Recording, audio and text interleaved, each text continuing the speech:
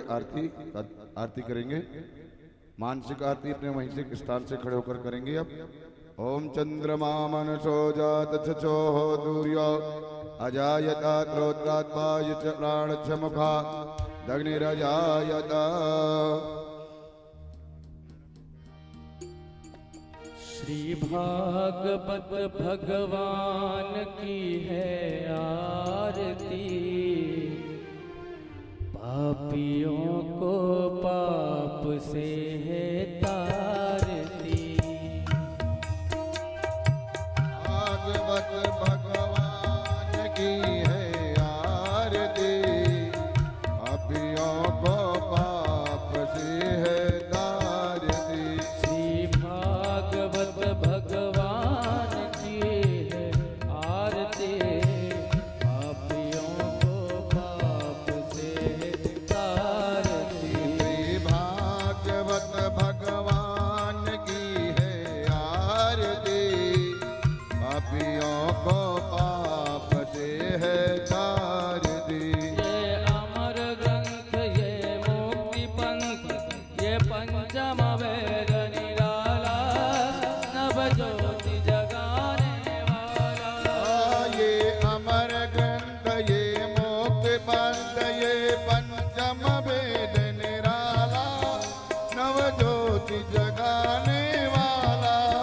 हरि नाम यही हरि ध्यान यही, हरि नाम यही हरि ध्यान यही, जग के मंगल की आरती।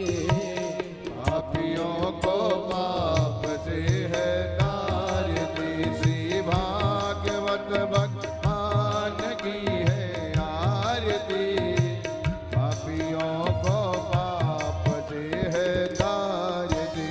यह शांति गीत पावन पुनीत, पापों को मिटाने वाला, हरि दर्श कराने वाला।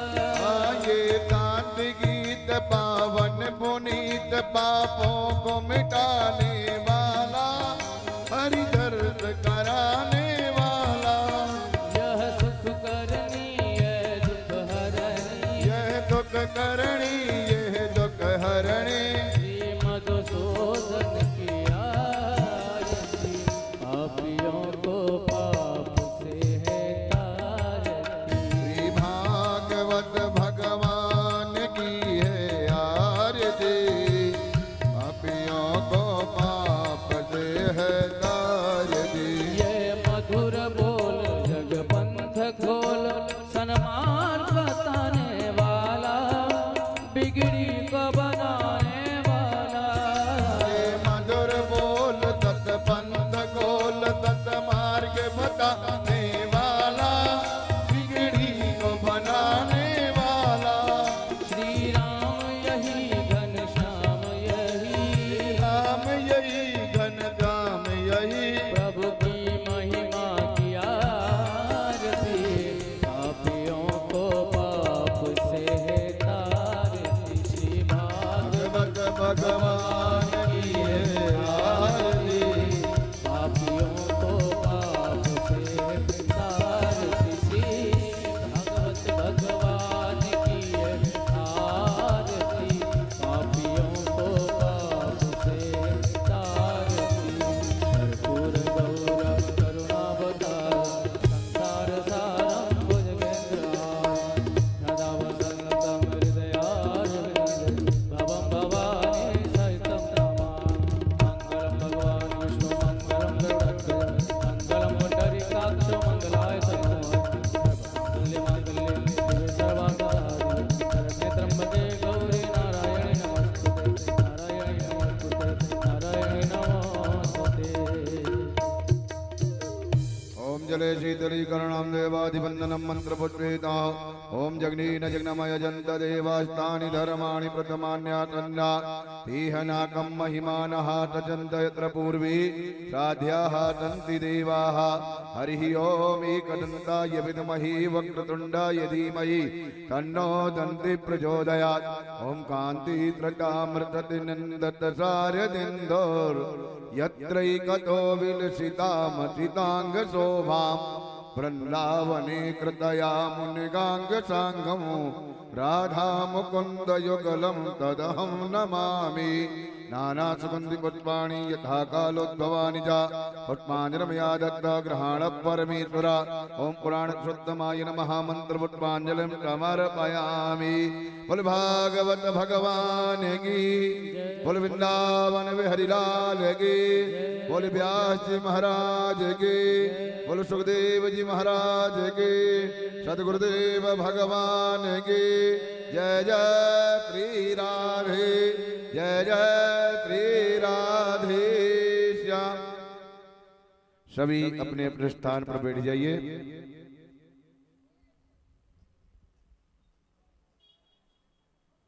आज भागवत का पंचम दिवस दूल्हा ग्राम से झा श्री श्रवण कुमार झा एवं समस्त झा परिवार के द्वारा भागवत का यह पंचम दिवस अति बड़े भाग्यशाली हैं जिन्हें श्रीमद् भागवत कथा श्रवण करने को लिए मिल रही है। संत दर्श और भागवत कथा यहाँ दोनों। तो परम पूज्य वैष्णव कुलभूषण महामंडलेश्वर श्री किशोरी शरण जी महाराज जी के चरणों में निवेदन करेंगे कि आज पंचम दिवस की कथा श्रवण करा करके हमें कृतार्थ करें। महाराज श्री जय श्री राधे।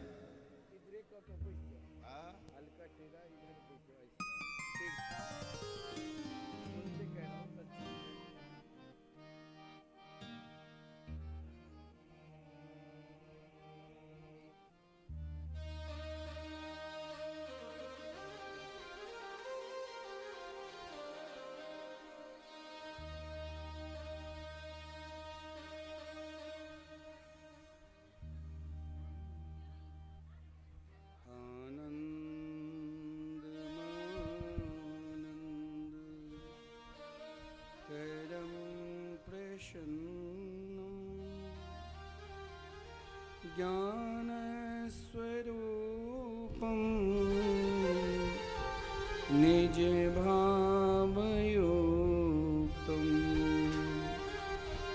योगीन्द्रमेद्यं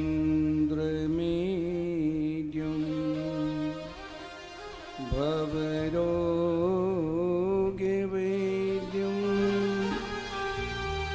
श्रीमद्गुरुं नित्यमहं स्मरामि। श्रीहंस भगवान् समारंभा श्रीनिम्बार्कमध्यमा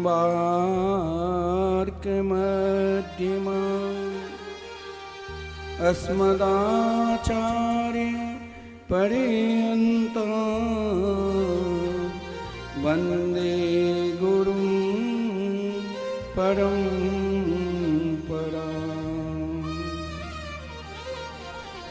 नमस्तस्मै भगवते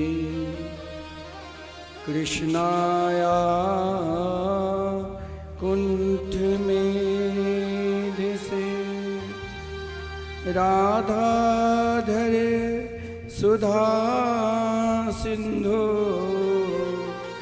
नमो नित्य बिहारिणी। राधां कृष्ण सरोपाम्ब कृष्णं राधा स्वरूपिणं कलात्मानं निकुञ्जस्थं गुरुरूपं सदा भजे। वाञ्छा कल्पतरुभ्यश्च कृपा सिन्धुभ्यैव च पतितानां पावनेभ्यो वैष्णवेभ्यो नमो नमः। आइए दो बार हम सब भाव के साथ युगल नाम महामंत्र की कीर्तन करें, तत्पश्चात कथामृत के रसास्वादन करेंगे। राधे कृष्ण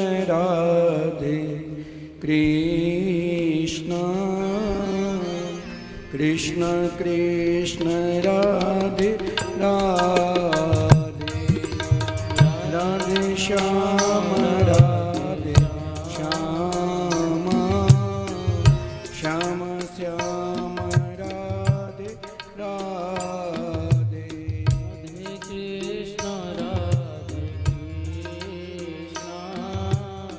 कृष्ण कृष्ण राधे राधे, राधे श्याम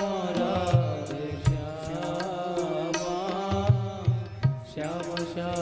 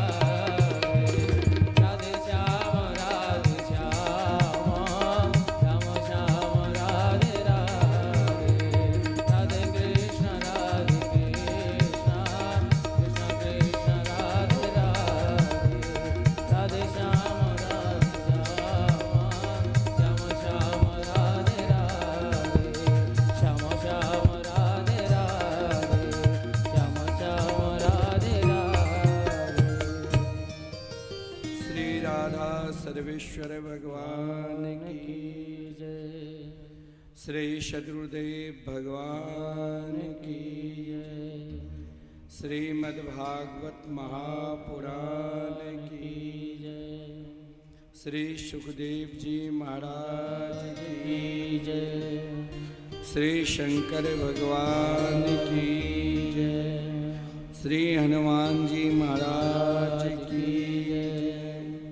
समस्त ग्राम बस्ती की जय। जय जय श्री राधे, जय जय श्री राधे।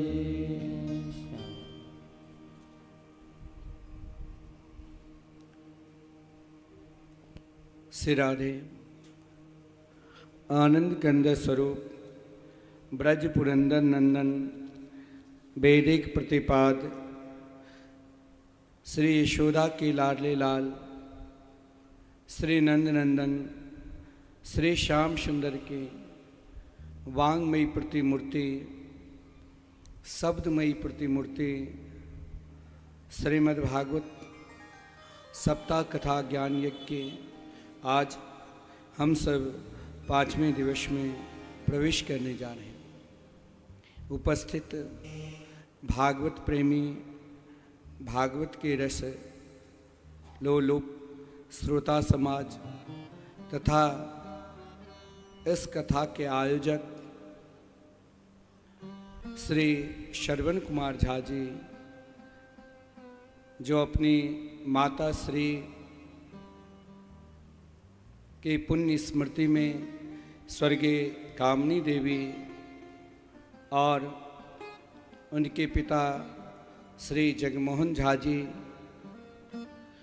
इस कथा के निरंतर 7 दिन तक संकल्पित लेकर मुख्य यजमान के रूप में, परीक्षित के रूप में श्री श्रवण कुमार झा जी तथा उनकी धर्मपत्नी श्रीमती चांदनी झा जी, पुत्र गोविंद कुमार एवं समस्त परिवार इस ग्राम दुल्हा में जो संपूर्ण ग्रामवासी को भगवान के दिव्याति दिव्य कथा से जुड़े अपना निरंतर प्रयास किए हैं। कभी कभी होता है, नाम है शांति देवी लेकिन घर में निरंतर अशांति, परंतु श्रवण जी के जैसे नाम है वैसे गुण हैं। भागवत कथा आयोजन वैसे तो ग्रामीण स्तर पर एक तख्त पर पंडित जी बैठ जाते हैं और आप किसी पंडित जी को बुलाकर या किसी वक्ता को बुलाकर भी करा सकते हैं, लेकिन वृंदावन से संपूर्ण साजवाज के साथ और नित्य इस कथा के जो मिथिला कुंज यूट्यूब चैनल के माध्यम से आप सभी भक्तवृंद कथामृत के रसास्वादन कर रहे हैं, इस प्रकार आयोजन करना ये नाम का ही, जैसे नाम वैसे गुण उनके अंदर है। स्वभाव भी दोनों पति पत्नी की बड़ा विलक्षण है। साथ में हम लोग कथा में श्रवण के हैं कि श्रवण कुमार अपनी माता पिता को संपूर्ण चारों धाम तीर्थ दर्शन कराने के लिए गए, लेकिन श्रवण जी कभी कभी होता है समर्थ से बाहर भी व्यक्ति अगर उनके अंदर भगवान के चरणारविंद के प्रति विश्वास है, भगवान के चरणारविंद के प्रति संबंध है और भगवान के चरणारविंद के प्रति समर्पित भाव है, तो व्यक्ति फिर सोचते नहीं, भगवत कार्य में निरंतर आगे बढ़ते रहते हैं। उनकी इच्छा थी संपूर्ण गांव के वासी चाहे कोई भी हो, हम सबके लिए अपनी माता की पुण्य स्मृति में इस कथा के आयोजन करें और सब गांववासी जो भी है सब इस कथा की आनंद ले। व्यक्ति को निरंतर अपना प्रयास करना चाहिए।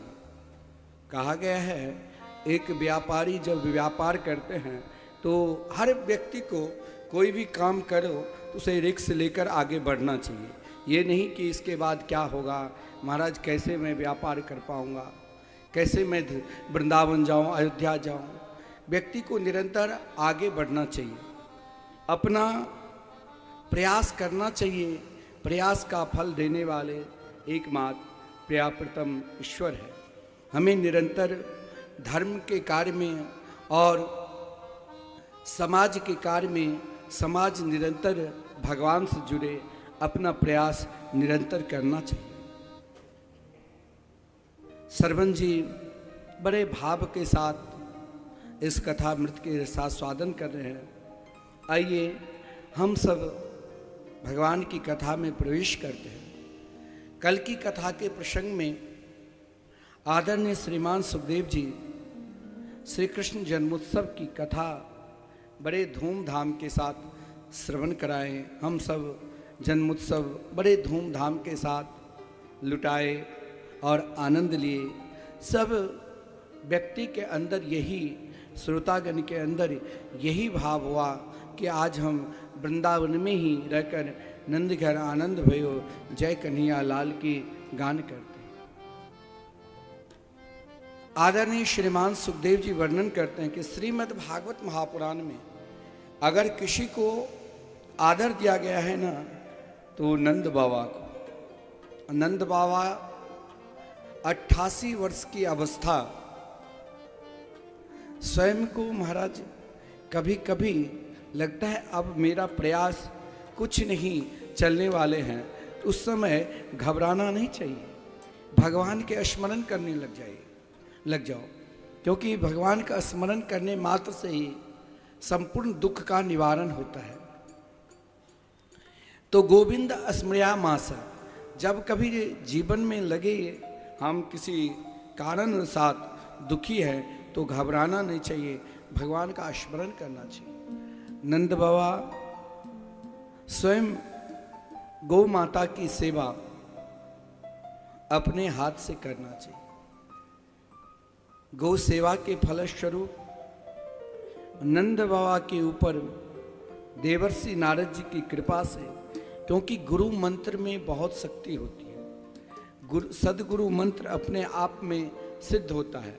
उस मंत्र के सहारे से आप जो भी चाहोगे सब कुछ मिल जाएगा। नंद बाबा को कहा आप नित्य यमुना जी में स्नान करने के लिए जाते हैं, क्योंकि यमुना जी साक्षात कृपा की मूर्ति है। जब तक यमुना जी की कृपा नहीं होती है तब तक श्री राधा कृष्ण की लीला क्या है, प्रेम क्या है, हमें अपने आप को समझ में नहीं आएगा। तो यमुना जी की कृपा से नंद बाबा ने अनुष्ठान की और महाराज जब भजन करते हुए जा रहे थे तो हजारों विप्र के झुंड, ब्राह्मणों के झुंड को देखकर नंद बाबा ने साष्टांग प्रणाम किया। सब एक साथ आशीर्वाद दिया कि पुत्रवान भव। आज उन ब्राह्मणों के आशीर्वाद से, अनुष्ठान से नंद बाबा जिस घड़ी की प्रतीक्षा कर रहे थे वही घड़ी जब बहन सुनंदा ने कही बाबा आपने जो अनुष्ठान करी, आपने जो ब्राह्मण जिमाए, आपके घर एक नन्हो सो प्यारो सो लाला भयो। लाला शब्द सुनते ही देखिए यहाँ कोई ऐसा भी व्यक्ति होगा जो बगल में कथा हो रही है उसे कोई प्रसन्नता नहीं, वो दुखी भी होता होगा कि भाई कैसे करवा रहे हैं कथा, हम इससे बहुत बड़े हैं, धनवान हैं, पैसा वाले हैं, फिर भी हम इस प्रकार उत्सव नहीं कराते हैं, ये कैसे करा रहे हैं। ये होता है जिसके हृदय में प्रसन्नता होने लग जाए कि महाराज नहीं, ये तो कथा हमारे संपूर्ण गांव में कथा के आयोजन, ये तो अपनी कथा है, भगवान की कथा है। प्रसन्नता ही भगवान के स्वरूप है और भगवान की लीला कथा कीर्तन में अगर प्रसन्नता होने लग जाए तो मान लेना कि भगवान की अति कृपा है। यहाँ नंद बाबा को जब सुनंदा ने कही तो दौड़ते हुए नंद बाबा कहाँ पहुँचे? उस कक्ष में, जिस कक्ष में नन्हे से छोटे से यशोदा के लाडले लाल यशोदा गोद में बिठाकर अनेकानेक स्त्रियां यशोदा के लाल की निहार रही थी। नंद बाबा ने सोचा मैं कहाँ से देखूं, तो एक खिड़की के द्वारा उस अलौकिक श्यामला सलोना रूप माधुरी को देख रहे हैं। आदरणीय श्रीमान सुखदेव जी महाराज ने कहा, देखो नंद बाबा के भाव, इसीलिए परम महाभाग्यशाली है। आज नंद बाबा जब प्रथम बार भगवान के दर्शन करो तो प्रसन्नता होनी चाहिए, आनंद में खिलना चाहिए। भगवान की कथा श्रवण करो तो किसी प्रकार के हृदय में बैर भाव मत रखो। स्वयं को ना आ पावे तो घर के कोई न कोई एक सदस्य को जरूर भेजो। नंद बाबा जब पहुंचा तो आदरणीय श्रीमान सुखदेव जी को कहना पड़ा, आज नंद बाबा को लग रहा है स्वयं मैं ही पुत्र पैदा किया हूँ। नंद त्वात्मजुत्पन्ने जाता हलादो महामना आहूय विप्रान वेद ज्ञान अस्नात शुचिरलंकृत। महाभाग्यशाली वही है जिसके हृदय में तीन भाव जागृत हो जाए। भगवान की कथा जब मिथिला में राघवेंद्र सरकार प्रवेश किए और प्रथम दिन के दर्शन करने के लिए जो एक सदगुरु के पास प्रथम दिन आम के वृक्ष के एक सुंदर चट्टान पर निवास कर रहे थे, उस समय कुछ नर नारी ने देखा तो सबके हृदय में इतने उत्साह हुआ, प्रेम हुआ कि हम भी प्रभु से मिले। चाहे आज मिले, चाहे वर्षों कई जन्मों के बाद मिले, भगवान ने उन सभी को स्वीकार किया। और कल की कथा में आप श्रवण करोगे, मिथिला के भी जितने भी कुमारिका थी सभी को भगवान ने गोपी भाव बुलाकर रास में प्रवेश कराया। यहाँ नंद बाबा ने के विषय में कहा गया है कि आज नंद बाबा को जो आनंद यशोदा जी को मिल रहे हैं वही आनंद नंद बाबा को एक स्वरूप सदा दो इनाम, आनंद की आह्लादनी श्यामा आह्लादनी की आनंद श्याम। आज नंद बाबा खिल उठे और महाराज तुरंत स्वस्ति वाचन कराकर वह आज मैं क्या लुटाऊं अपने आप को। महाराज नंद बाबा श्रीमद् भागवत महापुराण में लिखा है क्या, धेनूनां न्यूते प्रादा विप्रेभ्य समलंकृते तिलाद्रिन सप्त रत्नोघ सात्विको भाम बरावृतम। नंद बाबा ने 20 लाख गौएं दान की थी और महाराज 7 बड़े बड़े सोना चांदी के पहाड़ जिसमें तिल से ढककर। और यहाँ तक जब ब्रजवासी ने सुना, चाहे महाराज वहाँ बालक हो, युवती हो, वृद्ध हो, बालक हो, युवक हो, वृद्ध हो, सब को आज वो उत्साह हुआ। सब गान करते हुए नंद बाबा के पास जब पहुँचे तो नंद बाबा ने महाराज आज जिसको जिस प्रकार वृत्ति थी, सोना वाले सोना फेंककर महाराज हीरा लेने लगे, जिसके जिस प्रकार के वृत्ति थी अपने अपने आप लेते थे, सब महाराज खजाना खोल देते।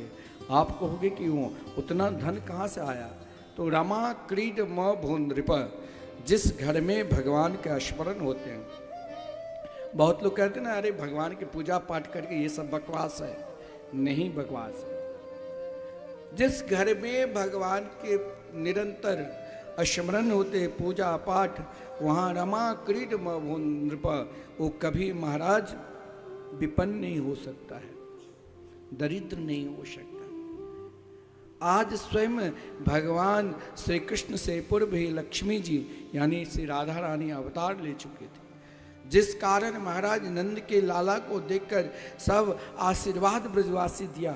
और कहा, हे यशोदा जी, आपके लाला हजारों वर्ष तक रहकर हम ब्रजवासी की रक्षा करें। लेकिन नंद बाबा और माता यशोदा जी बहुत उदारवाद थे, क्योंकि यशोदा शब्द के अर्थ ही है जो अपने यश को निरंतर दान करे वही यशोदा। और यहाँ तक वेद भगवान कहते हैं, नंदो या नंद रूपस्य यशोदा मुक्तिदायिनी। नंदबा तो स्वयं आनंद के स्वरूप है, और यशोदा जो सबके मुक्ति प्रदान करते उनको भी बांधने वाले हैं। यहाँ पर यशोदा जी ने देखा सब नाच रहे गा रहे हैं, एक दूसरे के ऊपर हल्दी दही मिलाकर छिड़क रहे हैं, माखन लुटा रहे हैं, सब गा रहे हैं, नाच रहे हैं, लेकिन एक नहीं आई। वो कौन? तो नंद बाबा के महल गोकुल में ही वसुदेव जी की बड़ी पत्नी माता रोहिणी नहीं आई। आप कहेंगे क्यों नहीं आई? तो शास्त्र में यह भी कहा गया है, जिस स्त्री के पति के ऊपर कोई कष्ट आवे तो उसे किसी उत्सव में नहीं जाना चाहिए, अधिक श्रृंगार नहीं करना चाहिए, ये सब वर्जित कहा गया। तो महाराज इस समय वसुदेव जी कंस के कारागार में बंद थे, और उससे पूर्व ही रोहिणी से जो पुत्र हुआ वो महाराज श्री बलदेव भैया, जिसने प्रतिज्ञा की थी जब तक मैं अपने प्राण वल्लभ श्री कृष्ण के दर्शन नहीं करूंगा तब तक नेत्र नहीं खोलूंगा।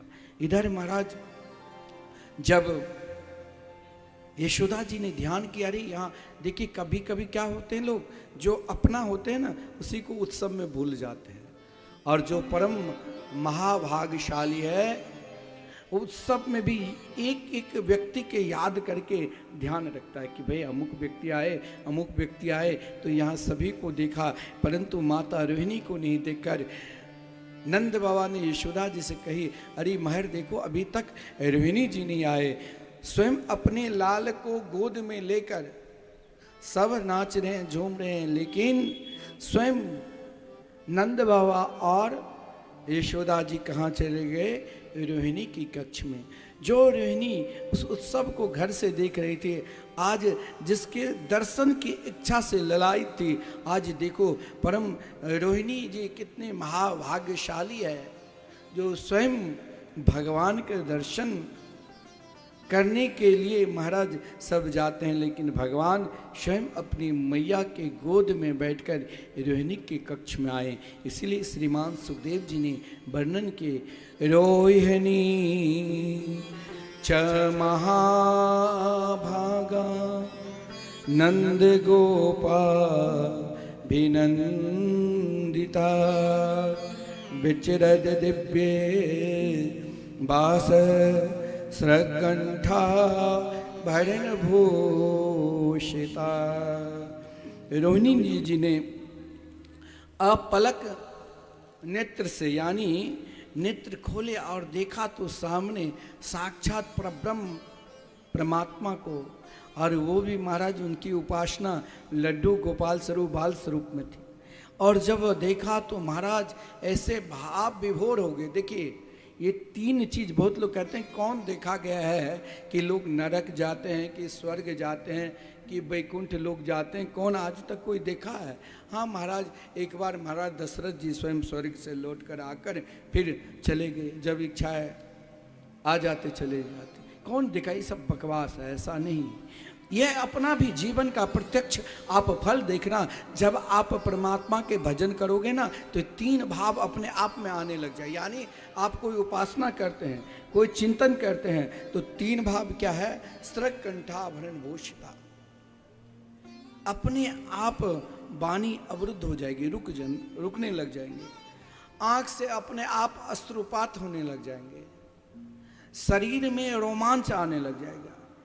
भगवान की कथा कीर्तन और कोई चिंतन में शरीर में रोमांच आने लग जाए, और या अपने आप अश्रुपात होने लग जाए, या वाणी रुक रुक कर वो शब्द बोलने लग जाए, मान लेना कि अगला जन्म सीधे हम यही अपने आप को परीक्षा लेना है तो अगला जन्म सीधे दिव्याते दिव्य भगवान के निकट वैकुंठ धाम में रहेंगे।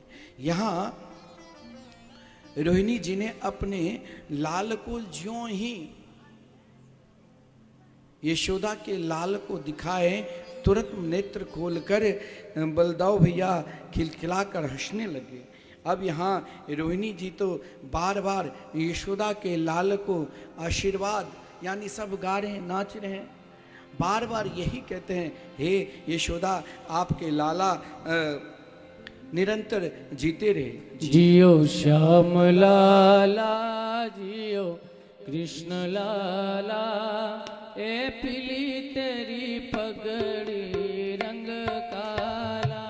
जियो श्याम लाला जियो श्याम लाला, पीली तेरी पगड़ी रंग काला। जियो श्याम लाला जियो श्याम लाला, पीली तेरी पगड़ी रंग काला।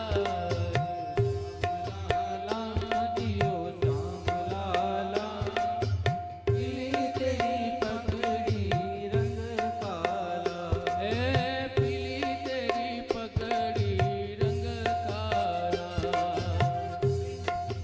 पगड़ी रंग काला।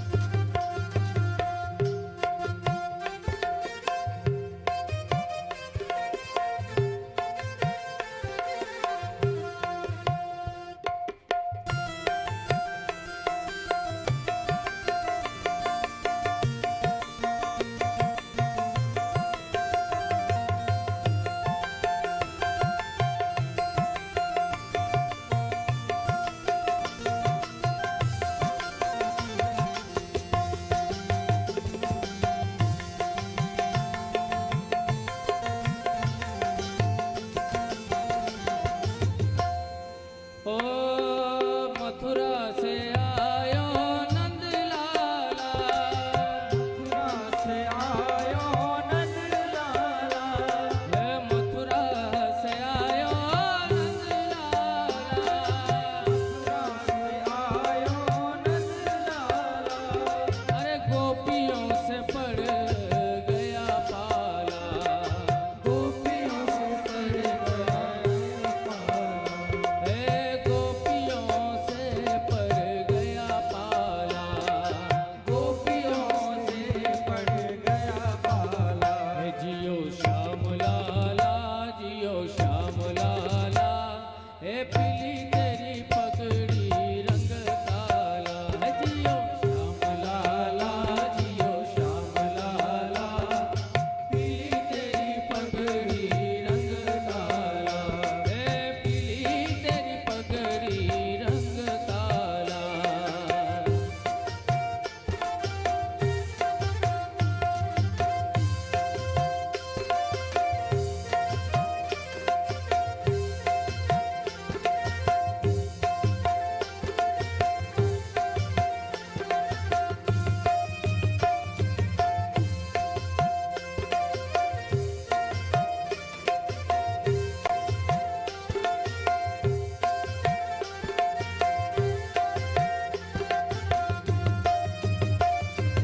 रोबे ओ लाला आऊं आऊं, रोबे ओ लाला हुआ हुआ, रोबे ओ लाला हुआ हुआ, रोबे ओ लाला हुआ हुआ, समझावे तो को सुनिंदा हुआ, समझावे तो को सुनिंदा हुआ, समझावे तो को सुनिंदा हुआ, समझावे तो को सुनिंदा हुआ। हे जियो श्याम लाला जियो श्याम लाला, हे पीली तेरी पगड़ी रंग काला। जियो श्याम लाला जियो श्याम लाला, हे पीली तेरी पगड़ी रंग काला।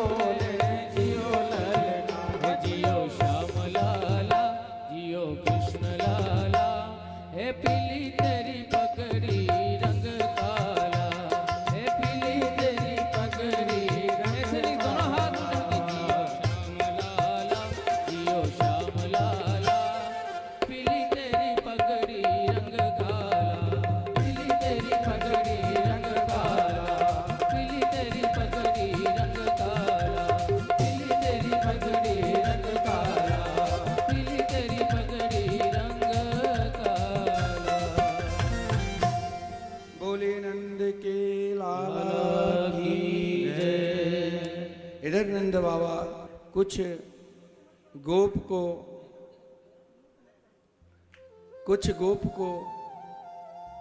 गोकुल की रक्षा में छोड़कर और स्वयं कंस के कर देने के लिए मथुरा पहुंचे, जिस क्रम में वसुदेव जी के साथ मिले। इधर कंस ने जब योग माया के द्वारा कंस को आकाशवाणी सुनाई दी कि मेरे मारने वाले मथुरा में ब्रज में कहीं जन्म ले लिया है, तब से कंस बहुत दुखी, बहुत चिंतित, निरंतर चिंतातुर रहते थे। कंस के साथ निरंतर योजना की मंत्री पूतना थी। पूतना के अंदर 18,000 हाथियों की बल है, 6 कोस लंबे चौड़े। देखिए पूतना कौन है? कंस के उदास देखकर आज यशोदा के लाडले लाल को छठियार है, मात्र 6 दिन की। और पूतना यानी जब तक मेरे अंदर पूतना भाव रहेगा तब तक श्री कृष्ण लीला में, परमात्मा की लीला में यानी भजन पूजन कीर्तन सत्संग में मन ही नहीं लगेगा। पूतना क्या है? पूतना अविद्या है। अविद्या कहाँ कहाँ उपस्थित है? 5 ज्ञानेंद्रिय, 5 कर्मेंद्रिय, मन बुद्धि चित्त अहंकार, ये सब जब विचलित रहेंगे अविद्या, तब तक आप भगवान के लीला में प्रवेश करेंगे ही नहीं। पूतना के विषय में यह भी कहा गया है, न ज्ञानम सदृशम, जिसके अंदर लेस मात्र पवित्रता ना हो, निरंतर अपवित्रता अवस्था में, वही पूतना है। जो निरंतर अपवित्र अवस्था में रहे वो भी पूतना है। पूतना आज भगवान 6 दिन के हैं और बड़े बड़े योगी यति सन्यासी चाहते हैं कि प्रभु से मिलने जाओ, फिर भी नहीं जा पाते हैं। लेकिन पूतना आज ऐसा भाव क्यों जगा? पूतना के अंदर यह भाव किस लिए था? पूतना तो कोई बढ़िया तपस्वी भी नहीं थी। पूतना खाती क्या थी? तो छोटे छोटे बच्चों को मारकर उनकी रक्त पीती थी। आज भी मथुरा आप जब जाओगे ना तो पूतना कुंड है, बिल्कुल श्री कृष्ण जन्मभूमि के पास। छोटे छोटे बच्चे को मारकर खाती थी। लेकिन जब कंस से कहा अब चिंता मत करो, मैंने ब्रह्मा से वरदान प्राप्त कर चुकी हूं कि 6 महीने के जितने भी बच्चे जन्म लिया होगा शिशु रूप में, उन सभी को मैं दुग्ध पान कराकर मार दूंगी। बोले कैसे जाओगे? बोले मैं अपने स्तन में कालकूट नाम के विष लगा कर जाऊंगी और जो भी आपके शत्रु है मैं एक एक बच्चे को नहीं छोड़ूंगी। लेकिन पूतना ये उद्देश्य तो बना लिया, परंतु ये विशाल रूप लेकर कैसे जाएगी गोकुल? मथुरा से गोकुल कोई अधिक दूरियां पर भी नहीं है, मात्र बीच में यमुना जी की धारा है, पास में ही है। पूतना ने कही कि मैं माया से सीधे लक्ष्मी के रूप धारण कर लूंगी। अब आप कहोगे जब पूतना जैसे पापी को सीधे भगवान के निकट प्रवेश कैसे मिला? पूतना तो महान पापी थी, फिर पूतना को वहां प्रवेश कैसे मिला? देखिए, महान से महान पापी क्यों ना हो, केवल अपने जीवन में पाप ही पाप के होंगे, फिर भी उनके जीवन में तनिक भी उद्देश्य सही है कि महाराज भागवत की कथा हमें जाना है सुनने के लिए, और यही उद्देश्य बनाया। तो एक एक कदम चलने से, भागवत पंडाल में आने से 100 अश्वमेध यज्ञ करने का फल मिलता है। तो पूतना उद्देश्य ले लिया मन में कि हमें आज गोकुल नगरी जाना है, और कहां से शुरुआत करूंगी। तो देखा जहां सबसे अधिक उत्सव हो वहीं पर अपनी चालाकी भी चल जाती है। इसलिए पूतना ने देखा गोकुल में सब नंदघर आनंद भयो, जय कन्हैया लाल के सब नाच रहे गा रहे, क्यों नहीं वही महल में प्रवेश करूं। पूतना उद्देश्य भी बढ़िया नहीं है, चाहे आपका उद्देश्य कैसा भी क्यों ना हो, लेकिन एक उद्देश्य यदि जीवन में है कि हमें परमात्मा से मिलना है, उनके दर्शन करना है, हमें एक बार वृंदावन जाना है, हमें एक बार अयोध्या जाना है, एक बार भगवान के मंदिर में जाकर उनके दर्शन करना है, यह उद्देश्य बनाकर जिस दिन आप मन में ले लिया ना, बस उसी दिन संपूर्ण पाप नष्ट हो जाते हैं। पूतना जब चली मार्ग में तो बार बार यही सोच रही है, कहाँ से प्रारंभ करूं, कहाँ से प्रारंभ करूं। अरे मुझे प्रारंभ तो वहीं से करना है जहां महाराज उत्सव चल रहा है। भगवान ने भी योग माया शक्ति को आदेश दिया, देखो एक चीज ध्यान रखना, हे योग माया शक्ति, पूतना की उद्देश्य सही नहीं है, परंतु फिर भी वो जब चली तो एकमात्र मेरे ही चिंतन करती हुई, इसीलिए इसे कहीं जाने ना दो, क्योंकि मैंने अब अवतार ले लिया, अब ब्रजवासी को कोई कष्ट न मिले। पूतना सीधे कहाँ प्रवेश करती है, तो यशोदा के महल में। आप कहोगे कि वहां पर बड़े बड़े गोपिकाएं उस महल की सुरक्षा में उपस्थित थे, फिर भी कोई रोका नहीं। पूतना अपनी सुंदरता इतनी विलक्षण कर लिया जो सब मोहित हो गई। यही तो है भगवान की लीला। अगर महाराज, मैंने कहा भी था, यहाँ कोई नाचने के लिए आ जाए ऑर्केस्ट्रा, तो इस पंडाल में कहीं जगह नहीं मिलेगा। ये अविद्या है, यही तो भगवान की माया है। पूतना के रूप को देखने के लिए महाराज यहाँ कोई ऐसा व्यक्ति आ जाए तो महाराज वहाँ पर टूट पड़ेंगे। महाराज ये तो बहुत चमत्कारी है, जादूगर है, सब कथा में छोड़कर भाग जाओगे ना भाई। अगर कोई जादूगर आ गए और कहा आओ मैं सबको खूब रुपया बरसा देता हूँ। मैंने एक जगह देखा एक जादूगर को कि वहाँ कई लोग थे, कम से कम 100, और खूब रुपया बरसाने लग गए। लोग बींग रहा है और वो कुछ देर के बाद सबसे कटोरी लेकर खुद ही मांग रहे हैं।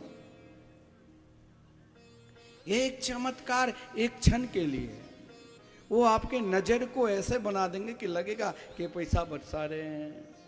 पूतना ने आज अपनी नजर के द्वारा ऐसे मोहित कर लिया कि सबकी नजर एकमात्र पूतना जो सुंदरता रूप लेकर आई थी, उस पूतना के रूप को देखकर ऐसे मोहित हो गए, ऐसे मोहित हो गए। चाहे गोप हो, चाहे गोपिकाएं हो, चाहे महाराज महल में जब प्रवेश किया तो यशोदा जी, आज यशोदा के लाडले लाल के छठियार हैं, वो सब चल रहा है।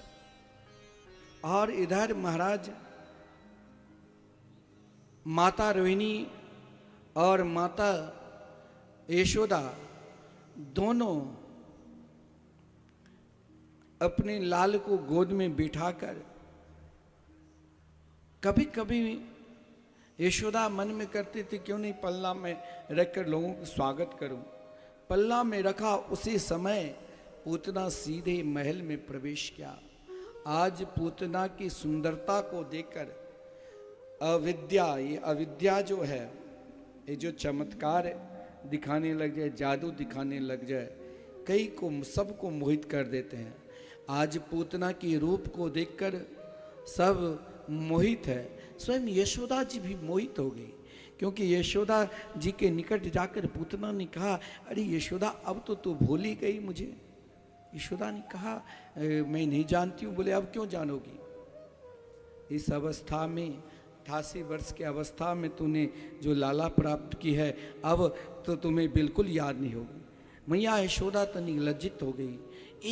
एक पूतना की दृष्टि कहाँ पड़ती है, जहाँ पलना में नन्हे से छोटे से यशोदा की लाल खेल रहे थे।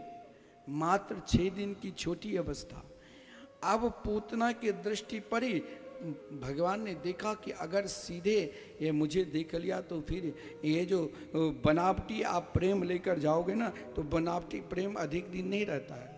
आप किसी प्रकार ढोंग पाखंड बनावटी लेकर किसी के पास चले जाओ, कुछ दिन तो चलेगा, फिर सोचेगा अरे ये तो वैसे ही है। भगवान ने सोचा ये बनावटी प्रेम लेकर आई है और सभी को मोहित कर ली है, लेकिन मुझे नहीं कर सकता है। भगवान ने तुरंत नन्हे से छोटे से मात्र 6 दिन की छोटी अवस्था में सामने 18,000 के हाथी के बल वाली पूतना तैयार हम मारने के लिए उद्देश्य, लेकिन तनिक पूतना ने अपने अंदर भाव ले लिया। किसी को पूजा में मन लगे और मन ना लगे, मुझे पूजा करनी है। भाव है ना, चाहे मन से ना चाहे बेमन से, भाव है तो उस भाव में कहीं ना कहीं फल भी मिलेगा। पुतना ने भाव लेकर कोई बढ़िया नहीं आई थी। भाव तो अपने स्तन में कालकूट नाम के विष लगाकर के दुग्ध पान कराते कराते समाप्त कर दूंगी। लेकिन भाव क्या है, तनिक उस भाव में राक्षसनी प्रवृत्ति के रहकर भी भाव में मातृभाव लेकर आई, जिस कारण महाराज भगवान ने नेत्र बंद कर लिया। नेत्र ज्यों ही बंद की तो महात्मा लोग तो महाराज सर्च करते रहते हैं भगवान की लीला पे। भगवान ने नेत्र क्यों बंद किया? नेत्र बंद करने का ये उद्देश्य है, भगवान ने विचार किया मेरे निकट वही आ सकता है जो महाराज कहीं ना कहीं उसके अंदर पुण्य है। देखिए, भगवान की कथा सब नहीं सुन सकते हैं। आप टीवी पर भी थोड़ी देर देख लोगे, बंद कर दोगे कि महाराज ये क्या सुनो। भगवान की कथा वही सुन सकते हैं जिसके ऊपर उनकी कृपा हो। सब भगवान के निकट नहीं आ सकते। आप यदि मंदिर में भी जाते हो तो उनकी कृपा है। तो भगवान ने सोचा ये तो बाल घातनी है, एक प्रकार की डैन है, छोटे छोटे बच्चे को नजर लगाकर उसे खाने वाली है, बाल घातनी है, निरंतर रक्त पान करने वाली है। परंतु आज इनके उद्देश्य ऐसा भाव क्यों है? लगता है कहीं ना कहीं जब 100 जन्म के पुण्य एकत्रित होते हैं तब ही आपके अंदर भगवान की कथा, भगवान के कीर्तन सुनने में मन लगेगा। वैसे आपको महाराज कोई सामने वाले कान बंद करके चले जाएंगे कि चलो आज भोज है, भोज खाने के लिए भी जाना है। उनका उद्देश्य वहीं तक रहेगा, खाओ पियो मौज मस्ती करो। वो हर चीज में कहीं ना कहीं अवगुण ही ढूंढेगा। जिसके अंदर आप चाहोगे उसके सोने के सिंहासन पर बैठा दूं। नहीं कहा गया है, दुष्ट का स्वभाव जो होता है ना, कस्तूरी की क्यारी बनी, केसर की बनी खाद, पानी दिया गुलाब के, ताऊ प्याज के प्याज।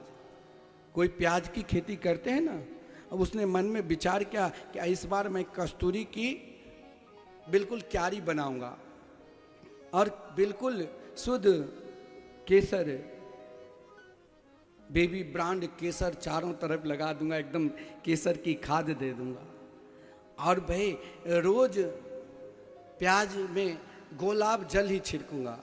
क्या फिर वो प्याज कभी बदल सकता है? वो जो उनके अंदर दुर्गंध है वो रहेगा ही, प्याज प्याज ही रहेगा। इसी प्रकार दुष्ट को चाहे आप नाना प्रकार के स्तुति कर लो, नाना प्रकार के उनको सम्मान कर लो, लेकिन वो अपना स्वभाव बदलने वाले नहीं है। उनके स्वभाव तो वही प्याज की तरह। तो यहाँ पूतना के स्वभाव आज कैसे मन में बदली, जो सीधे भगवान के निकट आए, जिनके दर्शन के लिए बड़े बड़े योगी यति सन्यासी तरसते रहते हैं, आज उनके समीप है। और इतना समीप में ही नहीं, भगवान ने जब नेत्र बंद किया तो वहाँ पल्ला से उठाकर सीधे अपने गोद में ले लिया। जय हो। तो यहाँ पर महाराज अगर गोद में लिया पूतना तो यहाँ भगवान ने नेत्र बंद करके सोच रहे हैं कि जरूर पूर्व जन्म में कोई ना कोई बढ़िया कार्य किए होंगे। बोले क्या कार्य? तो पूर्व जन्म में पूतना जिस समय भगवान वामन के अवतार लिए थे तो महाराज बलि की पुत्री रत्नावली ने भगवान के सुंदर रूप को देखकर सोचा ऐसा पुत्र हमें भी होता तो मैं हृदय से लगाकर दुग्धपान कराती। लेकिन जब उनके पिता को सर्वस्व ले लिया तब सोचा कि ऐसे पुत्र को तो दूध नहीं विष पान कराकर मार देना चाहिए। भगवान ने कहा तथास्तु, तुम्हारी इच्छा, एक क्षण भी तुम भगवान के निकट पहुंच जाते हो तो मेरे प्रभु अपने परम प्रिय भक्त को निरंतर अपना बनाकर रखते हैं। कृपा की न होती जो आदत तुम्हारी, कृपा की न होती जो आदत तुम्हारी, तो सुनी ही रहती है अदालत तुम्हारी। कृपा की न होती जो आदत तुम्हारी, कृपा की न होती जो।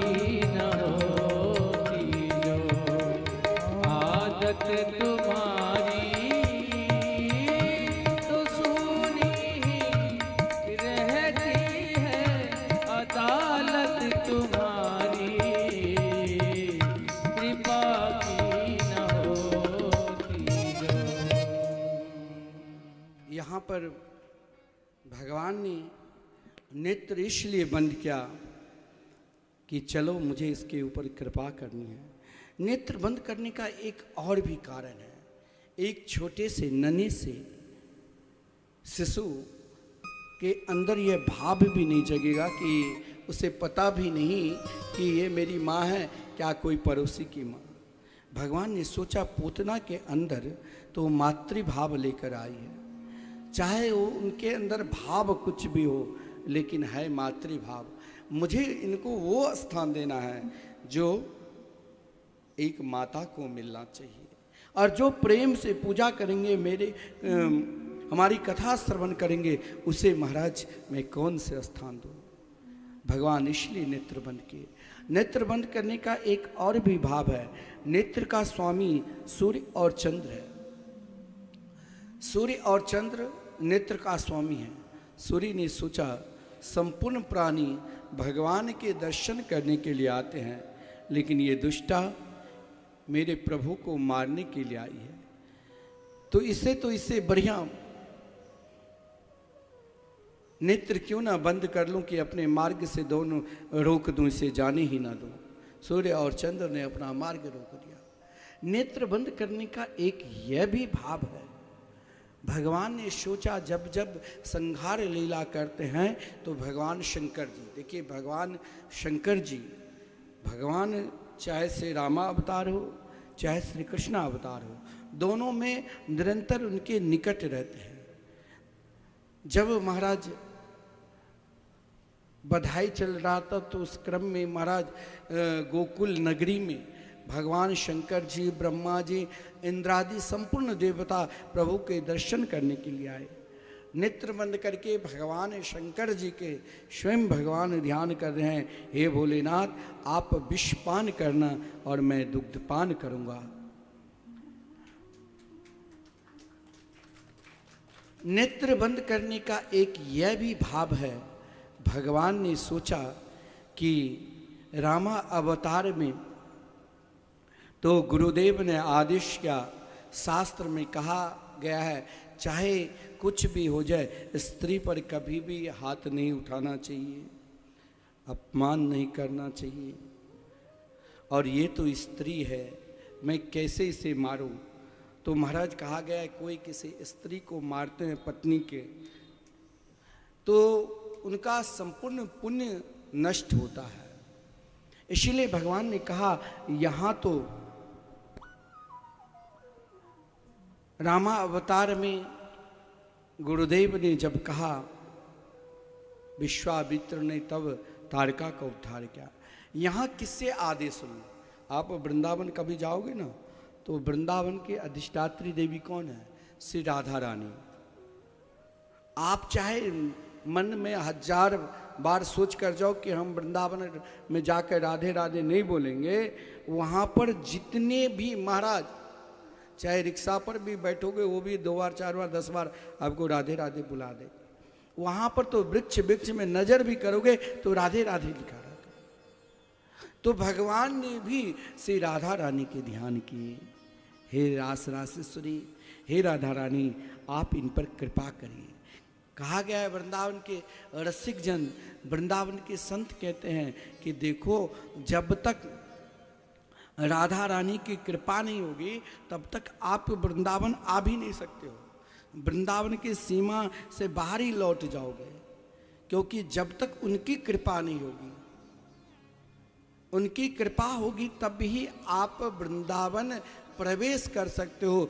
बिना उनकी कृपा से वृंदावन में प्रवेश कर नहीं सकते हो। हाँ, वहाँ आसपास आगरा जाकर लौट जाओगे। कई लोग दिल्ली जाते हैं लेकिन वृंदावन नहीं जा पाते हैं क्योंकि उनकी कृपा नहीं है।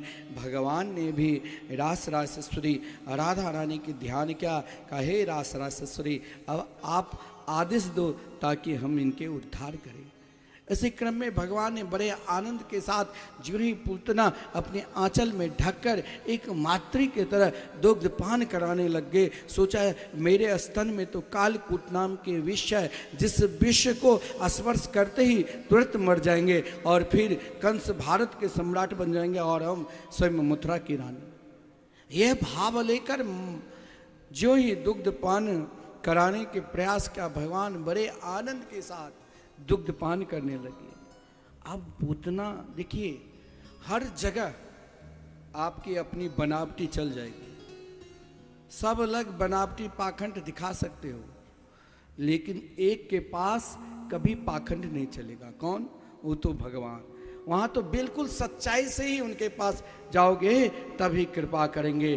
पूतना ने तो बनावटी माया रूप धारण कर सुंदरी का रूप धारण कर लिया, परंतु जो ही भगवान दुग्ध पान करने लगे पूतना ने सोचा ये कोई तो चमत्कारी बालक है, क्या ये साक्षात ब्रह्म ही तो नहीं है। पूतना जो ही ब्रह्म की भाव किया तो माया लेकर जो आई थी विशाल राक्षसनी का रूप धारण कर लिया। और ऐसे रूप जो उन रूप को महाराज ऐसे धारण किया, विशाल रूप को जो महाराज अब पूतना घबरा गई और घबरा के सोचा मैं करूं तो करूं क्या। स्वयं प्रार्थना करने लगी, सा मुंच मुंचाल मिति प्रभासनी, अरे नंद के लाला, अरे नंद के छोरा मुझे छोड़ दो, छोड़ दो। क्यों कही? 2 बार ही क्यों कही पूतना कि मुझे छोड़ दो, मुझे छोड़ दो। हे श्याम सुंदर हम आपके चरणारविंद में आए, अब मुझे ना इहलोक चाहिए, ना मुझे प्रलोक चाहिए, मुझे सीधे गोलोक दिव्य वृंदावन चाहिए। मुझे इसीलिए 2 बार कही मुझे छोड़ दो, छोड़ दो। भगवान ने कहा यही तो हमारी आदत है, मैं जिसे एक बार पकड़ लूं उसे छोड़ता कभी नहीं, उसे तो फिर अपने निकट ही रखता हूं। एक विशाल कंस के उपवन था और उस उपवन में महाराज अनेक प्रकार के राक्षस रहते थे। वहीं पर पूतना के विशाल शरीर जो 6 कोस लंबे चौड़े वो शरीर थे, धड़ाम से गिराया और महाराज जो ही गिरे वहां पर अनेक वृक्ष गिरने लगे। वहां पर महाराज जो कंस के दूत राक्षस लोग रहते थे सब के सब मर गए। इधर मैया यशोदा और मैया रोहिणी ने देखा कि मेरे पुत्र को ये राक्षसनी ले जा रही है, मूर्छित होकर कटे हुए वृक्ष की तरह गिर गई। और महाराज इधर जो ही ब्रजांगना ब्रज की गोपी ने देखा ये दृश्य, सब के सब दौड़ती हुई गई। लेकिन नन्हे से छोटे से मात्र 6 दिन की छोटी अवस्था भगवान के है, यही तो उनकी लीला आश्चर्य है। भगवान की लीला में अविद्या क्या है? शंका। और ज्यों ही शंका करोगे तो वहां प्रवेश नहीं मिलेगा। इसीलिए महाराज ज्यों ही पूतना के विशाल शरीर गिरा और उनके हृदय रूपी सिंहासन पर आज नन्हे से छोटे से यशोदा के लाडले लाल खेल रहे हैं, बड़े आनंद के साथ खेल रहे थे। मात्र 6 दिन की छोटी अवस्था है, कहाँ 18,000 के हाथियों के बल वाली पूतना। और महाराज यहाँ ब्रजांगना ब्रज की गोपी दौड़ती हुई गई, एक झीना सीढ़ी को उनके शरीर पर लगाया और महाराज उनके जो हृदय पर कन्हैया विराजमान थे उतार कर लाया। लेकिन देखिए अब यहाँ पर उन गोपियों को भाव देखिए। आपके घर में भी बच्चे होंगे, बहुत लोग घबरा जाते हैं, कोई डाइन कर दिया, कोई कुछ कर दिया। ये कोई डाइन तय नहीं होता, ये आपके दिमाग में चलता रहता है। ये कोई डाइन और कोई ये तांत्र मंत्र, ये सब ढोंग पाखंड है, एक जादूगर है। ये दिमाग में लोग सीधे साधे लोग पागल बन जाते हैं। कोई कह दिया अरे अमुक की माँ डाइन है तो आप डर जाते हो, ऐसा कुछ नहीं है। हाँ, ये सब कोई ग्रह के कारण ये नज़र लग जाता है। कोई बहुत सुंदर है या कोई बहुत कुरूप है, नज़र किसी को लग जाती है। लेकिन ये भी कहा गया है 5 वर्ष के छोटे शिशु जो होते हैं बालक, उनके नज़र अधिक लगते हैं। अगर एक बार रोना प्रारंभ किया तो बंद ही नहीं होते हैं। ऐसे भगवान भी रोने लगे। मात्र 6 दिन की छोटी अवस्था है, सब घबरा कर कहाँ गई तो किसी डॉक्टर के पास नहीं, किसी तांत्रिक के पास नहीं, किसी चमत्कारी के पास नहीं, गौशाला में ये भी कहा गया है जर्सी गाय की दूध नहीं पीना चाहिए। देसी गौ, आजकल लोग देसी गौ कम सेवा करते हैं, दूध बहुत कम देती है इसीलिए लोग नहीं, लेकिन उनके दूध में अमृत होता है। वो दुग्ध पान करने से हमारा शरीर स्वस्थ रहता है। और नंद बाबा के गौशाला में सब देसी गैया कन्हैया को सीधे गौशाला में ले गए। और देखिए पवित्रता किससे करवाया? स्नान क्या कोई बाथरूम में ले जाकर, झरना में नहीं, वहां पर गौशाला में ले जाकर और स्वयं गौ माता के दर्शन कराते हुए गौ मूत्रेण स्नापित्वा, गौ के मूत्र से किसी भी बच्चे को नजर लग जाए तो गौ के मूत्र में हर भी कोई महाराज किसी का महाराज कोई शुभ कार्य होता है तो गोबर गौमूत्र, क्योंकि गौ के मूत्र नहीं है, ये साक्षात गंगा जी है, गंगा जल की तरह परम पवित्र है। गौ मूत्रेण स्नापित्वा, और महाराज गौ के मूत्र के द्वारा स्नान कराया गया। इतना ही नहीं, गौ के गोबर से 12 जगह तिलक कराया गया। कहा गया है, मैंने आपसे बताया था ना, जो तिलक लगाते हैं ना, यहाँ सब के मस्तक में तिलक लगा देते हैं। तिलक आप किसी, ये कोई जरूरी नहीं है कि हमें तिलक के संप्रदाय के करना चाहिए। आपको तिलक कहीं भी, चाहे सिंदूर के कर लो, चाहे मिट्टी के कर लो, चाहे राख के कर लो, किसी का भी तिलक करना ही चाहिए। तिलक लगाने से क्या फल मिलता है? तो यम डरपियो जब दास कहायो, यमराज तिलक देखने से डरने लग जाते हैं, प्रणाम करके लौट जाते हैं। तो यहाँ गौ के गोबर से 12 तिलक उन ब्रजांगनाओं ने किए, लेकिन उनकी निष्ठा हम लोग 2 मिनट में बदल जाते हैं। बदलने की स्वभाव है, हर घड़ी बदलते हैं, लेकिन उन गोपियों की निष्ठा भगवान के चरणार बिंद में इस प्रकार लगा हुआ था, जो कोई भी मंत्र की सहारा ना लिए, इधर उधर मत भटको, एकमात्र भगवान के चरणार बिंद में समर्पित हो जाओ। भगवान के चरणार बिंद में समर्पित होने से संपूर्ण स्वभाव को बदल देते हैं। बहुत लोग कहते हैं बड़ा बात बात में क्रोध आते हैं, इच्छा है कि क्रोध उत्पन्न ना हो, फिर भी क्रोध आ जाए। क्रोध को नष्ट करने का कोई उपाय है? लोग व्यवहारिक में कहते हैं कि क्रोध जब आवे तो जेब में दर्पण रखो, अपना मुख देख लो, पहले कैसे था और जब क्रोध करते हो तब कैसे हो जाता है। पानी पी लो, लेकिन तब भी नहीं क्रोध दूर होता है। तो क्रोध कैसे नष्ट करूं? तो भगवान श्री कृष्ण जब कालिए नाग को दमन कर रहे थे, तो नाग पत्नी ने कहा, नाग ने कहा, आपने मेरे को जो स्वभाव ये क्रोध दिया, इसको क्यों नहीं नष्ट कर देते? क्रोध नष्ट ना हो तो भगवान के नाम के स्मरण करने लग जाओ। यहां ब्रजांगनाएं ने उन मंत्रों की सहारा लिया। ये बाल पंच मंत्र कहते हैं। किसी बच्चे को ग्रह लग जाए, वो ग्रह ठीक नहीं होता है, तो ये एक भी मंत्र यदि आप भी अपने से घर में लिखकर लाल कलम से और भोजपत्र पर चांदी के ताबीज में भरकर अगर रख दोगे ना, तो किसी के बाल ग्रह भी है तो भी दूर हो जाते हैं। और कोई वैसे भी रात में एकाएक बच्चे रोने लग जाए तो मयूर पंख से उनके ऊपर ये मंत्र का प्रयोग करो। कौन सा मंत्र है? तो ब्रजांगनाएं पुकारती है भगवान के मंगल में नाम लेकर ही, इंद्रियानी ऋषिकेश प्राणा नारायणो बतु श्वेत दीप पतिश्चित्तम मनोयोगे स्वरोवतु।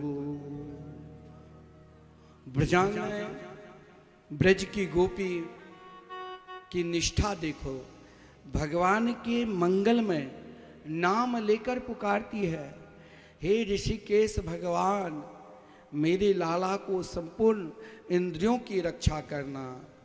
हे नारायण भगवान, मेरे लाला के प्राण की रक्षा करना। हे श्वेत दीप निवासी प्रभु, मेरे लाला की चित्त की रक्षा करना। हे योगेश्वर भगवान, मेरे लाला के मन की रक्षा करना। ये देखो स्वयं नाम की महिमा को गान कर रही है। यहाँ तक कहती है, क्रीडंतु पातु गोविंद शरणम पातु माधव। हे गोविंद, मेरे लाला को खेलने वक्त रक्षा करना। हे माधव, मेरे लाला को सोने वक्त रक्षा करना। उन गोपियों की भाव देखो, जिसने महाराज अपने जीवन को जिस देवी देव जिस पर आपका विश्वास है उनमें यदि समर्पित है तो फिर भटकने की जरूरत नहीं है। उनमें ही सबको देखो। महाराज उन गोपियों ने एकमात्र श्री कृष्ण के मंगलमय नाम लेकर ही मंत्र के द्वारा आवाहन किया। इधर महाराज जब यशोदा की गोद में दिया, कहा यशोदा देखो अब अपने बच्चों को दुग्ध पान कराओ। इधर महाराज पूतना के विशाल शरीर को, एक एक शरीर को काट कर जहाँ तक गिरा तो आज भी उस गांव का नाम पड़ा, क्योंकि भगवान ने स्पर्श किया। हाथ गिरी तो हाथरस है, पैर गिरी तो पैगाम नाम के गांव है। हर जगह एक एक स्थान का नाम पड़ा। ये दिव्य होता है। भगवान के चरणार बिंद में समर्पित होने से यही तो मिलता है, हम अपने आप को दिव्य हो जाते हैं। इतना ही नहीं, जो महाराज छोटे छोटे बच्चे को रक्त पान करने वाली, हत्या करने वाली, आज जब उनके शरीर को जलाया गया ना, तो उससे दिव्य सुगंध निकली। और वो दिव्य सुगंध महाराज, कोई व्यक्ति मरता है तो उसको जब जलाया जाता है तो उसे दुर्गंध निकलती है, तो पता चल जाता है जिसके अंदर जितने दुर्गंध समझ लो उतने पापी है। तो लोग वहाँ इत्र, चंदन और विशेषकर घृत डालते रखते हैं ताकि दुर्गंध ना आवे लाश में। परंतु यहाँ जब पूतना के शरीर को जलाया गया तो उनके शरीर से दिव्य सुगंध निकली और ब्रह्मलोक होते हुए सीधे स्वर्गलोक होते हुए ब्रह्मलोक पहुंचे। ब्रह्मा जी को अद्भुत इत्र की सुगंध लगा, जो ब्रह्मलोक में भी नहीं है। ब्रह्मा जी ने नेत्र बंद कर देखा तो महाराज ये तो बाल घातनी थी, ये छोटे छोटे बच्चे को मार कर खाने वाली पूतना के शरीर को जलाया गया, इस प्रकार सुगंध। हाँ, इसने अंतिम क्षण में भगवान ने इसे स्वीकार कर लिया। एक पल भी भगवान स्वीकार करते हैं तो सब दिव्य हो जाते हैं। और आदरणीय श्रीमान सुखदेव जी तो यहाँ तक कहा, गोविंद लभते रतिम, पूतना के चरित्र जो श्रवण करते हैं उसे भगवान के चरणार बिंद में प्रेम जागृत होता है। देखिए, जहाँ सब आजकल अपने बच्चे के जन्म दिन मनाते हैं, परंतु मैया यशोदा अपने लाला के जन्मदिन नहीं कैसे मनाती थी? हर मास।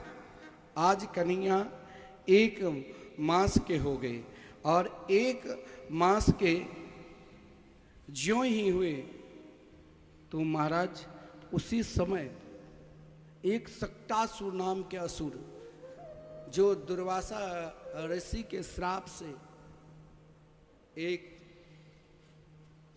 महाराज राक्षस के ही पुत्र थे उत्कच, और जिसको सक्टासुर बनना पड़ा था, वो अदृश्य रहते थे। आज वो भी कंस के मित्र ही थे। आज मैया यशोदा बड़े धूमधाम के साथ अपने पुत्र के जन्म दिन मना रहे हैं, यानी मासगांठ। उसी समय महाराज सक्टासुर जिस बैलगाड़ी के नीचे, बैलगाड़ी के ऊपर अनेकों मन मक्खन था और नीचे भगवान को सुलाकर मैया लोगों को स्वागत करने के लिए गए, उसी समय भगवान ने देखा ये सक्टासुर आ गए। रोते हुए और अपने पैर का स्पर्श कर दिया, सक्टासुर धराम से गिरे। भगवान देखते ही देखते सक्टासुर को उद्धार किया। अब महाराज जब सक्टासुर मारे गए, कंस को सूचना मिली तो एक 60,000 के हाथी के बल वाले तृणावर्त थे। तृणावर्त के अंदर 60,000 हाथियों के बल है, और बवंड के जो हवा बीरो जिसको आप नहीं बोलते हैं, कभी गोल चक्कर में जो हवा बहती है बहुत खतरनाक होती है। उस तृणावर्त ने कहा, महाराज आप चिंता मत करो, चाहे आज जहाँ भी आपके शत्रु मिलेंगे मैं उठा कर ले आऊँगा। इधर नन्हे से छोटे से अपने लाल को मैया यशोदा गोद में बिठाकर आंचल से ढककर, मात्र 3 महीना की छोटी अवस्था है और कहाँ 60,000 हाथियों के बल वाले तृणावर्त। भगवान ने भी सोचा गत समय हमें गोपियों के घर घर में जाकर माखन चोरी करना है, ऐसा कोई उड़न खटोला मामा कंस भेज दे ताकि हम उस पर बैठकर संपूर्ण गोपियों के घर भी पहचान कर ले। उसी समय तृणावर्त बीरो हवा के रूप में, बवंड के रूप में आए। चारों तरफ आंधी तूफान जोर जोर से होने लग गया। यशोदा जी के गोद में नन्हे से छोटे से मात्र 3 वर्ष की छोटी अवस्था, 3 महीना के छोटी अवस्था में कन्हैया दुग्ध पान कर रहे थे। उसी समय भगवान ने सोचा अगर इसी वक्त तृणावर्त ने उठा लिया तो महाराज मैया तो घबरा कर मर जाएगी। इसलिए भगवान ने अपने आप को इतना वजन कर लिया, इतना वजन, जो मैया को लगा कि मेरे लाला के ऊपर कोई टोना कर दिए है। और मैया दौड़ती हुई पड़ोसी के घर में गई कि चलो देखो देखो मेरे लाला कितने अपने शरीर में वजन हो गया है, कुंटलों भर कर लिया। क्योंकि भगवान जानते थे पूतना आ रहे हैं, लगता है किसी ने मेरे लाला के ऊपर टोना कर दी है। कौन सी ने मार दियो री टोना हरी मेरो मजलियो श्याम सलोना। कौन सी ने मार दियो री टोना हरी मेरो मजलियो श्याम सलोना। कौन सी ने मार दियो री टोना हरी मेरो मजलियो श्याम सलोना।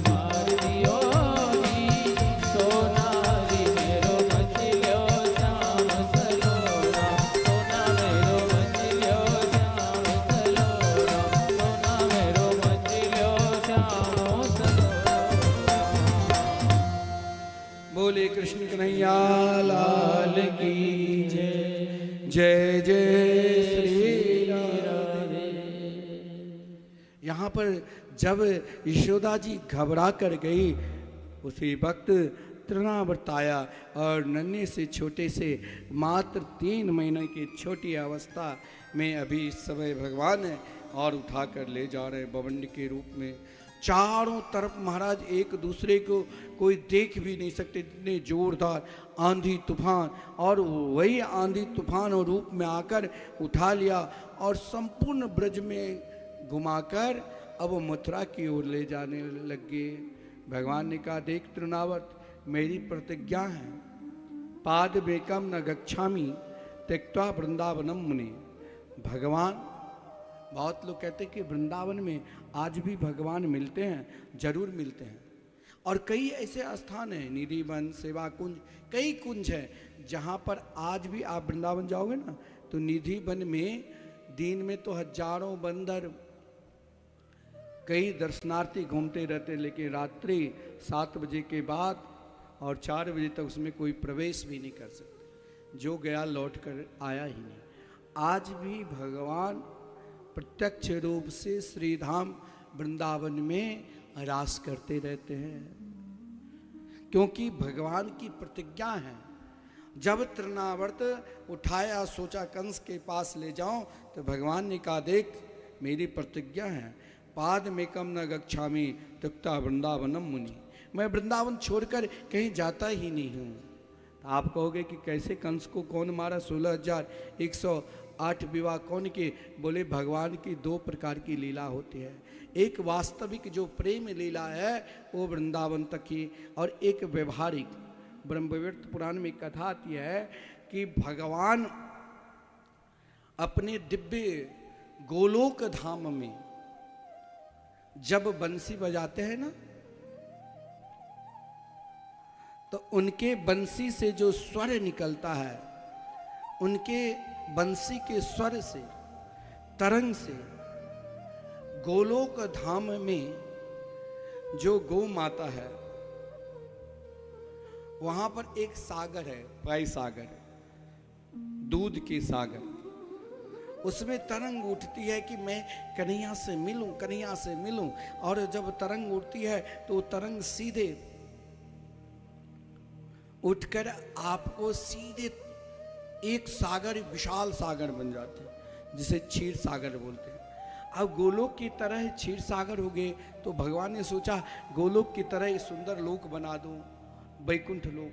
फिर भगवान ने सोचा अब लोक तो बना दिए, सागर भी क्षीर सागर हो गए, अब क्या करूं? तो अपने दाहिनी भुजा से स्वयं महाविष्णु के प्रकट किए और बाई भुजा से फिर से राधा रानी ने महालक्ष्मी के प्रकट की। तो भगवान के जो प्रेम लीला है वो सीधे वृंदावन में निरंतर चलते रहते हैं। आज भी वृंदावन में हमारे रसिक संत सब वृंदावन छोड़कर कभी जाते भी नहीं। हमारे आचार्य बोले हैं, देखो अगर आपके हृदय में कहीं भी वृंदावन बिहारी है, बांके बिहारी है, श्री राधा मोहन बिहारी है, तो फिर वृंदावन में रह कर राधा राधा राधा नाम केवल लेते रहो, तुम्हारा कल्याण हो जाएगा। बोले महाराज वृंदावन में केवल राधा नाम ही। हमारे वृंदावन के एक बहुत अभी श्रेष्ठ संत हुए जो निरंतर आज के युवा पीढ़ी को, अनेकानेक लोगों को वृंदावन में उनके दर्शन करने के लिए 1-1 लाख लोग रोज रोड पर खड़े रहते हैं, प्रेमानंद बाबा। और उसे कहते हैं भाई क्यों भटक रहे हो, कहीं कुछ नहीं है, केवल राधा राधा राधा राधा नाम रखते रहो, तुम्हारा कल्याण होगा। क्योंकि राधा नाम में ही सब कुछ है, जो तुम चाहोगे वो मिल जाएगा। कहा गया है, संहिता ग्रंथ में प्रमाण है, रा शब्दस्तु रमावाची लीलावाची धनुस्मृत धरावाची ध शब्दुत्र याकारो ऊर्जा पर। श्री कृष्ण से परिस्यापी चतुर्धा तेजसु भवन श्री लीलाभुश्च व्रजास चतुश्रेय पत्नियां। ये भी राधा नाम, कोई कहते हैं राधा नाम लेने से क्या होगा? बोले रह शब्दस्तु रमावाची, हर आदमी को धन चाहिए, हर धन के लिए ही उद्यम करते हैं। राधा शब्द के रकार जो है उसमें 8 प्रकार के लक्ष्मी विराजमान है। और रकार में जो आकार विराजमान है उसमें संपूर्ण जगत के चर अचर, आप जो भी सोचोगे, जो भी एक तुलसी में भी जल डालते हो, वो भी महाराज उन शक्ति की कृपा से, संपूर्ण लीला, संपूर्ण शक्ति उसी में विराजमान है आकार में। और राधा शब्द में जो धकार है वो साक्षात पृथ्वी के प्रतीक है। और उसमें भी आकार जो विरजा नदी की, यमुना जी के जितने भी संसार में नदी है, तीर्थ स्थान है, सब अगर आपने एक बार राधा राधा नाम कर लिया, क्योंकि भगवान की प्रतिज्ञा है कि वृंदावन छोड़कर मैं कभी जाता नहीं। हमारे आचार्य बोले हैं क्या, एक व्यक्ति निरंतर राधे कृष्ण कृष्ण कृष्ण राधे राधे, राधे श्याम श्याम श्याम राधे राधे नाम के जाप कर रहा था। किसी ने कहा भैया अब तुमको कहीं घूमने की इच्छा नहीं हो रही, रोज तुम वृंदावन में रहते हो। देखो वृंदावन में यही विशेषता है, वृंदावन में जब आप रहने लग जाओगे ना तो वृंदावन में वो प्रेम भूमि है जो फिर आपको वृंदावन छोड़कर कहीं जाने का मन ही नहीं करेगा। निरंतर आप वृंदावन में क्या है तो कहा गया है, रे मन वृंदा विपिन निहार, विपिन राज सीमा से बाहर, हरियों को न निहार। यद्यपि मिले कोटि चिंता मणि, तदपि न हाथ पसार। जय श्री भट्ट धूली दूसर तन, यह आशा उर्धार, रे मन वृंदा विपिन निहार, विपिन राज सीमा से बाहर, हरियों को न निहार। यद्यपि मिले कोटि चिंता मणि, तदपि न हाथ पसार। जय श्री भट्ट धूली दूसर तन, यह आशा उड़धार। वृंदावन में जो वास करते हैं ना वो निरंतर, महाराज वृंदावन में कोई गरीब है ही नहीं। आप कहेंगे भाई ये तो आश्चर्य की बात, हाँ वाकई में वहाँ तो राधा रानी की कृपा है, कोई भूखे नहीं रह सकते हैं, जगह जगह अन्न क्षेत्र चलता रहता है। और महाराज कोई दवा के बिना नहीं मर सकता है, कई आश्रम में कई जगह निःशुल्क दवा वितरण होते हैं, क्योंकि हमारे आचार्य संत महात्मा के सिद्धांत ही है कि आपके हृदय रूपी वृंदावन में एक बार युगल सरकार को बिठा लिया ना तो फिर भटको मत, फिर उन्हीं का उपासना करो, चाहे से राधा नाम लो चाहे से कृष्ण नाम लो, उसमें डूब जाओ। बोले हमें क्या मिलेगा, बोले सर्वस्व मिलेगा। कोई कहे कि भाई तुमको वृंदावन छोड़कर और मेरे पास मैं तुमको बहुत धन दूंगा, बोले देखो दो चीज नहीं करना। अगर आपने एक बार वृंदावन विहारी मोर मुकुटधारी यशोदा के लाडले लाल कन्या को अपने हृदय में बैठा लिया ना तो फिर भटको नहीं। अगर भगवान भी कह दे बाहर कोई आकर आओ मैं कृष्ण हूं तो मत जाना, बोले तब क्या करूं। विपिन राज सीमा से बाहर, हरियों को न निहार। और कोई कहे मैं अनेक रिद्धि सिद्धि तुम्हें प्रदान कर दूंगा, तुम मेरे निकट आ जाओ, तब भी मत भटकना। तब भी अगर भटक लिया ना तो कुछ मिलने वाला नहीं है। विपिन राज सीमा से बाहर, हरियों को न निहार। और यद्यपि मिले कोटि चिंता मणि, तदपि न हाथ पसार। करोड़ों महाराज या के पारस मणि के तरह मैं तुम्हें संपत्ति प्रदान कर दूंगा, आ जाओ, बोले ये 12 रुपया है। आज भी वृंदावन में सही जो ब्रजवासी है, वृंदावन धाम निष्ठ है, वो तंत्र मंत्र में कहीं भटकते नहीं। वो तो कहते हैं यहाँ तो सब कुछ मेरे प्रियाजू से रास रासेश्वरी राधा रानी है, उनके मंगल में राधा राधा नाम को निरंतर रटते रहते हैं, उनके नाम को पुकारते रहते हैं। क्योंकि तृणावर्त जब मारने की प्रयास की और तो भगवान अपने आप को इतनी वजन कर लिया, जो तृणावर्त घबरा गए कि हमने यशोदा के घर से कोई पत्थर तो नहीं ले लिया। शास्त्र में कहा गया है अंते गति सामति, लेकिन भगवान में भाव क्या, भगवान ने तृणावर्त को उद्धार किया। और महाराज मैया यशोदा जब गई तो कन्हैया वही पलना में खेल रहे थे। जीवन में महाराज कुछ मत करो, निरंतर राधा नाम पुकारते रहो, सर्वस्व मिल जाएगा आपने। मेरे रसना से राधा राधा नाम निकले, मेरी रसना से राधा राधा नाम निकले, सुबह शाम निकले, आठों याम निकले, सुबह शाम निकले, आठों याम निकले। मेरी रसना से राधा राधा नाम निकले, मेरी रसना से राधा राधा नाम निकले, सुबह शाम निकले, आठों याम निकले, सुबह शाम निकले, आठों याम निकले।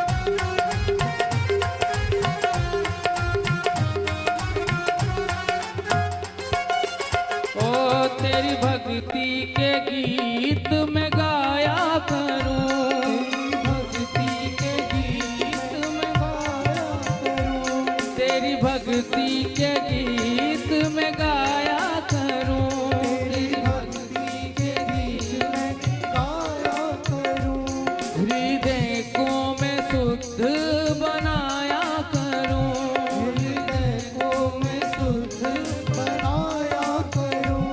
हर घड़ी हर पल, हर घड़ी हर पल, हर घड़ी हर पल, हर घड़ी हर पल, तेरी याद में, तेरी याद में सुबह और शाम निकले, तेरी याद में सुबह और शाम निकले।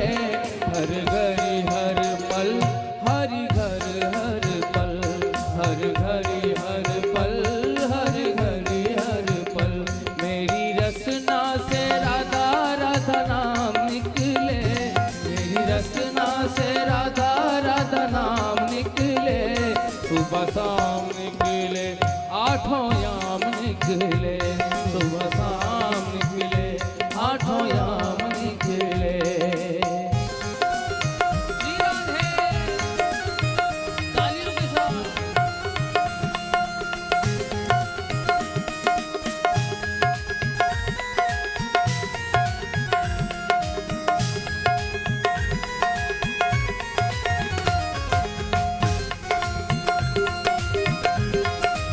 पीछे वाले दोनों हाथ उठा के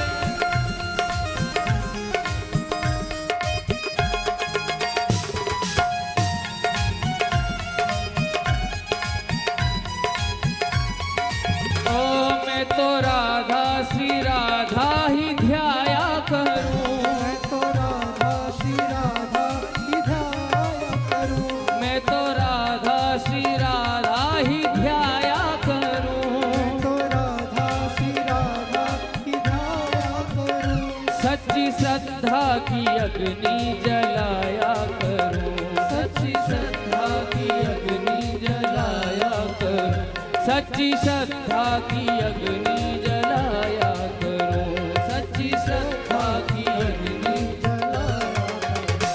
हर घड़ी हर पल, हर घड़ी हर पल, हर घड़ी हर पल, हर घड़ी हर पल, मेरी रसना से, मेरी रसना से राधा राधा नाम निकले, मेरी रसना से राधा राधा नाम निकले, सुबह शाम निकले, आठों याम निकले, सुबह शाम निकले, आठों याम निकले, सुबह शाम निकले, आठों याम निकले, सुबह शाम निकले, आठों याम निकले, सुबह शाम निकले, आठों याम निकले।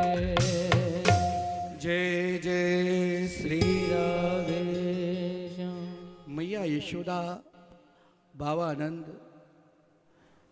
अपने लाल की दिव्याति दिव्य लीला को देखकर नाम संस्कार ही भूल गए। देखिए, शास्त्र में कहा गया है कि जब घर में कोई बच्चे जन्म लेते हैं तो उनके 10वें दिन नामकरण संस्कार हो जाना चाहिए, परंतु यहाँ नंद बाबा के घर में दो लाल, एक 2 साल के हो गए रोहिणी जी के लाल और यशोदा के लाले लाल 1 साल के, लेकिन उन दोनों के अभी तक नामकरण संस्कार ही नहीं हुए हैं, क्योंकि मैया अपने लाला को देखकर प्यार से कनुआ कनुआ नाम कहकर पुकारने लगे और रोहिणी जी के लाल को, बलराम जी को बलुआ बलुआ कहकर प्रेम के नाम अलग मैया रख दिए, जो भूल गई नामकरण संस्कार। इधर जब कंस ने वसुदेव और देवकी जी को कारागार से मुक्त कर दिया, तो वसुदेव जी ने सोचा कि मेरे पुत्र तो इस समय गोकुल में हैं और नामकरण संस्कार भी नहीं हुआ, तो महाराज अपने पुरोहित के पास कोई भी घर में शुभ कार्य कराओ तो अपने पुरोहित को जरूर आदर देना चाहिए, उससे धन में उन्नति होती है, क्योंकि आपके कुल पुरोहित है। नहीं, हर गांव में अपना अपना पुरोहित होते हैं, तो कोई भी कार्य करो शुभ कार्य तो जरूर अपना पुरोहित को बुलाना चाहिए। यहाँ पर वसुदेव जी के पुरोहित गर्गाचार्य जी महाराज हैं और नंद बाबा के पुरोहित सांडिल ऋषि है। तो इस आधार पर देखा जाए तो नामकरण संस्कार सांडिल ऋषि को ही कराना चाहिए, परंतु सांडिल ऋषि में और गर्गाचार्य में दोनों में बहुत मित्रता थी, जिस कारण एक दिन गर्गाचार्य जी ने जब यमुना जी किनारे स्नान करने के लिए जहाँ पर जिस घाट पर आए, वहीं पर सांडिल ऋषि कहा, मित्र हम दोनों तो सब कुछ जानते हैं कि यशोदा के लाडले लाल साक्षात परब्रह्म परमात्मा है। आप तो हर एक कार्य में, चाहे जन्म दिन हो, चाहे मैया मास दिवस मनावे, और जो भी कोई असुर आते हैं तो आप ही उन कार्य में जाते हैं और वहाँ पवित्रता करने के लिए। लेकिन एक बार मुझे भी अपने आप को पवित्र होना है। तो सांडिल ऋषि ने कहा, मित्र ये क्या बोल रहे हो? बोले, मैं भी चाहता हूँ कि उस परब्रह्म परमात्मा के नामकरण संस्कार करूँ। आज वही घड़ी, वही समय, जिस समय को आदरणीय गर्गाचार्य जी प्रतीक्षा कर रहे थे। गर्गाचार्य जी ने देखा सामने वसुदेव जी ने प्रणाम क्या, कहा, महाराज आप क्या मेरे पुत्र के नामकरण संस्कार नहीं करोगे? गर्गाचार्य जी ने वसुदेव जी से कहा, आप लौट जाओ, क्योंकि कंस के इस समय हर प्रकार के जो भी ब्रजवासी के शुभ चिंतक थे और जो भी गोकुल की ओर प्रस्थान करते थे, कंस निरंतर उनके ऊपर कोई न कोई सैनिक लगा दिया था, गुप्तचर। आज ब्रह्म मुहूर्त में प्रातः काल के समय कहा गया, आप यदि प्रातः काल 4 बजे जगते हो ना, तो 4 बजे से लेकर 6 बजे तक जो भी कार्य करोगे ना, उसमें 10,000 गुना फल मिलता है। कोई बच्चे अध्ययन करते हैं तो उनका स्मरण शक्ति बढ़ता है, कोई भजन करते हैं तो उसका 10,000 गुना। जो भी जिस चीज के चिंतन करोगे वो महाराज कहा गया, प्रातः काल एक बात भगवान के चिंतन करना चाहिए, शुभ चिंतन करना चाहिए, जो निरंतर शुभ बने रहे। आज प्रातः काल के बेला में गर्गाचार्य जी महाराज नंद बाबा के गौशाला के समीप आए। यमुना जी में स्नान किया, सोचा चलो नंद बाबा से मिलकर आता हूँ। और नंद बाबा ने देखा सामने महाराज मथुरा से आज गर्गाचार्य जी महाराजा हैं।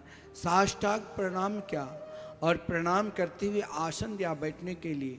अपने पुरोहित को कभी भी अपमान नहीं करना चाहिए, कोई ऐसा शब्द नहीं बोलना चाहिए जैसे उनके हृदय में कोई कष्ट हो, इससे भी महाराज दोष लगता है।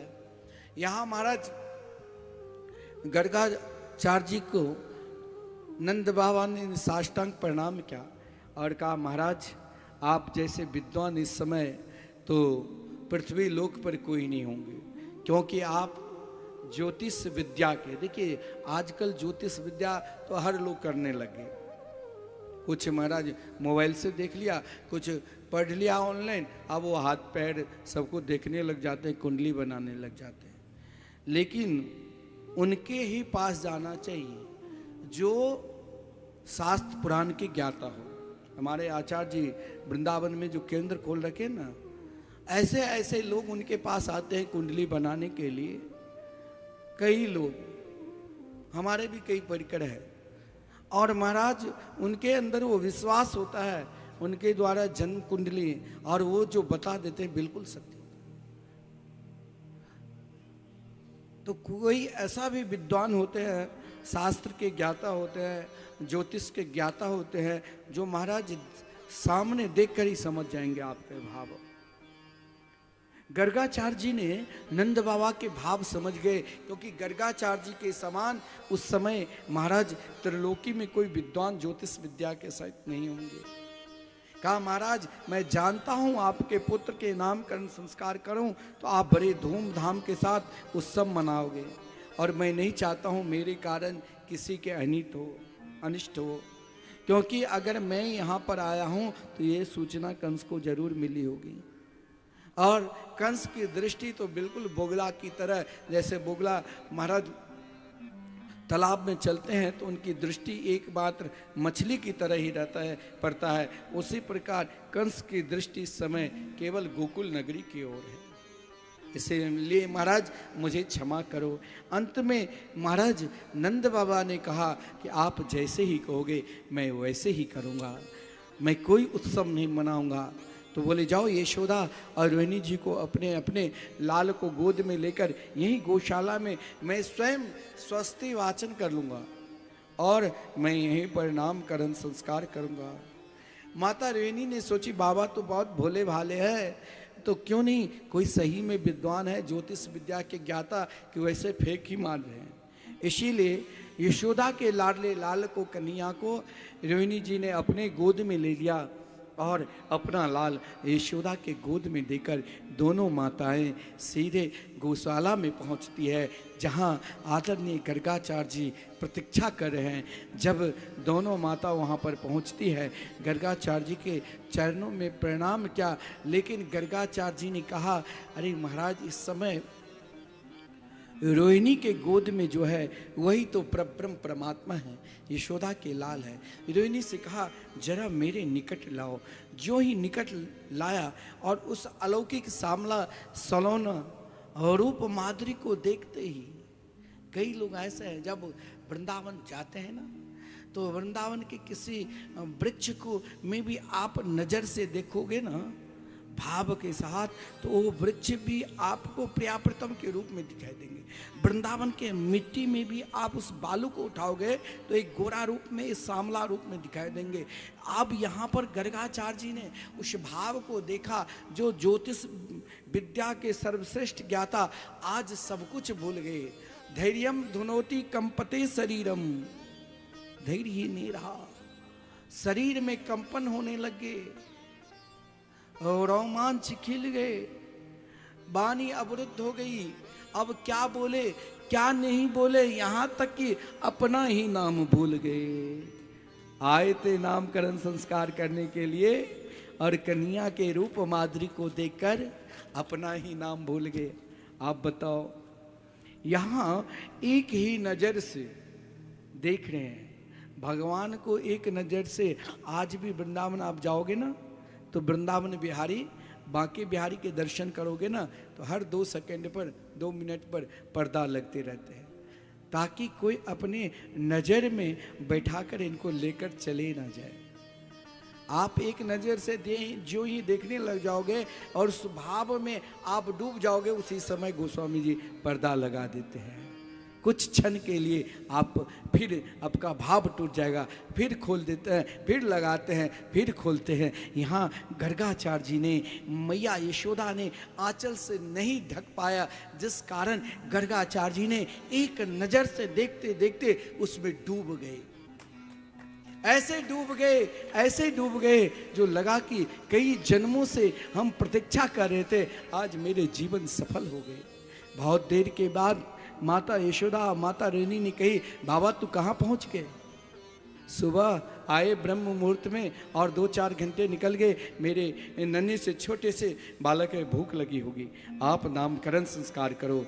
गर्गाचार्य जी प्रभु के स्मरण करते हुए नेत्र खोले और नेत्र खोलते ही कहा कि यशोदा के गोद में जो है वो देखा जाए तो रोहिणी के पुत्र है, तो नामकरण संस्कार पहले तो बड़े के होना चाहिए, तब छोटे भाई के। इसीलिए गर्गाचार्य जी ने क्या कहा, अयम ही रोहिणी पुत्रो रमयन सुहृदे गुणे आख्यासते रामिति बलाधिक्या बलम विदु। अरे नंद बाबा, यशोदा की गोद में जो बालक है ना, वो यशोदा के नहीं बल्कि वो बालक रोहिणी के है। अब तो दोनों माता एक दूसरे की ओर देखने लगी, बाकी में ज्योतिष विद्या के ज्ञाता है।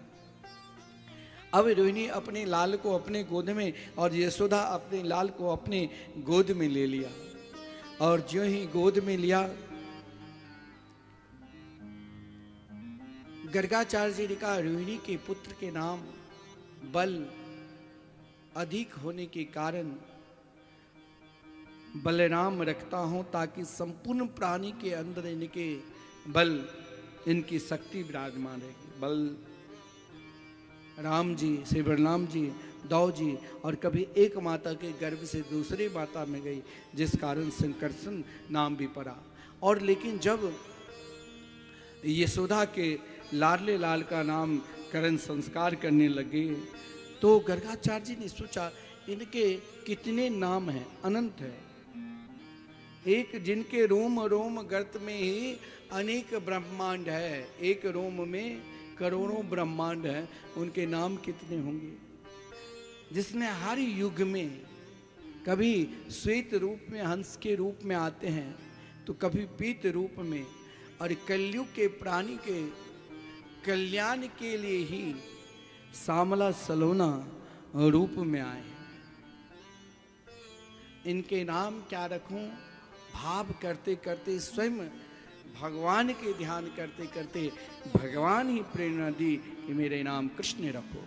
कृष्ण शब्द का अर्थ क्या होता है, कर्षति सर्वान जीवान जैसा कृष्ण, या आकर्षति सर्वान जीवान जैसा कृष्ण, जो अपने आप सबको आकर्षण कर ले, खींच ले, वही तो श्री कृष्ण है।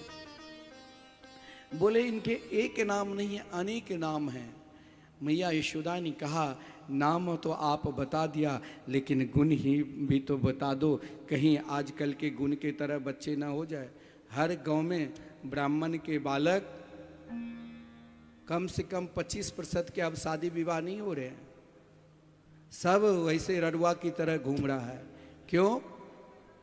आजकल शादी विवाह क्यों नहीं होते हैं? वो निठल्ला रहता है और वो गांजा पिएगा, भांग खाएगा, नशा करेंगे, दूसरे के बहू बेटी को गलत नज़र से देखेंगे, चाहे बाप खूब खेत जमीन अर्ज दिया है, फिर भी वो जो शादी करवाते हैं, क्या बोलते हैं उसको, घटक, घटक उसके प्रयास करते कि महाराज मैं आपको कुछ रुपया पैसा दे दूंगा, देखो अब बेटा 35 वर्ष से ऊपर हो गए, अब कोई पूछ नहीं रहा है, क्या ऐसे ही रड़ुआ की तरह घूमता रहेगा, इनकी शादी तो महाराज हो जाए। ऐसा एक गांव में नहीं, आपके गांव में भी 10, 20, 25, 50 हो गए। हमारे को ठाकुर जो है ना, आपके जो बाल काटते हैं ना, वो बता रहे थे कि यह कई ऐसा पड़ा हुआ है जिसकी शादी नहीं हो रही महाराज। ये सब इतने उचक्का हो गए हैं ना, खाली आजकल तो डिग्री कोई प्राप्त कर लेता है, लेकिन वो सोचते हैं कि माता पिता की ही पैसा खाते रहूं, अपना परिश्रम नहीं चाहते करूं। कोई आएंगे कि कथा भी सुन लूं, चौक पर कहीं ताश खेलता होगा, कहीं किसी के निंदा, कहीं भांग घोटता होगा, कहीं गांजा पीता होगा, कहीं शराब के उद्यम करता होगा, तो फिर कैसे तुम्हें शादी होगा?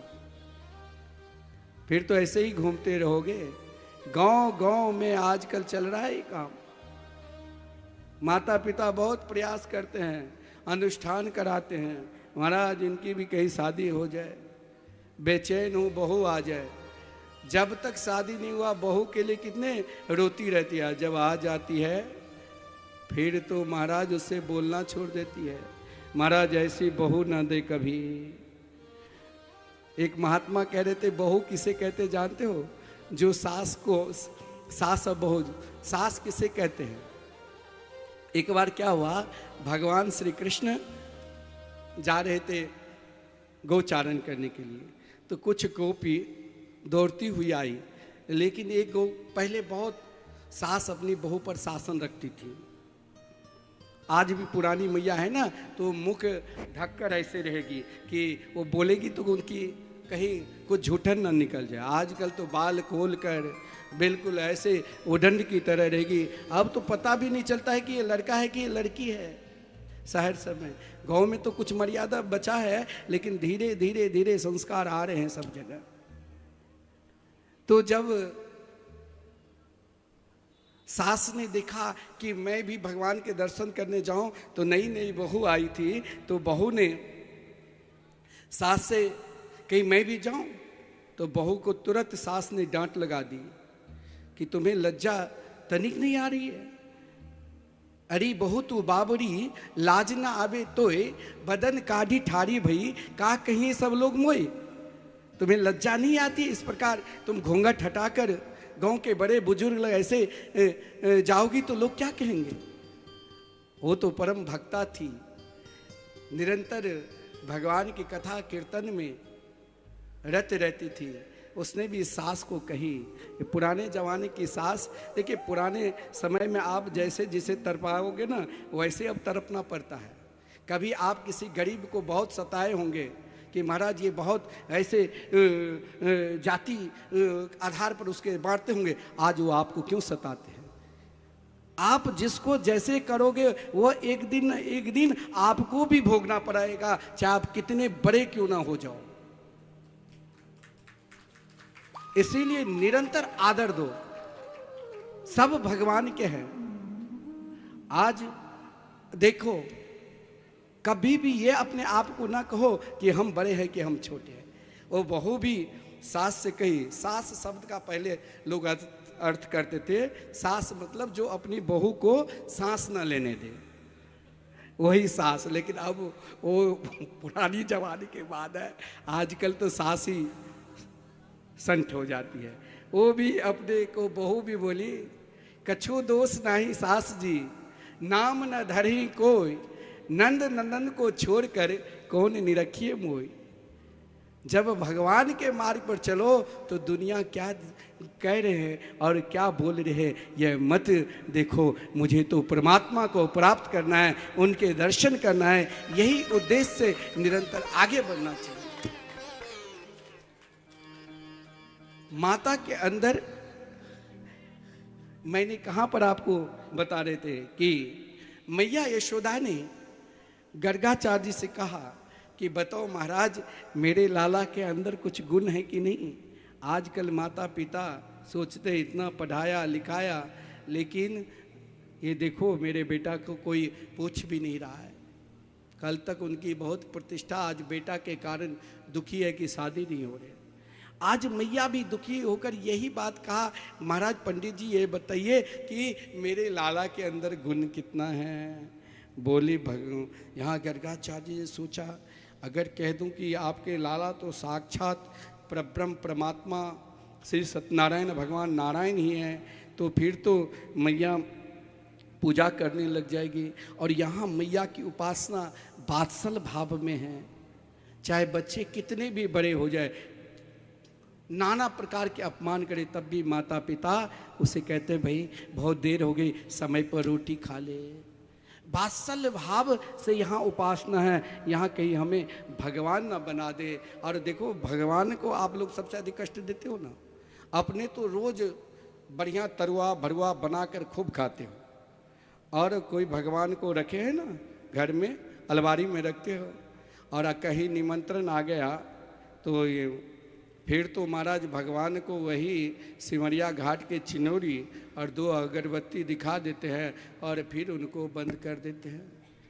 अब भगवान को तो महाराज भगवान वही गुण आपके पुत्र में हैं। मैया के हृदय में बहुत प्रसन्नता हुई, चलो मेरे पुत्र इतने तेजस्वी बनेंगे। अब माता एक और सबसे अधिक माता किस लिए घबराती, कहीं मेरे बच्चे साधु संत ना हो जाए।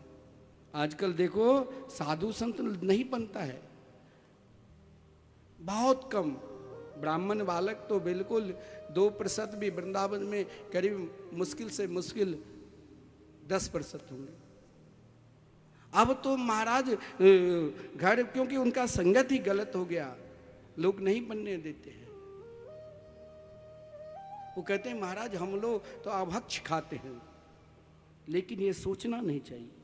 हम लोग भी यहीं के, हम भी मिथिला के हैं। हमारी मैया भी हमें 3 वर्ष की अवस्था में गुरुदेव के साथ कर दिया। ऐसा नहीं है किसी चीज़ की कमी थी, ये भाव होना चाहिए। आज देखो एक माता के त्यागने से हजारों माता, लाखों माता, एक बहन को त्यागने से लाखों बहन हो जाती। संत नहीं रहेगा तो धरातल कैसे रहेगा। आज भी साधु संत महात्मा बनते हैं। मैया ने पूछा क्या मेरे लाला विवाह करेंगे या बाबाजी बनेंगे। गर्गाचार्य ने सोचा कि इनके तो अनंत विवाह है। बोले जितने रोम हैं उतने करोड़ विवाह है। अब तो मैया माथे पर हाथ ले लिया, महाराज कलयुग में 3.5 करोड़ रोम, तो द्वापर में 7.5 करोड़ रोम थे। वो कहाँ से उतनी, महाराज एक बहू को तो हम संभाल पाती नहीं, और यहाँ तो महाराज इतने बहू को कहाँ से रखूं। बेटा एक बार क्या हुआ, एक सज्जन एक बार एक जगह गया, उसने विवाह कर लिया 2। अब 2 विवाह जब किया तो दोनों, एक पत्नी नीचे के फ्लैट में उनके लिए रूम बना दिया था और छोटी पत्नी नीचे और बड़ी पत्नी ऊपर में रहती थी। एक दिन क्या हुआ, जो वो दिल्ली बम्बई धन उद्यम करने के लिए गया, बहुत दिन के बाद व्यापार करके नौकरी करके लौटा। उसी समय एक चोर, पहले गांव में चोर ज़्यादा चोरी करता था, अब तो सब समर्थशाली हो गया, अब कम चोरी का। अब तो रुपया पैसा लोग रखते ही नहीं पास में, सब बैंक में, सबके मोबाइल में ही। आजकल मोबाइल से एक दूसरे को दे देते हैं, तो चोर कहाँ से आ गए। तो चोर उनके पीछे पीछे आ रहे थे कि भाई एक बरसों से आ रहे हैं, और बरसों के आने के बाद महाराज आज ये बहुत सारे धन रखा होगा, जरूर जब सोएंगे तो चोरी करूंगा। उस समय महाराज इस प्रकार की इतनी व्यवस्था नहीं थी, लोग लालटेन डिबिया वो भी 2-4 घंटे जलाकर बंद कर देते थे। अब यहाँ पर चोर चोरी करने के लिए आए, देखा ये जल्दी सोते हैं कि नहीं, भोजन क्या चोर देख रहा है। अब भोजन करके ज्यों ही सोने के लिए जा रहा है तो एक पत्नी ने पैर पकड़ लिया और एक पत्नी ने हाथ पकड़ लिया। बड़ी पत्नी ऊपर खींच रही चल ऊपर, और छोटी पत्नी पैर खींच रही है चल मेरे पास। अब वो चिल्ला रहे मेरे को बचाओ बचाओ। ये जब चिल्ला रहा था उसी समय चोर जोर से हंस दिया। जो ही चोर हंसा महाराज उसी समय चोर को पकड़ लिया, और चोर को पकड़कर जो गांव के प्रधान मुखिया थे उनके पास ले गए कि महाराज इसे मैंने रंगे हाथ पकड़ लिया, इसे दंड दो। अब सोचा कि इसे कैसे मारूं, जेल भेज दूं कि कुछ दंड दे दूं। बोले तुम ही बताओ कि इसे क्या करूं। बोले मैं केवल यही बताऊंगा कि इसे 2 विवाह करा दो। अब वो चोर कहा महाराज मुझे तुम मृत्यु दंड दे दो, लेकिन मुझे 2 विवाह नहीं करना है। एक तो संभल नहीं पाती है और 2 को कैसे संभालूं। यहां जब गर्गाचार्य जी ने यशोदा जी से कहा आपके लाला के अंदर जितने भी रोम है उतने करोड़ विवाह, अब तो मैया यशोदा नंद बाबा दुखी हो गए, बाबा कोई अनुष्ठान है, कम विवाह हो। बाबा ने सोचा गर्गाचार्य, अरे मैंने तो ये रास के वर्णन कर दिए। नहीं नहीं, बोले हाँ मैंने सब संशोधन करके देख लिया, सारे ज्योतिष को देख लिया, हाँ 16,108 विवाह तो जरूर करेंगे। मैया बोली ये तो हम संभाल लेंगे।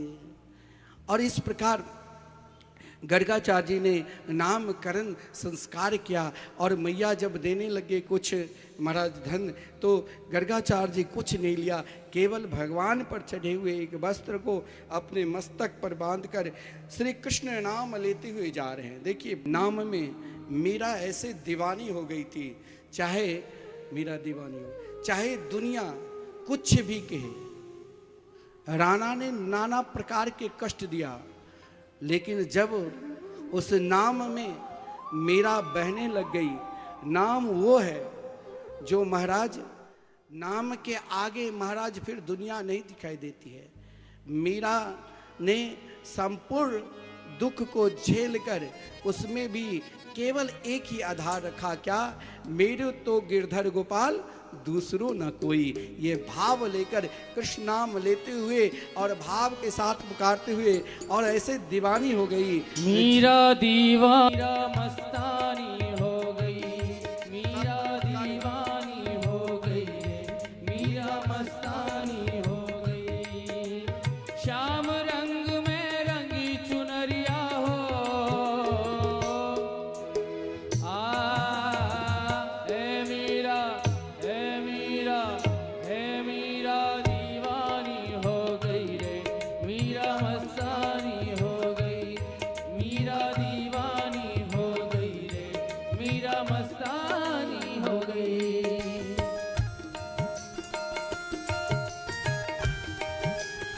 आपके साथ नाम लेते हुए पुकारी।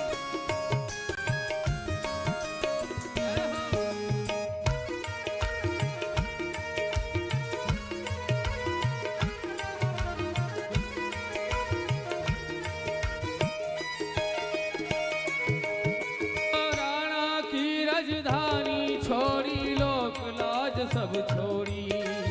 राणा की राजधानी छोड़ी, लोक लाज सब छोड़ी। रंग के श्याम रंग में मोहन मीरा जी ने ओढ़ी, रंग के श्याम रंग के चूनर मीरा जी ने ओढ़ी। लोक लाज की नहीं खबरिया हो, हे मीरा, हे मीरा, हे मीरा दीवानी हो गई रे, मीरा मस्तानी हो गई, मीरा दीवानी हो गई रे, मीरा मस्तानी हो गई।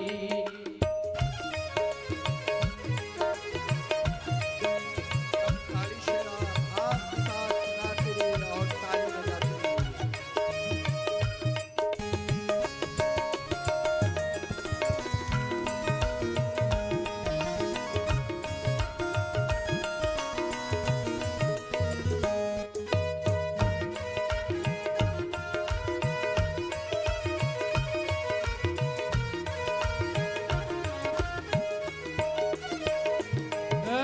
इस दुनिया से प्रीति तोड़ के श्यामल रंग चढ़ाया, इस दुनिया से प्रीति तोड़ के श्यामल रंग चढ़ाया। साथ सभी का छोड़ दिया और गिरधर गिरधर गाया, साथ सभी का छोड़ दिया और गिरधर गिरधर गाया। है वो तो ऐसी भाई बावरिया हो, हे मीरा, हे मीरा, हे मीरा दीवानी हो गई रे, मीरा मस्तानी हो गई, मीरा दीवानी हो गई रे, मीरा मस्तानी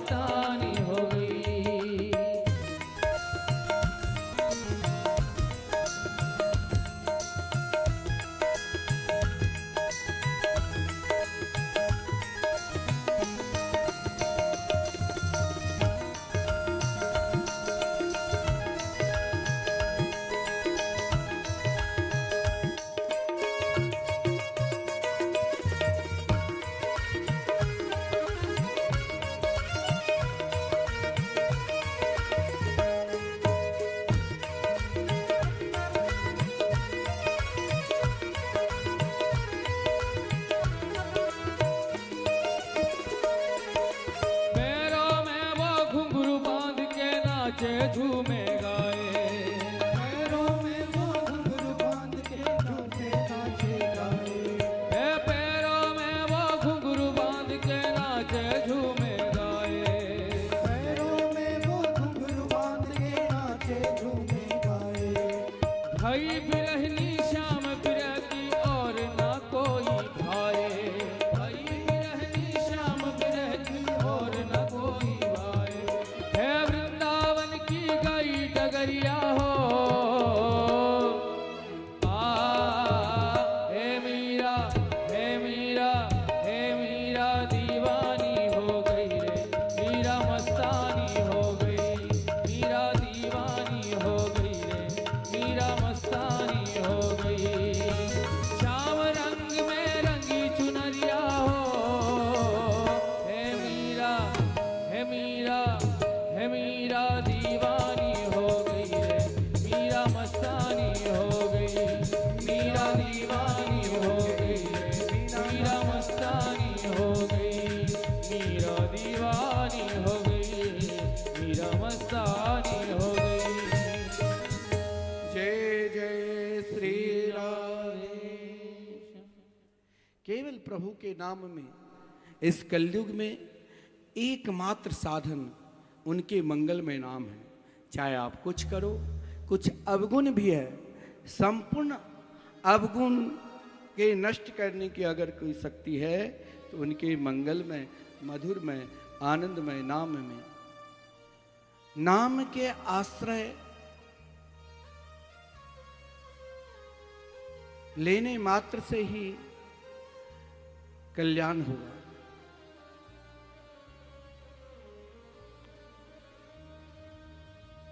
इधर भगवान उन भक्तों के आनंद देने के लिए जो ब्रज के जितने भी छोटे छोटे बालक थे उनके साथ एक मंडली बनाकर उन गोपियों के घर में माखन चोरी करने की इच्छा प्रकट की।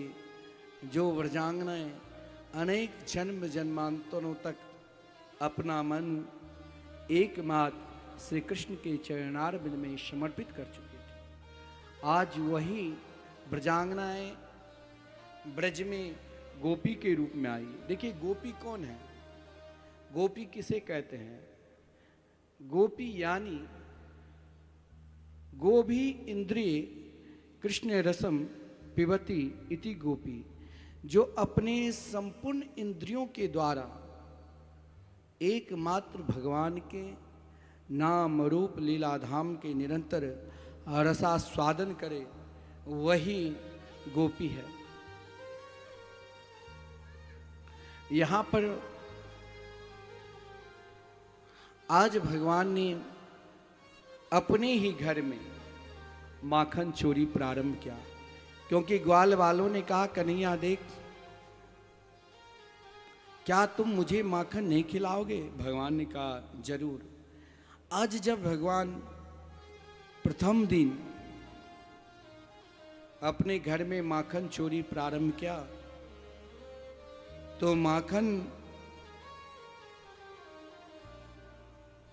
चोरी कैसे करेंगे? मात्र 3 वर्ष की छोटी अवस्था, और माखन सब अपने अपने मटका मैया कहाँ रखती थी? जैसे रस्सी के सीक नहीं बनाकर पहले समय में लोग बर्तन वगैरह कुछ सामान जो बिल्ली चूहा न आ जाए तो रस्सी के सीक बनाकर, वैसे ही सीक बनाकर छोटे छोटे बर्तन में, मिट्टी के बर्तन में मैया माखन रखती थी। आज कन्हैया ने छोटे छोटे बच्चों से कहा आओ मेरे लीला में सहयोग करो, और स्वयं बछड़े पर खड़ा होकर उस छीक को, उस महाराज सीख को पकड़कर माखन खाने लगे।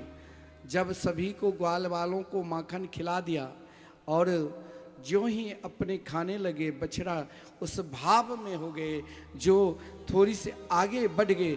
जो ही आगे बढ़ गए, कन्हैया उस सीख पकड़ कर लटका हुआ है और अपनी मैया से पुकार है, अरे मैया मुझे बचाओ रे, बचाओ रे। आदरणीय श्रीमान सुखदेव जी कहते हैं, जरा इस भाव को ध्यान करो, जो भगवान उस सीख पकड़ कर लटके हुए हैं उनकी सहारा में और पुकारे अपनी मैया को, मैया मुझे बचाओ, मुझे बचाओ। मैया आकर कन्या को कहते हैं, ऐसे तूने क्यों कर लिया? बोले ये बछड़ा ने करवा दिया। कभी कभी जब माखन चोरी करते तो मैया कभी पकड़ लेते तो अपने मैया से कहते, देख मैया, तुमने जो मेरे हाथ में सूरी कंता नाम के जो मणि पहना दी ना, जिस कारण मेरे को हाथ में जलन होने लग गया, इसलिए मैंने माखन में हाथ दे दिया। अपने रूप को इतनी सुंदर बनाकर चलते थे, जब आगे बढ़ते थे तो उनके प्रतिबिंब यशोदा की मैया के, आप गोकुल जाओगे तो आज भी 84 खंभे के दर्शन मिलेंगे। उन खंभे में अपना ही रूप देखकर कन्हैया कहते, अरे ये कहाँ से आ गए? उन प्रतिबिंब को देखकर उन्हीं को माखन खिलाने लग जाते। मैया कहती, अरे तूने ये क्या किया? इस प्रकार ब्रज के हर गोपियों के घर में कन्हैया माखन चोरी करते। एक दिन एक गोपी ने सोचा, आज कुछ हो जाए, आज मैं जरूर पकड़ कर ले जाऊंगी मैया के पास, क्योंकि मैया कभी मानती ही नहीं थी कि मेरे लाला चोरी करे। आज उन गोपी ने जहाँ पर माखन रखी थी जिस सीक में, वहाँ पर घंटी बांध दिया उस रस्सी में कि ज्यों ही आएंगे चोरी करने के लिए घंटी बजेगी, और ज्यों ही घंटी बजने लग जाए मैं तुरंत आकर पकड़ लूँगी और पकड़कर मैया यशोदा के पास ले जाऊँगी। वो ज्यों ही जहाँ मिट्टी के बर्तन में माखन भर भर कर और उस सीक पर रखा, जितने भी ब्रज के हर घर के एक एक ग्वालवाल कन्हैया के मित्र मंडली में सम्मिलित थे, उन ग्वालवाल ने उनके घर के ही उनके देवर कहते हुए गए, देखो आज मेरी भाभी तुम्हें पकड़ने के लिए इस प्रकार योजना बनाए हैं, आज तुम उनके घर में ना जाओ। लेकिन वो गोपी भाव से पुकार रही है। अगर आप भी भाव से पुकारोगी ना तो भगवान दौड़े चले आएंगे। ये नहीं कि आप दुल्हा गाँव में हैं, हम यदि माखन भोग लगाएंगे लड्डू गोपाल को तो कैसे खाने के लिए आएंगे। केवल आपके भाव होना चाहिए। यदि आप पुकारोगे तो दौड़ते हुए आ सकते हैं। जब वो गजेंद्र की पुकार सुन सकते हैं, जब वो ग्राह के पुकार सुन सकते हैं, गजेंद्र की पुकार, द्रौपदी की पुकार सुन सकते हैं, तो क्या आपके पुकार नहीं सुनेंगे? भगवान ने ग्राह को कब उद्धार किया? जब गजेंद्र ने पुकारा तो दौड़े चले आए। द्रौपदी के लिए वस्त्र कब बने? जब द्रौपदी ने पुकारा तो दौड़े चले आए। आप भी भाव के साथ पुकारोगे तो चाहे आप वृंदावन से दूर भी हो, वो दौड़ कर चले आएंगे। लेकिन आपका भाव माखन की तरह होना चाहिए। माखन कैसे? माखन यानी आपके चित्त शुद्ध माखन की तरह होना चाहिए। अगर चित्त शुद्ध है तो चित्त चोर जरूर आपके घर में आकर माखन चोरी करेंगे। उन गोपी ने आज भाव किया और उस सीख पर घंटी बांध दी और माखन रख दिया। कन्हैया आकर अपने ग्वाल वालों के साथ आया। गोपी छुपके से देख रही है कि मैं आज जरूर पकड़ूंगी। ये भाव लेकर आज मैं पकड़कर मैया यशोदा के पास ले जाऊंगी। ये भाव हृदय में उनकी बार बार वो भाव चल रही है। इधर अब कन्हैया जब आए तो घंटी से कहा, सावधान, आज तुम नहीं बजना। घंटी ने कहा, ये हो ही नहीं सकता, जब आप भोजन करोगे तो मैं बजूंगा ही। आप भोग लगाते हो तो घंटी बजाते हो ना, कोई पूजा करते हो तो घंटी बजाते हो। बोले कन्हैया, आज यदि तूने बज गया ना तो तुम्हारे मित्रता समाप्त। अब घंटी ने कहा, ठीक है, मैं प्रयास करूंगा, मैं कुछ नहीं बोलूँगा। अब भगवान ने तुरंत घंटी संभल कर मौन हो गए। भगवान ने माखन निकाला और पहले बंदरों को खिलाया, मयूरों को खिलाया, जितने भी वहाँ पशु पक्षी थे सभी को खिलाया। फिर अपने मित्र मंडली ग्वाल वालों को खिलाया और फिर जब कन्हैया ने अपने हाथ में माखन लिया, मुख में वो घंटी बजने लग गई। ऐसे बजे महाराज। कन्हैया ने कहा तूने विश्वासघात किया, तूने कहा नहीं बजूंगा। घंटी ने कहा क्या करूं कन्हैया, जो ही आप भोग लगाए मैं बिना बजे रह ही नहीं सकता हूं, इसलिए मैं बजने लग गया। जो ही बजा गोपी ने पकड़ ली और पकड़कर सीधे मैया यशोदा के पास ले जा रही है। कन्हैया ने कहा जैसे तुम बाहर से कठोर वैसे तेरे हृदय भी कठोर है। देखो मेरे हाथ कितने सुकोमल, जरा तुम हाथ बदल दो। उसी समय हाथ बदलने की कोशिश की। कन्हैया ने इशारा किया उनके देवर को, अरे तू क्या देख रहे हो, पकड़ाओ हाथ। और कन्हैया दौड़ते हुए चले गए और अपनी मैया के गोद में बैठकर कहा मैया मुझे भूख लगी है, माखन खिलाओ। मैया इधर माखन खिला रही है, इधर वो गोपी चिल्लाते हुई कही, अरे यशोदा जरा दरवाजा खोल, देख आज मैंने तेरे लाल को रंगे हाथ पकड़ कर लाई हूँ। यशोदा ने कहा अभी यहाँ पर कोई नहीं है, तू घूंघट तो हटा, देख मेरे लाल है कि ये कौन महाशय जी है। जो ही घूंघट हटाई तो देखा अरे ये तो मेरे देवर। बोले तू कहाँ से? बोले मैं कहाँ से? तू बोली चल यशोदा के घर में माखन खिलाऊंगे, इसीलिए मैं दौड़कर तेरे पास आ गई। अब जैसे भगवान चलाक वैसे उनके सखा गण भी चलाक। अब वो लज्जित होकर चली गई।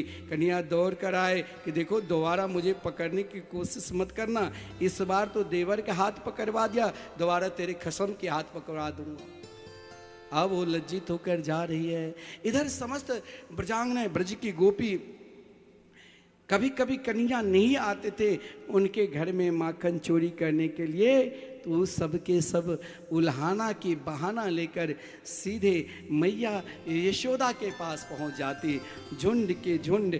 और महाराज कोई अपने घर की ही मटकी फोड़ लेती, तो कोई महाराज अपने कोई भाव लेकर कि मेरे को बछड़े को खोल दिया, सब दूध पी लिया, ऐसा ही भाव लेकर सब यशोदा के पास जाती ताकि कुछ क्षण कुछ पल मैं अपने गिरधर गोपाल को देखूं। और उन गोपियों ने, उन ब्रजांगनाएं ने उल्हाना के बहाना लेकर जाती और कहती यशोदा देखो आपकी ये लाल है ना बहुत चालाक है, बत्सान मंचन क्वचित असमय।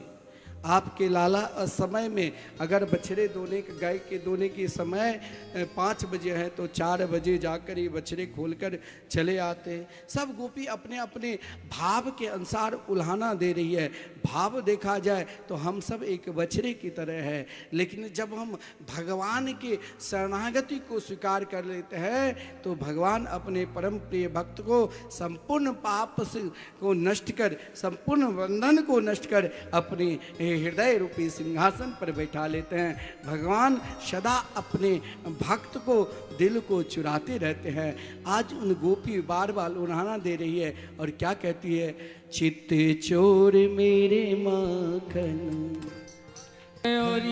चित चोर मेरो माखन, खाए गयोरी चित चोर मेरो माखन, खाए गयोरी चित चोर मेरो माखन, खाए गयोरी। आप भी बड़ा सुंदर भगवान के माखन चोरी लीला के झांकी दर्शन करेंगे, क्योंकि सरवन जी की इच्छा थी तो उस झांकी को भी हम दर्शन करें। तो आओ दर्शन करोगे कुछ ही क्षण में। आइए हम लोग पुकारे, चित्ते चोर मेरे माखन, खाए गयोरी चित चोर मेरो माखन, खाए गयोरी चित चोर मेरो माखन।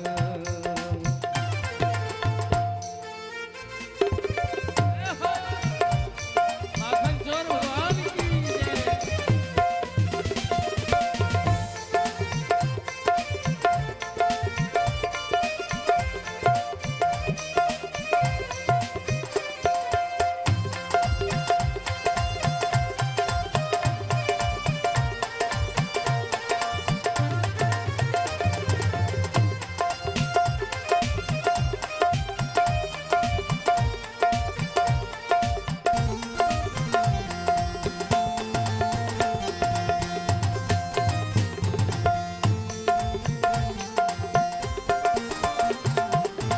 आपहु खायो ग्वालन को खवायो, आप खायो ग्वालन को खवायो, हो आप आपहु खायो ग्वालन को खवायो, आपहु खायो ग्वालन को खवायो। माखन को मटकी लुढ़काए गयो री चित चोर मेरो माखन खाए गयो री चित चोर मेरो माखन खाए गयो री चित चोर मेरो माखन। जय हो, जय बा।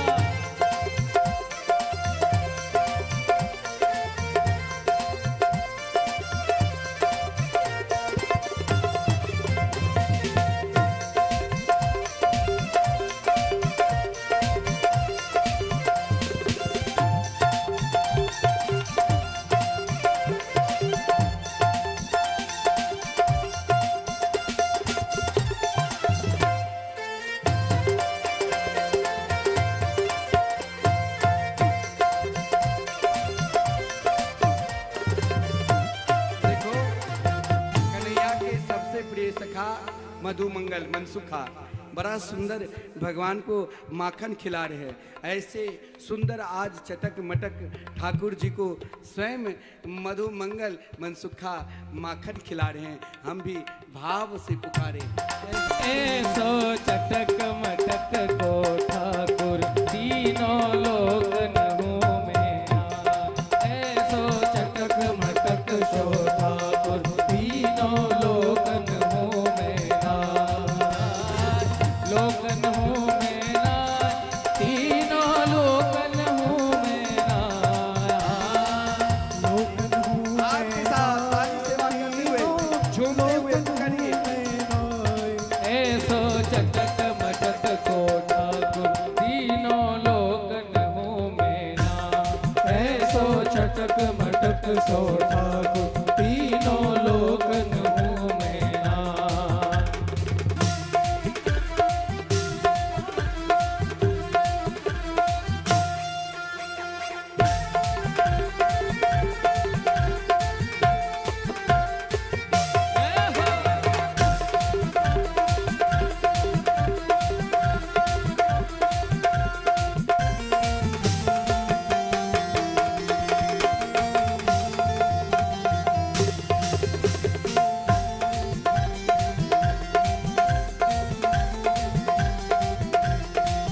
ओ तीन ठोर ते तेड़ो दिखे, तीनों ओरते तेड़ो दिखे, तीन ठोर ते तेड़ो दिखे। तीन छोर से तेड़ो दिखे, अरे नटक सी चलकत याहे सीखे, अटक चलत जाए दिखे, नटक सी चलत चलत यह सीखे।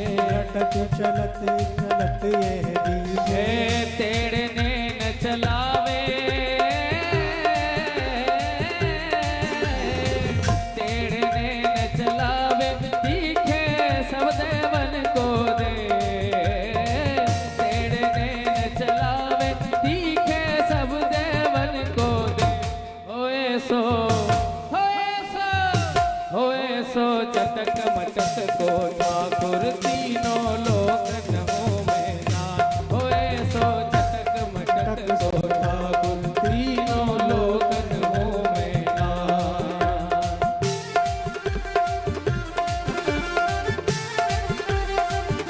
कृष्ण कन्हैया लाल की।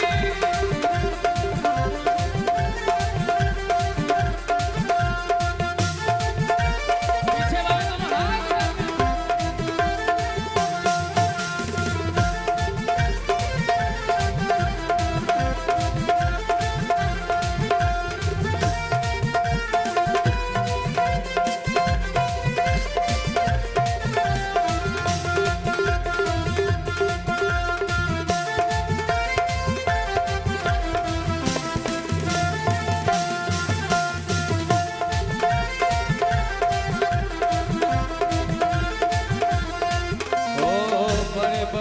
असुरन को मार्यो, बड़े बड़े असुरन को मार्यो, बड़े बड़े असुरन को मार्यो, बड़े बड़े असुरन को मार्यो, नाग कालिया पकड़ पछाड़ो, नाग कालिया पकड़ पछाड़ो, नाग कालिया पकड़ पछाड़ो।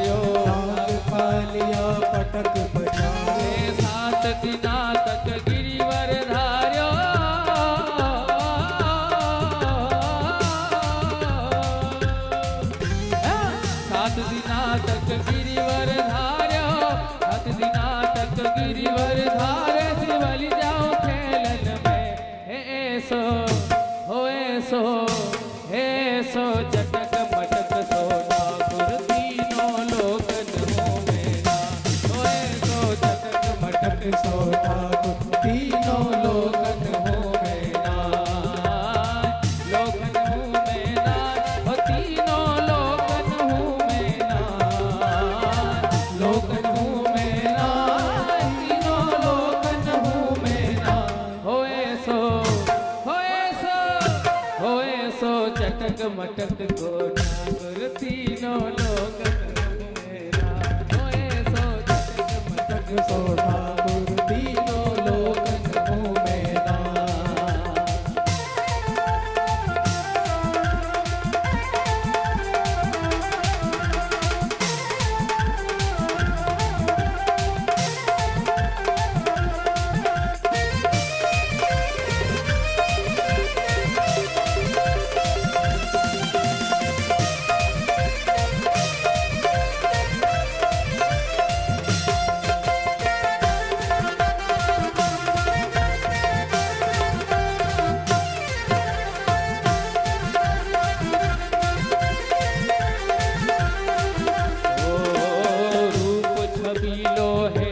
रूप छबीलो है बड़ो सुंदर रूप छबीलो है ब्रज सुंदर रूप छबीलो है ब्रज सुंदर बिना बुलाए डोले घर घर बिना बुलाए डोले है बिना बुलाए डोले घर घर बिना बुलाए डोले घर ओ घर प्रेमी जन गोविंद को चाकर प्रेमी जन गोविंद को चाकर ऐसो प्रेम बढ़ायो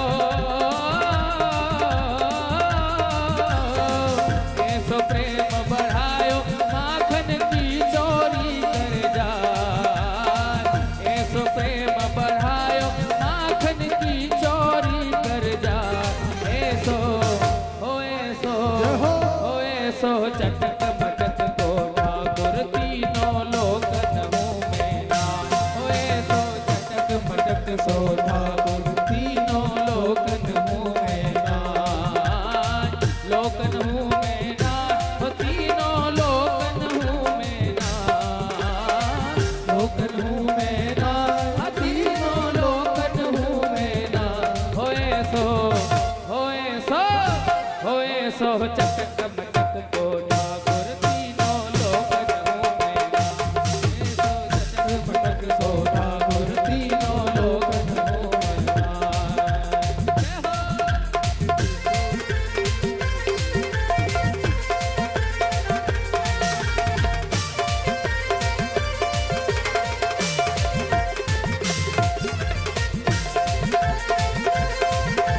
माखन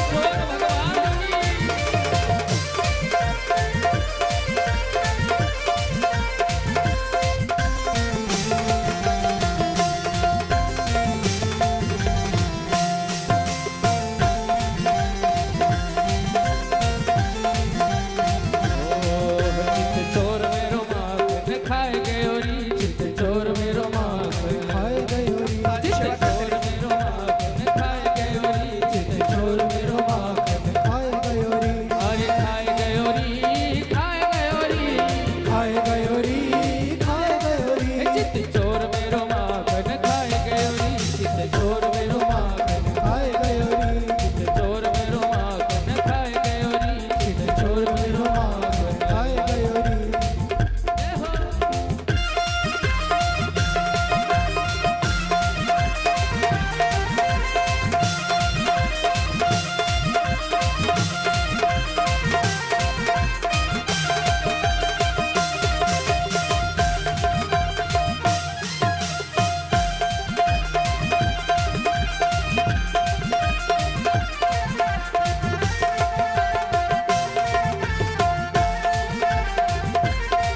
नट खट नंद किशोर नट खट नंद किशोर माखन खाए गयो माखन चोर माखन खाए गयो माखन चोर नट खट नंद किशोर नटखट नटखट नंद किशोर।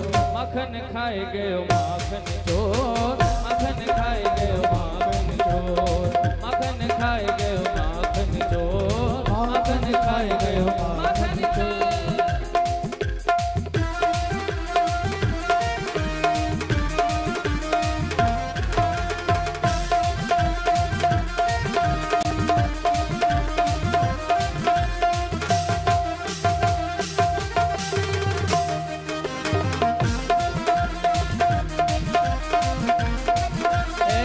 पकड़ो दौड़ो दौड़ो कान्हा भागा जाए, पकड़ो पकड़ो दौड़ो दौड़ो कान्हा भागा जाए। पकड़ो पकड़ो पकड़ो पकड़ो दौड़ो दौड़ो कान्हा भागा जाए, पकड़ो पकड़ो दौड़ो दौड़ो कान्हा भागा जाए। कभी कुछ में कभी कदम पे हाथ नहीं आए, कभी कुछ में कभी कुछ में हाथ नहीं आए। गोकुल की गलियों में मच गयो शोर, गोकुल की गलियों में मच गयो शोर। मखन खाए गयो, मखन खाए गयो, मखन खाए गयो माखन चोर। नटखट नंद किशोर, मखन खाए गयो माखन चोर, मखन खाए गयो माखन चोर, माखन खाए गयो माखन चोर, माखन खाए गयो माखन चोर। छोटी गैया छोटे छोटे ग्वार, छोटी छोटी गैया छोटी छोटी ग्वार। छोटा सा मेरो बोले माखन चोर भगवान की जय हो। जय जय श्री राधे, श्याम जय जय श्री राधे। श्याम। बड़ा विलक्षण हम लोग माखन चोरी लीला की कथा और भजन के माध्यम से सुंदर झांकी के दर्शन किए। भगवान ने ब्रज के माटी को खाकर ब्रज रज की महिमा को बढ़ाए। मैया यशोदा ने पूछा तूने माटी खाई? बोले मैया मैंने माटी नहीं खाई। कहा मुख खोलो। मुख खोलते ही संपूर्ण ब्रह्मांड को अपने मुख में दर्शन करा दिया और स्वयं मैया यशोदा भी अपने आप को कन्हैया के मुख में देखा।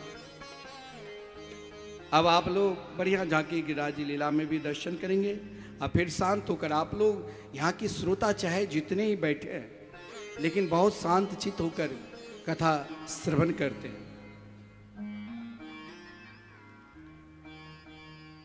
माता यशोदा की तरह अगर आपके हृदय में भी भाव लाना है तो माता यशोदा की तरह बनना पड़ेगा। लड्डू गोपाल तो आजकल सब रखते हैं। एक तो फैशन बना लिया है जो एक फुलडाली में गोपाल जी को रख लिया और आजकल हम लोग वृंदावन में देखते हैं सब गोपाल जी को लेकर चलते हैं। कहीं बाथरूम जाना तो वहीं छोड़ दिया, झूठन पत्तल पर अपने खाते उनको खिलाते हैं। लेकिन वाकई में आप यदि यशोदा बनकर उन गोपाल को रिझाओगे ना तो गोपाल आपको अवश्य दर्शन देंगे। उनको जिसने रिझाया, चाहे माता यशोदा हो और चाहे सूर्यदास हो, सबके निकट आकर वो रिझे, लेकिन भाव होना चाहिए। आदरणीय श्रीमान सुखदेव जी महाराज एक दिन के भाव महाराज परीक्षित के ऊपर कृपा करके मैया यशोदा के भाव को बता रहे हैं।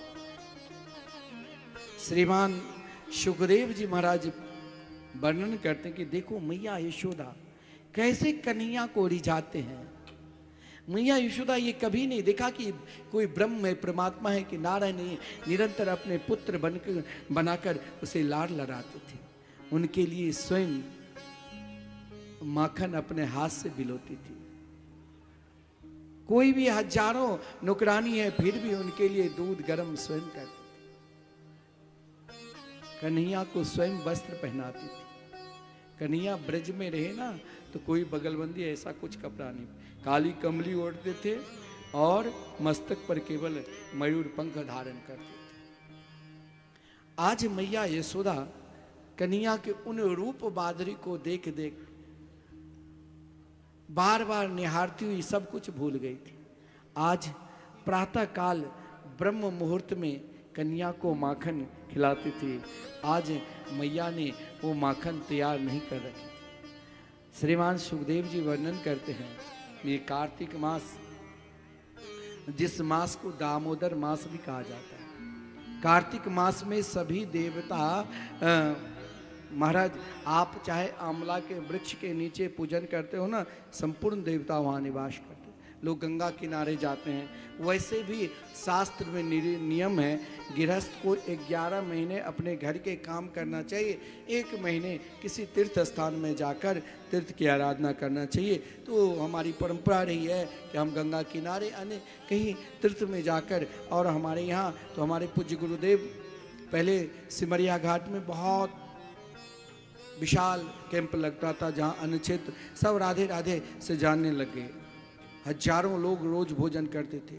फिर वहाँ व्यवस्था देखकर वो महाराज एक विलक्षण संत है, अब वृंदावन में कल्पवास कराते हैं। हजारों लोग वहाँ पर पहुँचते हैं। इस बार प्रथम बार प्रारंभ किए थे कार्तिक मास में, तो कम से कम 150-200 पहुँच गया, और भोजन तो हजारों लोग रोज करते हैं। अब की बार जो नहीं गए, वो कई लोग कुंभ में भी नहीं गए। इस बार कई लोग आश्रम में भी फोन करते हैं कि इस बार हम भी कार्तिक में कल्पवास वृंदावन में करेंगे। उनकी रहने की व्यवस्था 1 मास तक रहे, भोजन करे, नाश्ता करे, एक हॉल में, इसी हॉल में सबके मात्र 7100 संस्था में जमा करने पड़ते हैं, और उनको ब्रज दर्शन सब कुछ 1 मास में कराते हैं। तो कई लोग वहाँ कार्तिक मास में जाते हैं। आज कार्तिक मास के दिन है। मैया यशोदा अपने लाल की सेवा किस भाव से करते हैं, ये भी सुनो। एकदा गृहदासेषु यशोदा नंद गेहिनी कर्मांतर नियुक्तासु निर्ममंथ स्वयं दधी। आज कन्हैया अब मैया के साथ दिन भर खेलते खेलते मैया उनके रूप को देखकर मैया आज भूल गई कि कन्हैया के लिए माखन भिगोना। खेलते खेलते थक गए थे, कन्हैया को पलना में सुला दिया, और मैया की सेवा देखो। कई लोग कहते हैं भगवान की तो पूजा करता हूँ लेकिन मन नहीं लगता, भगवान के भजन करता हूँ नींद आ जाती है, मन नहीं लगता। देखिए एक बात ध्यान देना, भजन करते करते नींद आ जाए तो घबराना नहीं, वो भी भजन ही माना जाता है, क्योंकि आपके चिंतन, आप श्री राम राम राम राम बोलते हुए श्री कृष्ण नाम ले रहे हैं, श्री राधा नाम ले रहे हैं, और नींद आ गई तो भी वो भी भजन ही माना जाता है। लेकिन भजन कैसे करना चाहिए? नहीं कहते हैं मन चंगा तो कठौती में गंगा, ऐसा नहीं। मन को लोग कहते हैं अरे मन नहीं लग रहा है, नहीं कहते भाई घर में भी बहुत दिन रहोगे मन नहीं लगता है, पूजा पाठ करने में मन नहीं लग रहा है। मन का स्वभाव है, मैं बताया कि मन तो निरंतर आपको कहाँ से कहाँ लेकर चला है। मन को रोकने के लिए भगवान के चरणार बिंद में आप अभी कथा में बैठे हो और आप सोचोगे कि आज कई जगह कुमरम है कि उपनयन कुमरम होगा ज़्यादातर। आज महाराज कई लोग मन में सोचते हो आज वहाँ भोज होगा, यहाँ की भोज तो दूसरे तरह की होते हैं। लेकिन मैं ज़्यादा अंदर नहीं जाऊँगा, फिर आप कहोगे कि रोज़ आप बस वही ला देते, इसीलिए मैं बोलूँगा ही नहीं। यहाँ पर महाराज बहुत लोग कहते हैं कि मन नहीं लगता है, मन नहीं लगता है, भगवान की पूजा कैसे करूं, भगवान के भजन कैसे करूं। इसके लिए भजन करने के लिए देखिए मैया यशोदा कन्हैया में कैसे मन लगाकर उनके लिए निरंतर सेवा में तत्पर रहती थी। कहा गया मनसा वाचा कर्मणा, जब तक आप अपने जीवन में कुछ चाहते हो प्राप्त करने के लिए, चाहे धन को, चाहे विद्या को, चाहे प्रभुता को, तो उसके लिए महाराज मन को लगाना पड़ेगा। आज चाहे परमात्मा की प्राप्ति के लिए मन कैसे लगाना चाहिए, तो मनसा वाचा कर्मणा। आज मैया यशोदा प्रातः काल रेशम के वस्त्र पहनकर कानों में बड़े बड़े कुंडल लगाकर, दिव्याति दिव्य अपने बालों में सुंदर सुंदर बेली के पुष्प के गजरा पहनकर ब्रह्म मुहूर्त में सुंदर मटका में दही को मंथन कर रही है, रही चला रही है और कृष्ण के, श्री कृष्ण के लिए गीत गा रही है। मन से आज तक कन्हैया ने जो जो लीला की है उनके चिंतन कर रही है। कैसे पुतना को उद्धार किया, कैसे सक्टाचूर, कैसे तृणावत, उन लीलाओं को याद करिए मन से। मन कैसे, अगर देखिए मन भटकता है तो भगवान के उन लीला की याद करते रहो। मनसा वाचा भगवान के लिए ही गीत गा रही, यानी कीर्तन गा रही थी, और मनसा वाचा कर्मणा माखन बिलो रही है। तीनों भाव लेकर माखन जब बिलो रही है तो उन दही की घरघराहट से आसमान में ऐसे तरंग उत्पन्न होते थे, जो तरंग, वो स्वर ऐसा निकलता था जिस स्वर के शब्द महाराज सरस्वती के शब्द सप्त स्वर से भी ऊपर उठकर मानो मैया यशोदा को धन्यवाद दे रहे हैं। उस समय मैया यशोदा जब मनसा वाचा कर्मणा माखन बिलो रही है ना, तो उनके गोरे गोरे बदन पर, मुखार बिंद पर पसीना को टपकने से महाराज ऐसे शोभा निरख रही थी मानो कोई देवांगना आकर मैया को सुंदर सजा दी हो।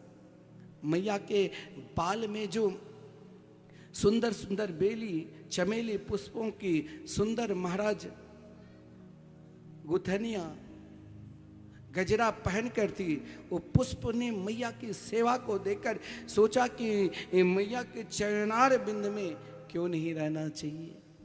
ऐसा भाव, ऐसा तरंग निकल रहा है जिस स्वर से मानो वो जो माखन बिलो रही है, मैया के कानों की कुंडल दही की गड़गड़ाहट से मानो कोई स्वर दे रहा है और ताल सही न दे तो स्वर इधर से उधर भटक जाता है।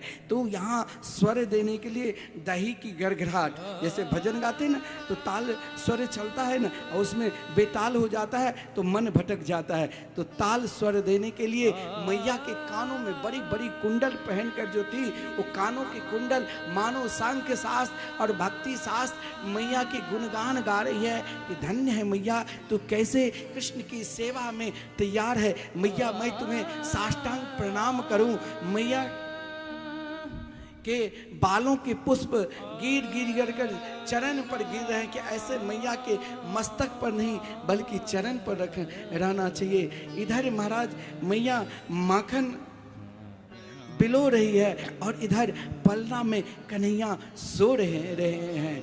कन्हैया जब पलना से मैया के इस भाव को देखा, सोचा मैया तुम जिस प्रकार सेवा कर रही हो मुझे तो बहुत आगे लीला करना है। दौड़ते हुए गया, मैया जो मनसा वाचा कर्मणा कन्हैया के लिए माखन बिलो रही थी, उस रही को कन्हैया ने जो ही पकड़ा, यानी उन तीनों का भाव एक ही कन्हैया का भाव, मनसा वाचा कर्मणा। आप जब प्रभु के चरणार बिंद में समर्पित हो जाओगे तो वहाँ एक ही फल, वहाँ भक्त और भगवान दोनों एक हो जाते हैं। जब दोनों एक हो जाते हैं तो कौन भक्त है कौन भगवान है। कन्हैया ने भी जब रही को पकड़ा, जो रही मैया बिलो रही थी, तुरंत रही को पकड़ते ही मैया की दृष्टि एकमात्र कन्हैया की ओर गई। जो ही कन्हैया की ओर मैया के दृष्टि पड़ी, तुरंत मैया ने कन्हैया को गोद में भर लिया। कन्हैया ने कहा, देख मैया मुझे तो भूख लगी है, मुझे माखन चाहिए। मैया ने कही, मैं तो माखन बिलो रही हूँ।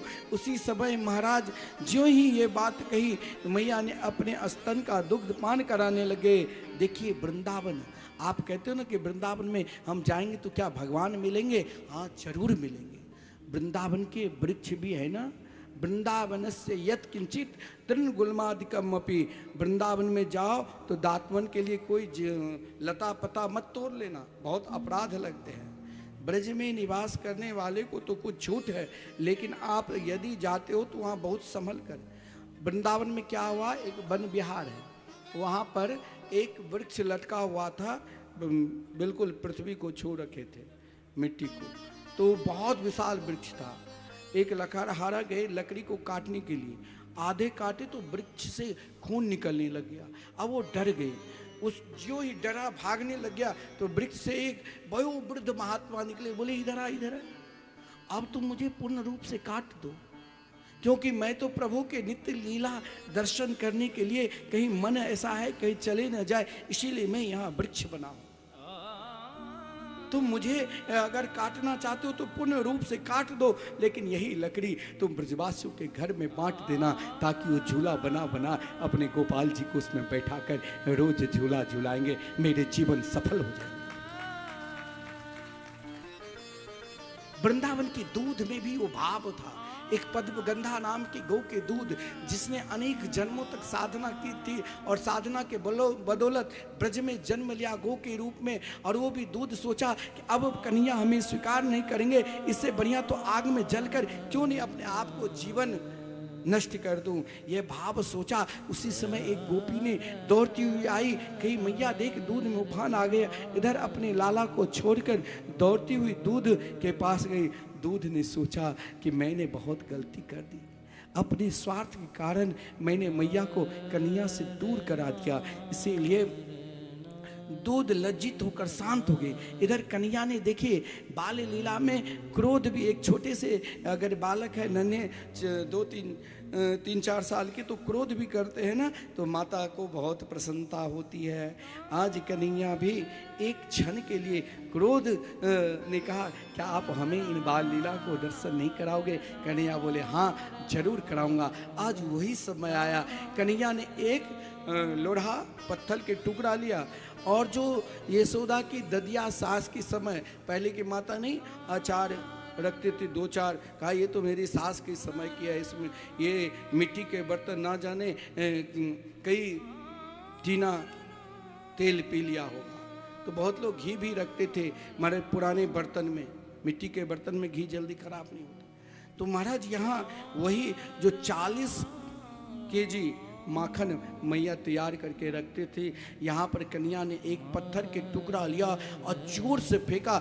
जो ही जोर से फेंका मटकी धड़ाम से फट गए और टूट गए। जो ही मटकी टूटे कन्या जोर से पुकारने लगे बंदरों को, आओ तूने रामा अवतार में बहुत सेवा की, स्वयं ग्वाल वालों को।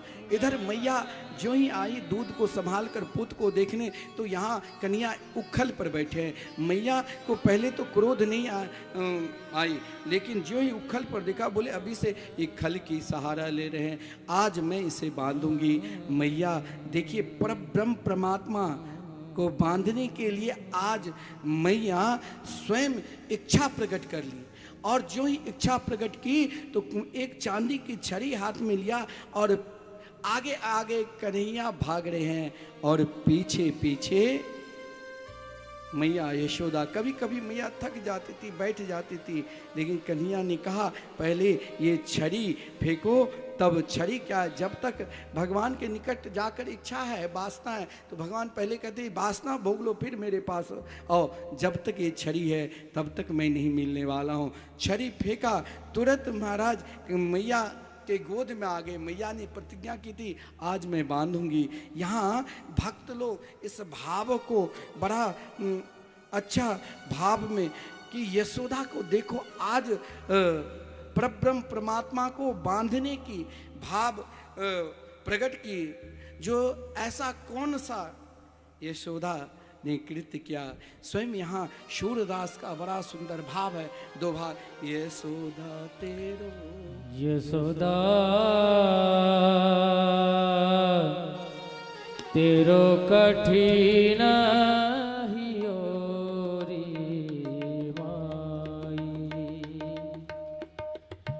यशोदा तेरो कठिन हियो रे माई माई। यशोदा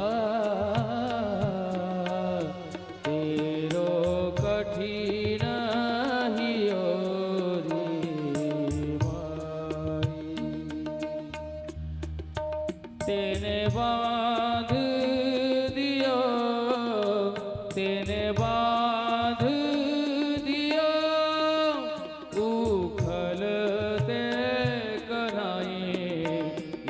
यशोदा तेरो कठिन हियो रे माए यशोदा तेरो कठिन हियो रे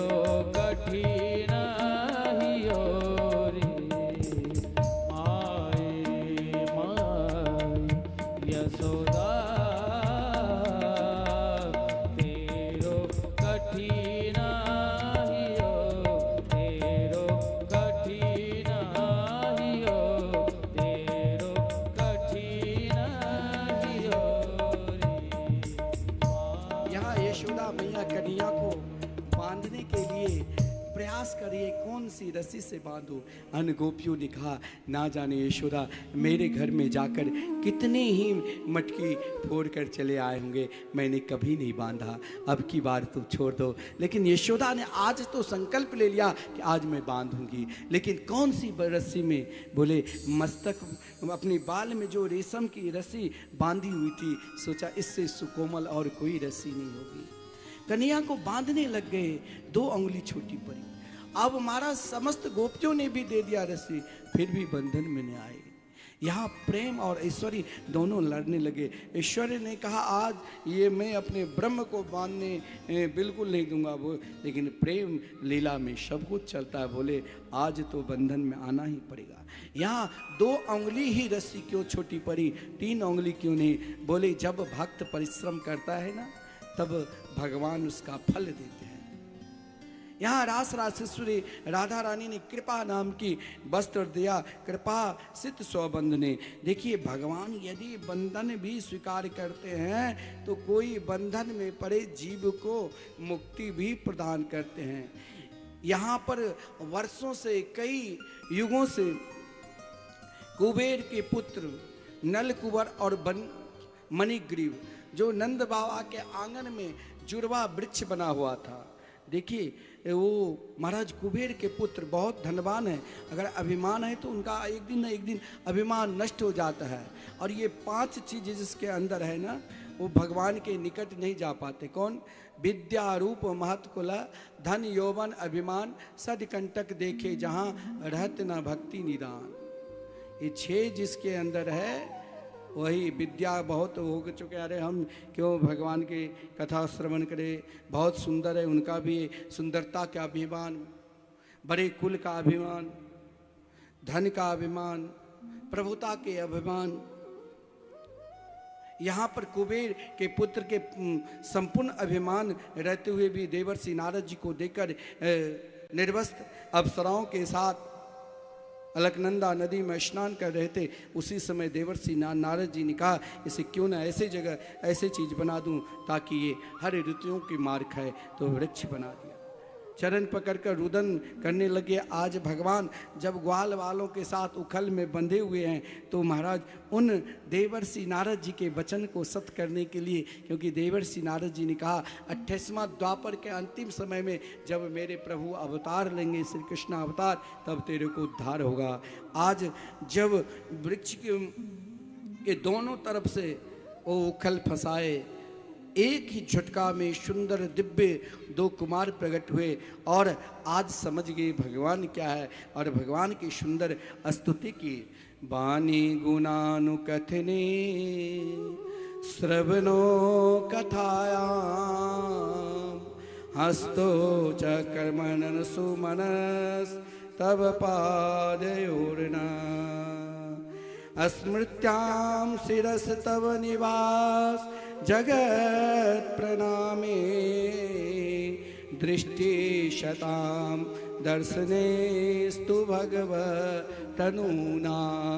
बोले प्रभु जब मैं आपके श्री रूप को देखा तो मेरी वाणी निरंतर आपके गुणगान करते रहे, मेरे नेत्र सदा आपके दर्शन करते रहे, मेरे दोनों कान सदा आपकी मंगलमयी कथा श्रवण करते रहे और मेरे मन सदा आपके जो प्रिय सता महापुरुष साधु संतों के प्रति निष्ठा बने रहे। इस प्रकार स्तुति करके एक रूप से भगवान के लोक गोलोक धाम वृंदावन गए, जहाँ स्निग्ध कंठ और मधु कंठ नाम के 2 सखा बनकर रहे और एक रूप से अपने पिता पुनः कुबेर जी के पास गए।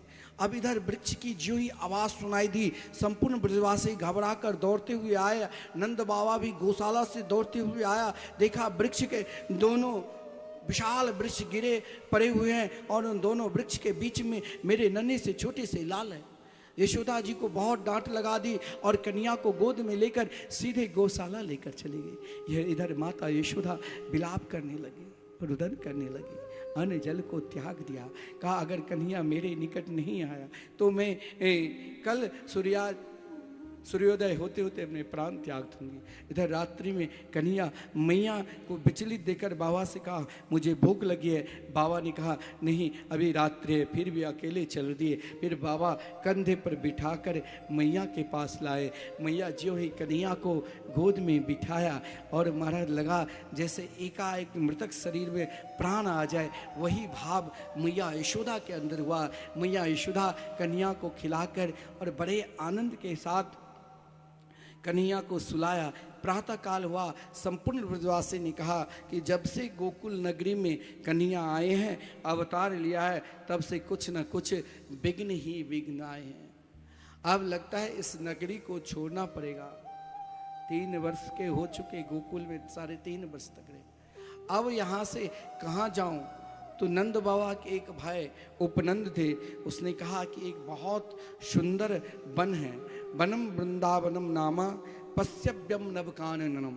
एक सुंदर वन है जहाँ गोप के लिए भी बड़ा प्रिय है, गोपियों के लिए निकट यमुना जी है और गौए के लिए हरी हरी घास है। चलो हम कन्हैया की प्रसन्न, देखिए ब्रजवासियों के हृदय में अपने महल को त्याग कर कहाँ चले? तो वृंदावन, वन की ओर चले। वृंदावन किसे कहते हैं? जहाँ तुलसी की वन हो वही वृंदावन। अरे वृंदावन में ठंड में जाओ तो एक भी तुलसी के पत्र भी नहीं मिलते हैं। वृंदावन क्या है? वृंदाया राधाया क्रीड़ा स्थली जैसा वृंदावन, जहाँ कण कण में श्री जी की वास है, राधा रानी की वास है, वही श्रीधाम वृंदावन है।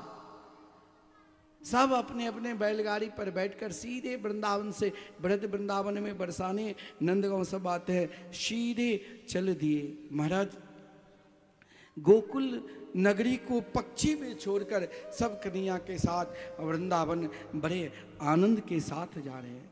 कन्हैया जो ही वृंदावन की ओर जा रहे हैं, इधर महाराज विश्वकर्मा को आदेश दिया, सुंदर एक ग्राम बना, गांव बना, जिस गांव का नाम है नंदग्राम। और महाराज नंदगांव में गोकुल नगरी की तरह ही जहाँ स्वयं भगवान शिव पर्वत के रूप में है, वहाँ एक सुंदर दिव्य चंद्राकार नगरी बना, जिस नगरी का नाम पड़ा नंदग्राम। और इधर महाराज नंद बाबा ने इच्छा आज प्रकट की, क्यों नहीं अपने मित्र वृषभान बाबा से मिलूं। और वृषभान बाबा भी इच्छा प्रकट की, क्यों नहीं अपने मित्र नंद बाबा से मिलूं। जैसे प्रभु श्री राघवेंद्र सरकार जब मिथिला आए ना, तो पुष्पवाटिका में प्रथम मिलन हुए माता जानकी जी के साथ, वैसे ही नंदगांव और बरसाने के बीच में प्रेम सरोवर है और संकेत बट है, जहाँ भगवान ने संकेती भाषा में राधा रानी को इशारा किए। और वहाँ से चलते चलते एक सुंदर वन है, जिस वन के नाम है भांडिर वन। वहाँ पर भगवान ने स्वयं ब्रह्मा जी को आदेश दिया पुरोहित के रूप में, और वहीं पर भगवान राधा रानी के साथ विवाह किए, जो संपूर्ण देवता वहाँ पर साक्षी है। आज भी वहाँ पर भांडिर वन में जिसकी बेटी की शादी नहीं होती है, जिससे संतान नहीं होती है, वहाँ पर अर्जी देने के लिए जाते हैं। आज भी वहाँ ऐसे ऐसे वन हैं जहाँ पर एक से एक भजनानंदी साधु संत भजन करते रहते हैं। और वही भांडिर वन में स्वयं ब्रह्मा जी पुरोहित बनकर आज भी वो सुंदर दिव्य वट वृक्ष है, जहाँ पर विवाह कराए। और महाराज भगवान श्री कृष्ण को स्वयं वृंदावन में तीन, आज भी आप जाओगे तो दर्शन मिलेंगे। क्या? वृंदावन, गोवर्धन और यमुना जी, ये तीनों नित्य है। आप अभी भी जाओगे तो ये तीनों दर्शन होंगे। वृंदावन तो वही वृंदावन है। कलयुग को देखकर महाराज आप सोचोगे कि यहाँ वैसे ही मकान है, वैसे ही घर है, लेकिन आज भी भक्त लोग प्रार्थना करते हैं कि वृंदावन में एक छोटी सी कुटिया बनाओ। लोगों की यही, आज भी लोग परिक्रमा लगाते हैं ना, तो वहाँ ईंट पड़ा रहता है ना, तो 2-3 ईंट को जोड़कर कि हम भी वृंदावन में एक छोटी कुटिया बनाकर बिहारी जी हमें भी बना दे। गिरिराज जी की परिक्रमा लगाते हैं तो वहाँ ईंट पड़ा रहता है, तो वहाँ लोग जोड़ते रहते हैं। हजारों लोग छोटे छोटे घर बनाकर, ताकि एक दिन हमें भी धाम में वास मिले और वृंदावन में एक छोटी सी कुटिया बनी। बड़ा सुंदर भाव है। आज महाराज सरवन जी बोले कि भजन थोड़ा भगवान की लीला है, तो भजन भी हो। तो मैं कहा ठीक है, भजन भी चलता रहेगा और कथा भी। सुना लगे सारा देश वृंदावन कुटिया बनाऊंगी। सुना लगे सारा देश वृंदावन कुटिया बनाऊंगी। सुना लगे सारा देश वृंदावन कुटिया बनाऊंगी। सुना लगे सारा देश वृंदावन कुटिया बनाऊंगी।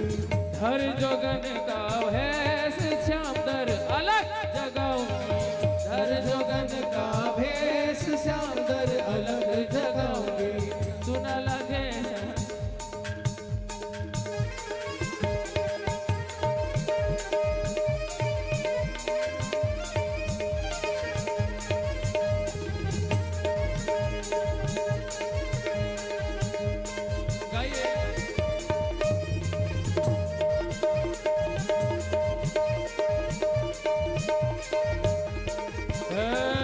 सुना लगे सारा देश वृंदावन कुटिया बनाऊंगी।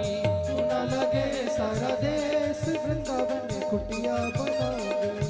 हर जोगन का भेष श्याम दर अलख जगाऊंगी। हर जोगन का भेष श्याम दर अलग जगाऊंगी। मैं गिरिधर की गिरिधर मेरे। मैं गिरधर की गिरधर मेरे। मैं गिरिधर की गिरिधर मेरे। मैं गिरधर की गिरधर मेरे। मेरे जन्म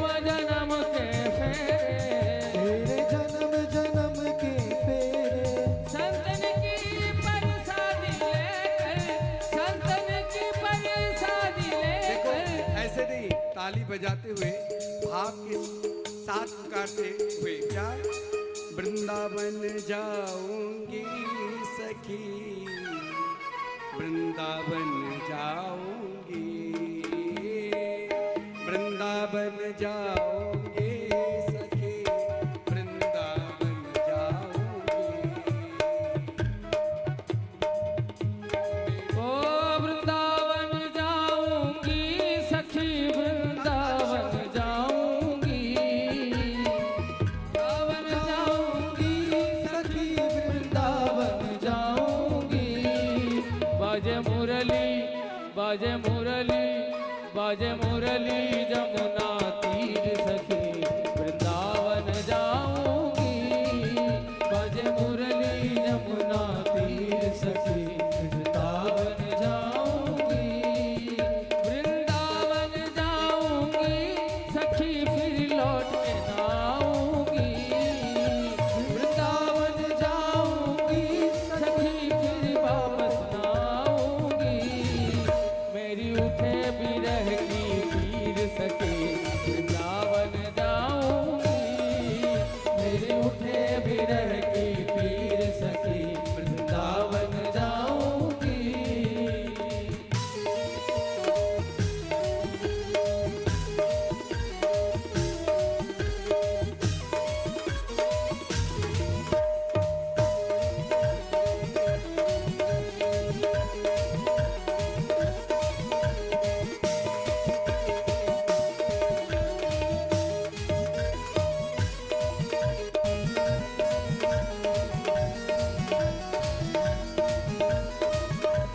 ओ छोड़ दिया मैंने भोजन पानी शाम की याद में।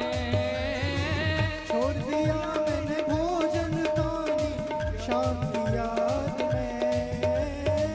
छोड़ दिया मैंने भोजन पानी शाम की याद में। छोड़ दिया मैंने भोजन पानी शाम की याद में। मेरे नैनन, मेरे नैनन, मेरे नैनन बरसे नीर सखी, वृंदावन जाऊंगी। मेरे नैनन बरसे नीर सखी, वृंदावन जाऊंगी। मेरी उठे बिरह की पीर सखी, वृंदावन जाऊंगी। मेरे उठे बिरह की पीर सखी, वृंदावन जाऊंगी। जय हो।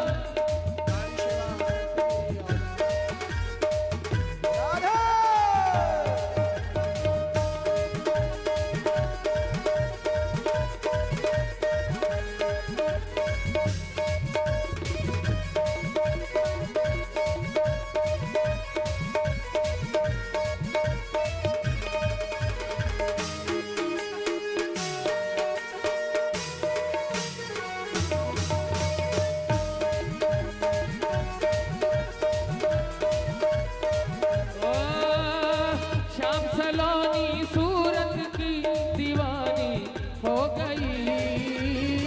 श्याम सलोनी सूरत की दीवानी हो गई। श्याम सलोनी सूरत की दीवानी हो गई। श्याम सलोनी सूरत की दीवानी हो गई।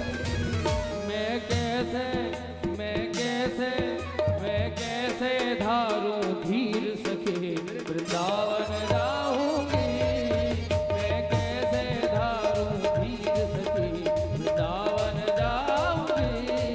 मेरी उठे बिरह की पीर सखी, वृंदावन जाऊंगी।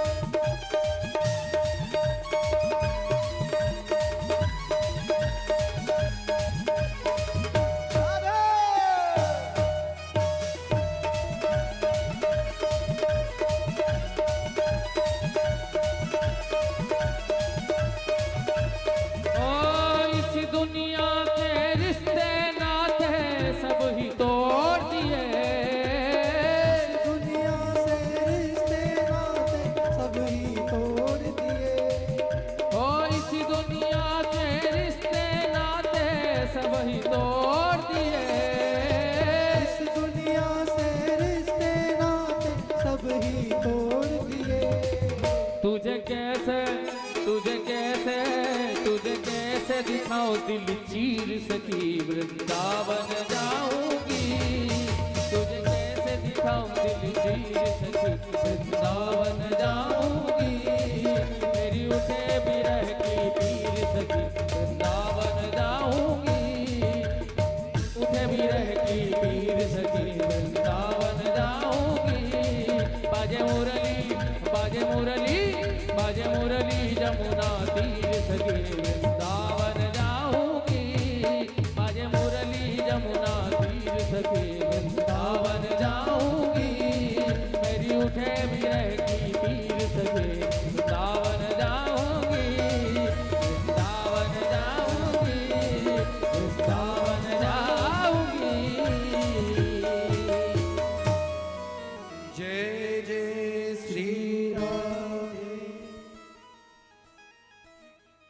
कन्हैया बड़े आनंद के साथ वृंदावन में रहने लगे। वृंदावन में कई लीला किए। आज कन्हैया मैया से कही, मैया मुझे भी गौचारण करने के लिए जाना है। मैया वात्सल प्रेम देखकर कहा बछड़े को पहले ले जाओ साथ में। झुंड के झुंड आज बछड़े कन्हैया ले जा रहे हैं यमुना किनारे पर चराने के लिए। उसी समय एक असुर, जिस असुर का नाम था वत्सासुर, वत्सासुर उन बछड़ों के झुंड में बछड़ा बनकर आकर और जितने भी बछड़े थे उसको मारने लगे। भगवान जान गए कि ये कोई असुर है। कन्हैया ने देखते ही देखते वत्सासुर को उद्धार किया। देखिए वत्सासुर कौन है? वत्सासुर यानी मन के चंचल वृत्ति। ये जो मन है ना, मन की चंचल वृत्ति कब तक है? जब तक आप भगवान के शरण में नहीं गए हैं। मन की चंचलता, नहीं भजन गाते हैं ये मन बड़ा चंचल है कैसे तेरा भजन करूं। ये मन की चंचलता को दूर करना है तो भगवान के शरण में जाओ। भगवान ने वत्सासुर को उद्धार किया। वत्सासुर का उद्धार का अभिप्राय मन की चंचलता को समाप्त किए।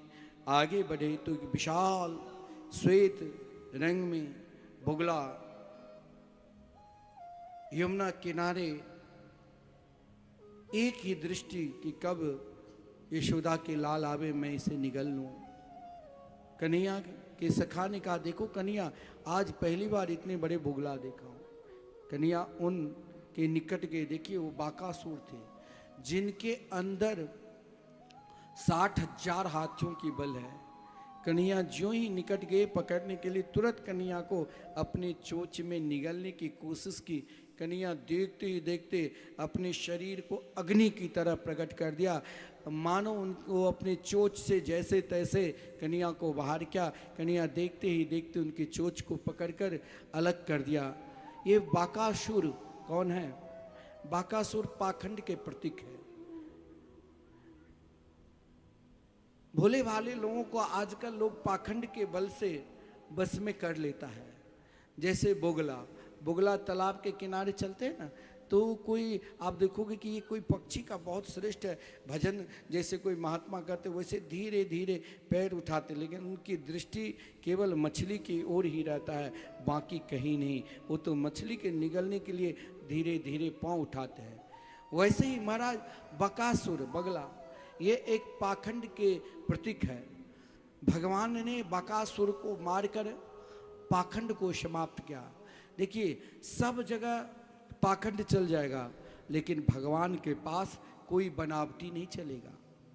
भगवान के पास जाना है एक मास सच्चाई से जाओ, वहाँ दिखावटी बनावटी कुछ है ही नहीं, वहाँ तो केवल सच्चाई प्रेम है। यमुना किनारे आगे बढ़े तो वहाँ पर एक और देखा विशाल अजगर। कन्हैया के ग्वाल वालों ने कहा कि लगता है इस सुंदर वन में कोई विशाल कंदरा हो, इस कंदरा में महाराज प्रवेश करूं। आज भी देखिए जम्मू कश्मीर में ऐसे ऐसे कंदरा है, जंगल है। हमारे प्रधानमंत्री देश की तो ऐसे प्रधानमंत्री होना चाहिए जो महाराज पहलगांव में घूमने गए थे टूरिस्ट, उनके समीप किसी कोई बच्चे हैं उनके समीप उनको पिता को मार दिया, किसी के पति को। लेकिन हमारे प्रधानमंत्री उन दुष्ट दुराचारी आतंकवादी के एक एक ठिकाना को जब सब सो रहे थे, यही तो राष्ट्र के प्रधानमंत्री का कर्तव्य है, जब सब सोए और हमारे राष्ट्र के मुख्य जो है वो जगकर अपने देश की सुरक्षा करे। आज उन सैनिक के बदौलत जहां जहां उन आतंकवादी ने आतंक फैलाया था, आज उन सभी के बदला ले लिया और संपूर्ण देश विदेश के लोग प्रधानमंत्री को धन्यवाद दे रहे हैं कि हम लोग बहुत भाग्यशाली है जो केवल सनातन धर्म को बढ़ाते हुए और अपने राष्ट्र को सर्वोपरि स्थान में प्रधानमंत्री जब से वो महाराज सब कोई अपने पति के लिए रो रही थी, कहा आज महाराज उन योजना को भी वो योजना दिया कि तुम जिसे सिंदूर मिटाए मैं तुम्हें रक्त से मिटा दूंगा। आज वही आतंकवादी रो रहे हैं, किसी के पत्नी किसी के बच्चे। अब पता चलता है किसी को मारने से क्या दुख होता है। आज हम लोग आशीर्वाद दे कि इस राष्ट्र के ऐसे ही प्रधानमंत्री की जरूरत है जो संपूर्ण राष्ट्र को, उसने पूछा कि महाराज उन आतंकवादी ने पूछा हिंदू पूछ पूछ कर, लेकिन आज इस ऑपरेशन में कौन थे? एक मुस्लिम बहन जिसने महाराज देश में ये महाराज उन लोगों ने चाहा कि इस देश में आपस में हिंदू मुस्लिम बट जाए, लेकिन ये भारतवर्ष है, जब कोई देश पर गलत दृष्टि डालते हैं उनको दंड देने के लिए सब एक साथ हो जाते हैं। वो पाकिस्तान के लोग सोचते ही रह गया, वो चैन से सोया कि अब तो महाराज युद्ध करेंगे, प्रधानमंत्री केवल बोलते हैं। लेकिन हमारे देश के प्रधानमंत्री आज तक जो भी बोले हैं वो कर कर दिखाया है जनता को, वो केवल बोलते नहीं हैं। वो तो त्यागी महात्मा हैं। बहुत लोग मजाक उड़ा रहे हैं कि वो तो कहा है झोला लेकर आए, झोला लेकर चल दूंगा। महात्मा को और क्या चाहिए? महात्मा को और कुछ चाहिए नहीं। वो तो परम महात्मा है जो निरंतर राष्ट्र के विकास के लिए, राष्ट्र के उत्थान के लिए और राष्ट्र के हर 140 करोड़ के जनता चैन से रहे, उनके महाराज चैन से रहने के लिए शांति से सोए तो स्वयं जगकर अपने राष्ट्र के उन सैनिक के माध्यम से हम उन सैनिक को भी बार बार नमन करें जो हम सोए हैं, वो जगकर हमारे राष्ट्र की रक्षा करते हैं।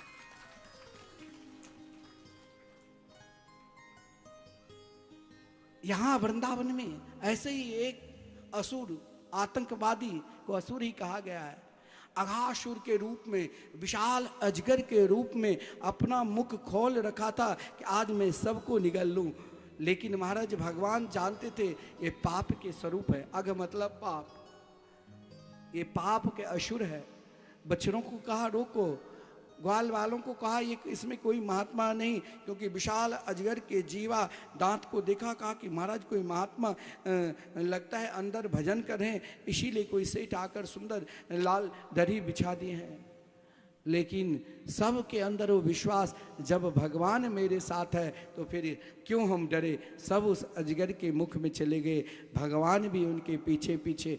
जहाँ भक्त रहते हैं वहीं भगवान, और भगवान देखते ही देखते अघासुर को, देखते ही देखते महाराज अघासुर ने ज्यों ही अपना मुख बंद किया, भगवान अपने स्वरूप को विशाल रूप में धारण कर लिए। और महाराज ज्यों ही विशाल रूप में धारण किए, वो अघासुर को कंठ को फाड़ कर निकल गए। इधर भगवान ने स्वयं अपने बंसी को बजाकर उन ग्वाल वालों को पुनः जागृत कराया। प्रभु मेरे बहुत दयालु है, कृपालु है। अघासुर के मारने के पश्चात सब ग्वाल वाल ने, जैसे वनभोज करते ना, भोज होता है तो वहाँ सब एक साथ बैठते हैं, ये नहीं कौन बड़े कौन छोटे। तो आज सबका हमने अपने अपने घर से जो भी कुछ लाया है हम सब एक जगह बैठकर खाएंगे। यहाँ संपूर्ण देवता ने फूलों की बारिश की, जब अघासुर को उद्धार किया। यहाँ ब्रह्मा भी फूलों की बारिश की। देखिए भगवान की लीला में जब ब्रह्मा भी भ्रमित हो जाते हैं, तो हम आप किस खेत की मूली है। यहाँ पर जो ही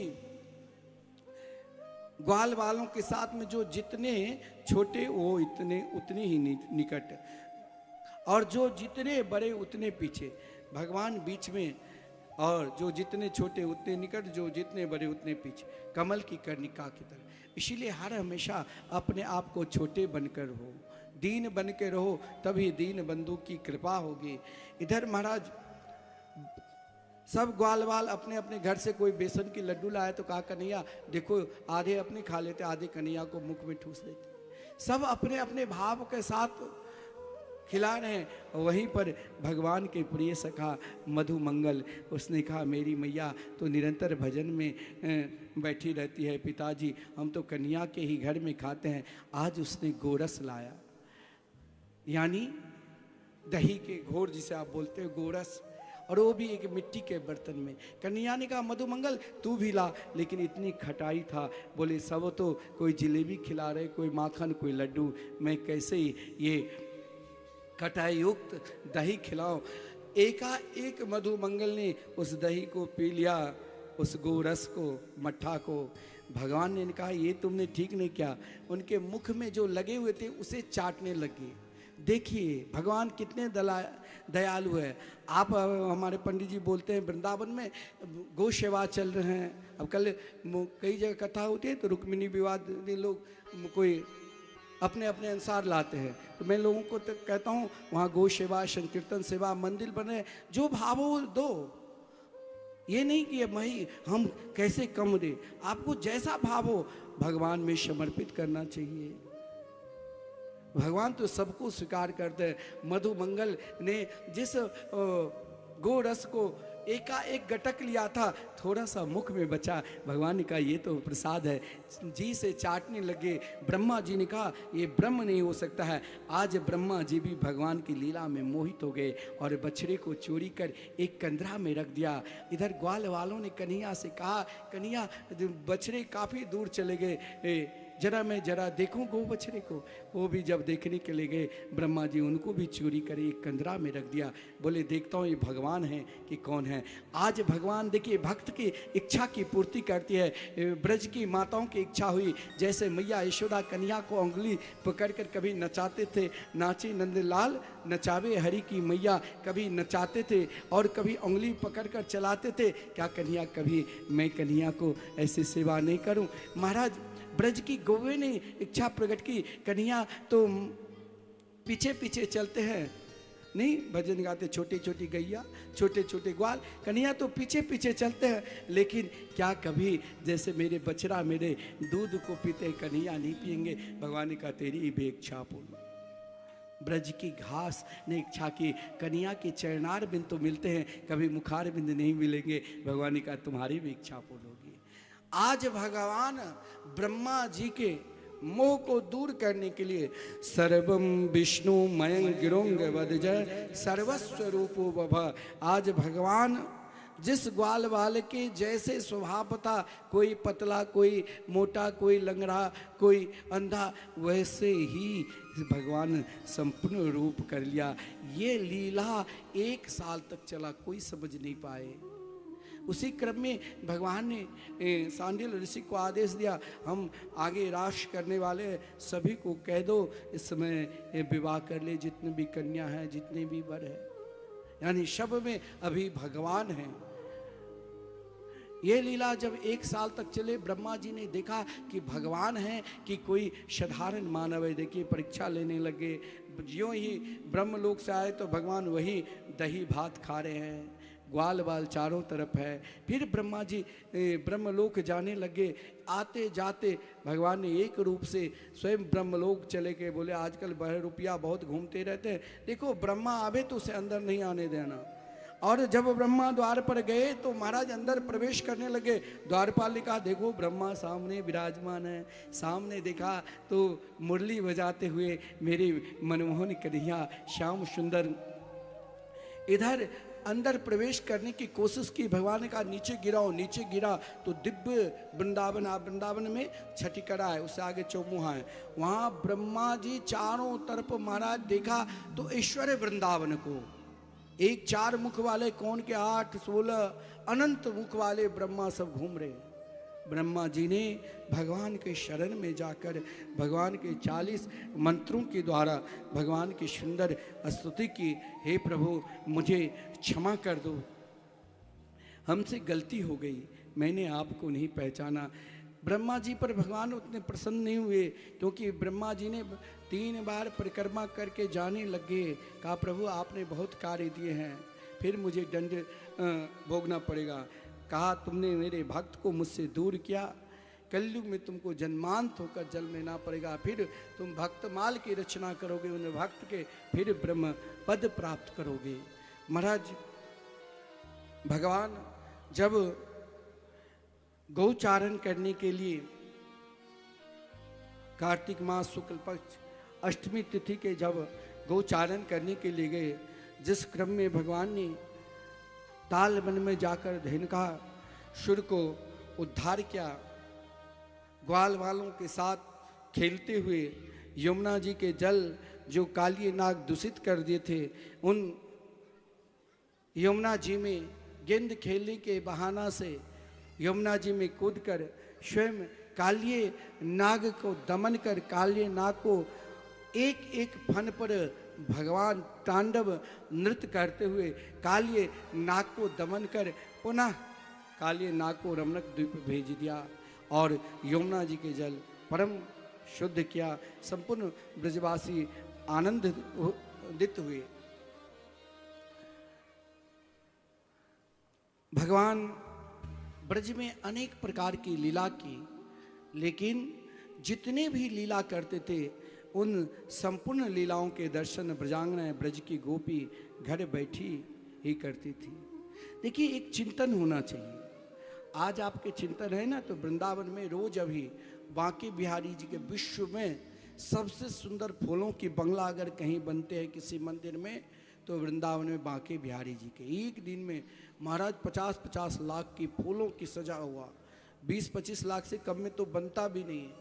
और वहाँ बिहारी जी के सुंदर स्वरूप, आज कौन से बंगला है, भाव में सही में चिंतन है तो स्वरूप को आप देख सकते हैं। ब्रजांगनाएं जब भगवान गौचारण करने के लिए कुमुद वन से गिरिराज गोवर्धन पर्वत पर गौचारण करते थे, उस समय भगवान की शोभा किस प्रकार है, उन शोभा को देखकर ब्रजांगनाएं ब्रज की गोपी स्वयं अपने घर में बैठकर चिंतन कर रही है कि देखो जब भगवान एक वन से दूसरे वन प्रवेश करते हैं, गौ के पीछे पीछे चलते हैं, मस्तक पर सुंदर दिव्याति दिव्य मयूर के पंख है और हाथ में सुंदर बंसी, कभी कभी उस बंसी को अपने अधरा मृत पर बजाते हैं और उनके पीछे पीछे ग्वाल वाल मानो श्री कृष्ण के गीत गाते हुए वृंदा वन में प्रवेश करते हैं। उन गोपियों ने उन रूप को देखकर बार बार कहती है कि अक्षान बताम फल मिदाम परम विदामा, अपने नेत्र को सफल करो।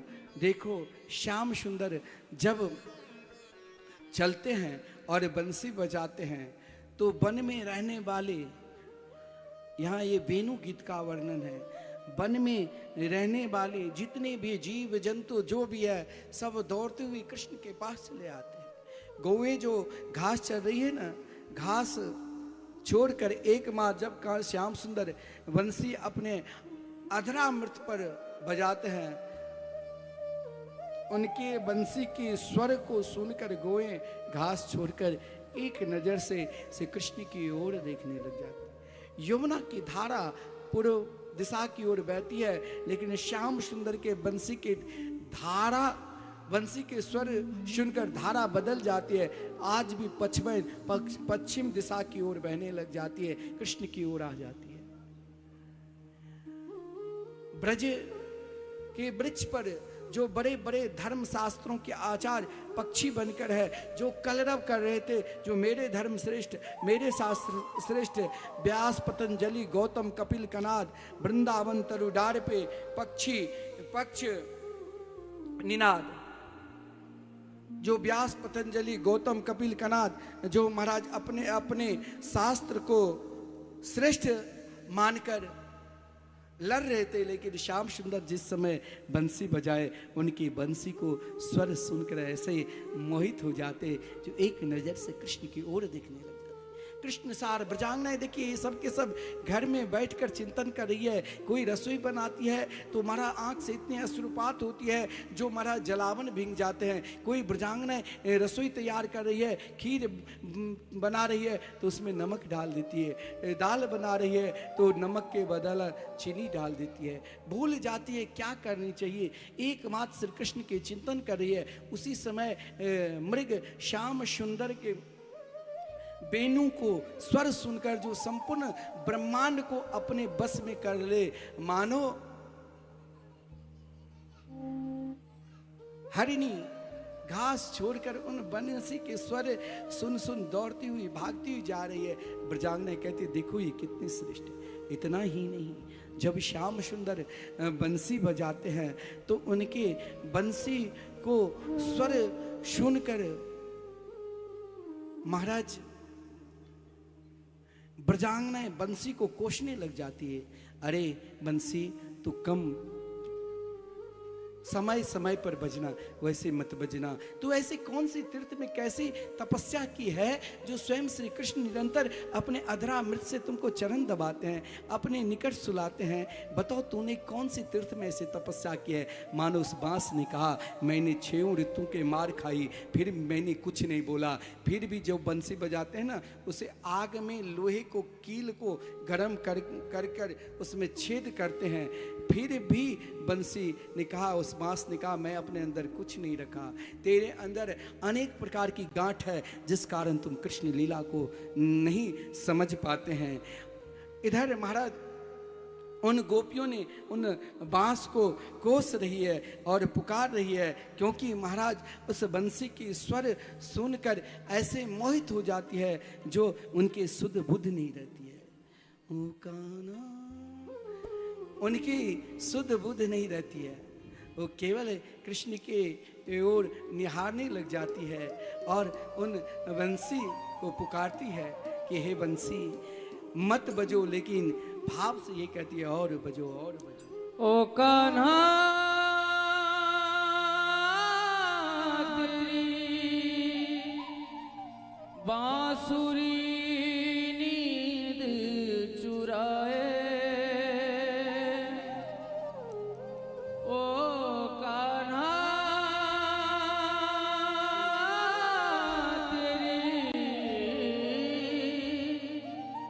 बांसुरी नींद चुराए।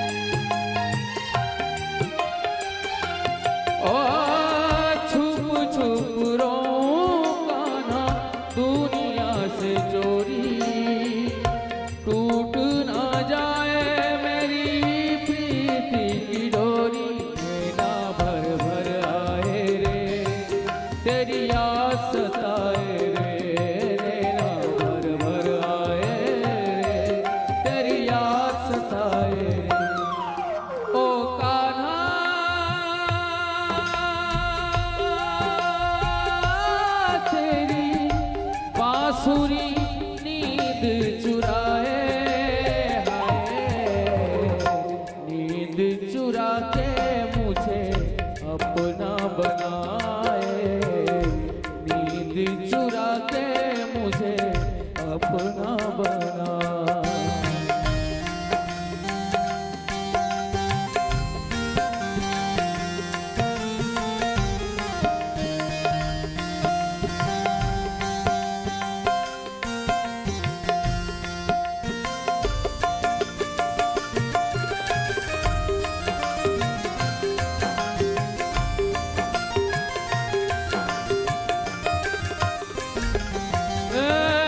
प्रीत लगा के कान्हा बड़ा दुख पाया, एक पल भी मोहे चैन न आया।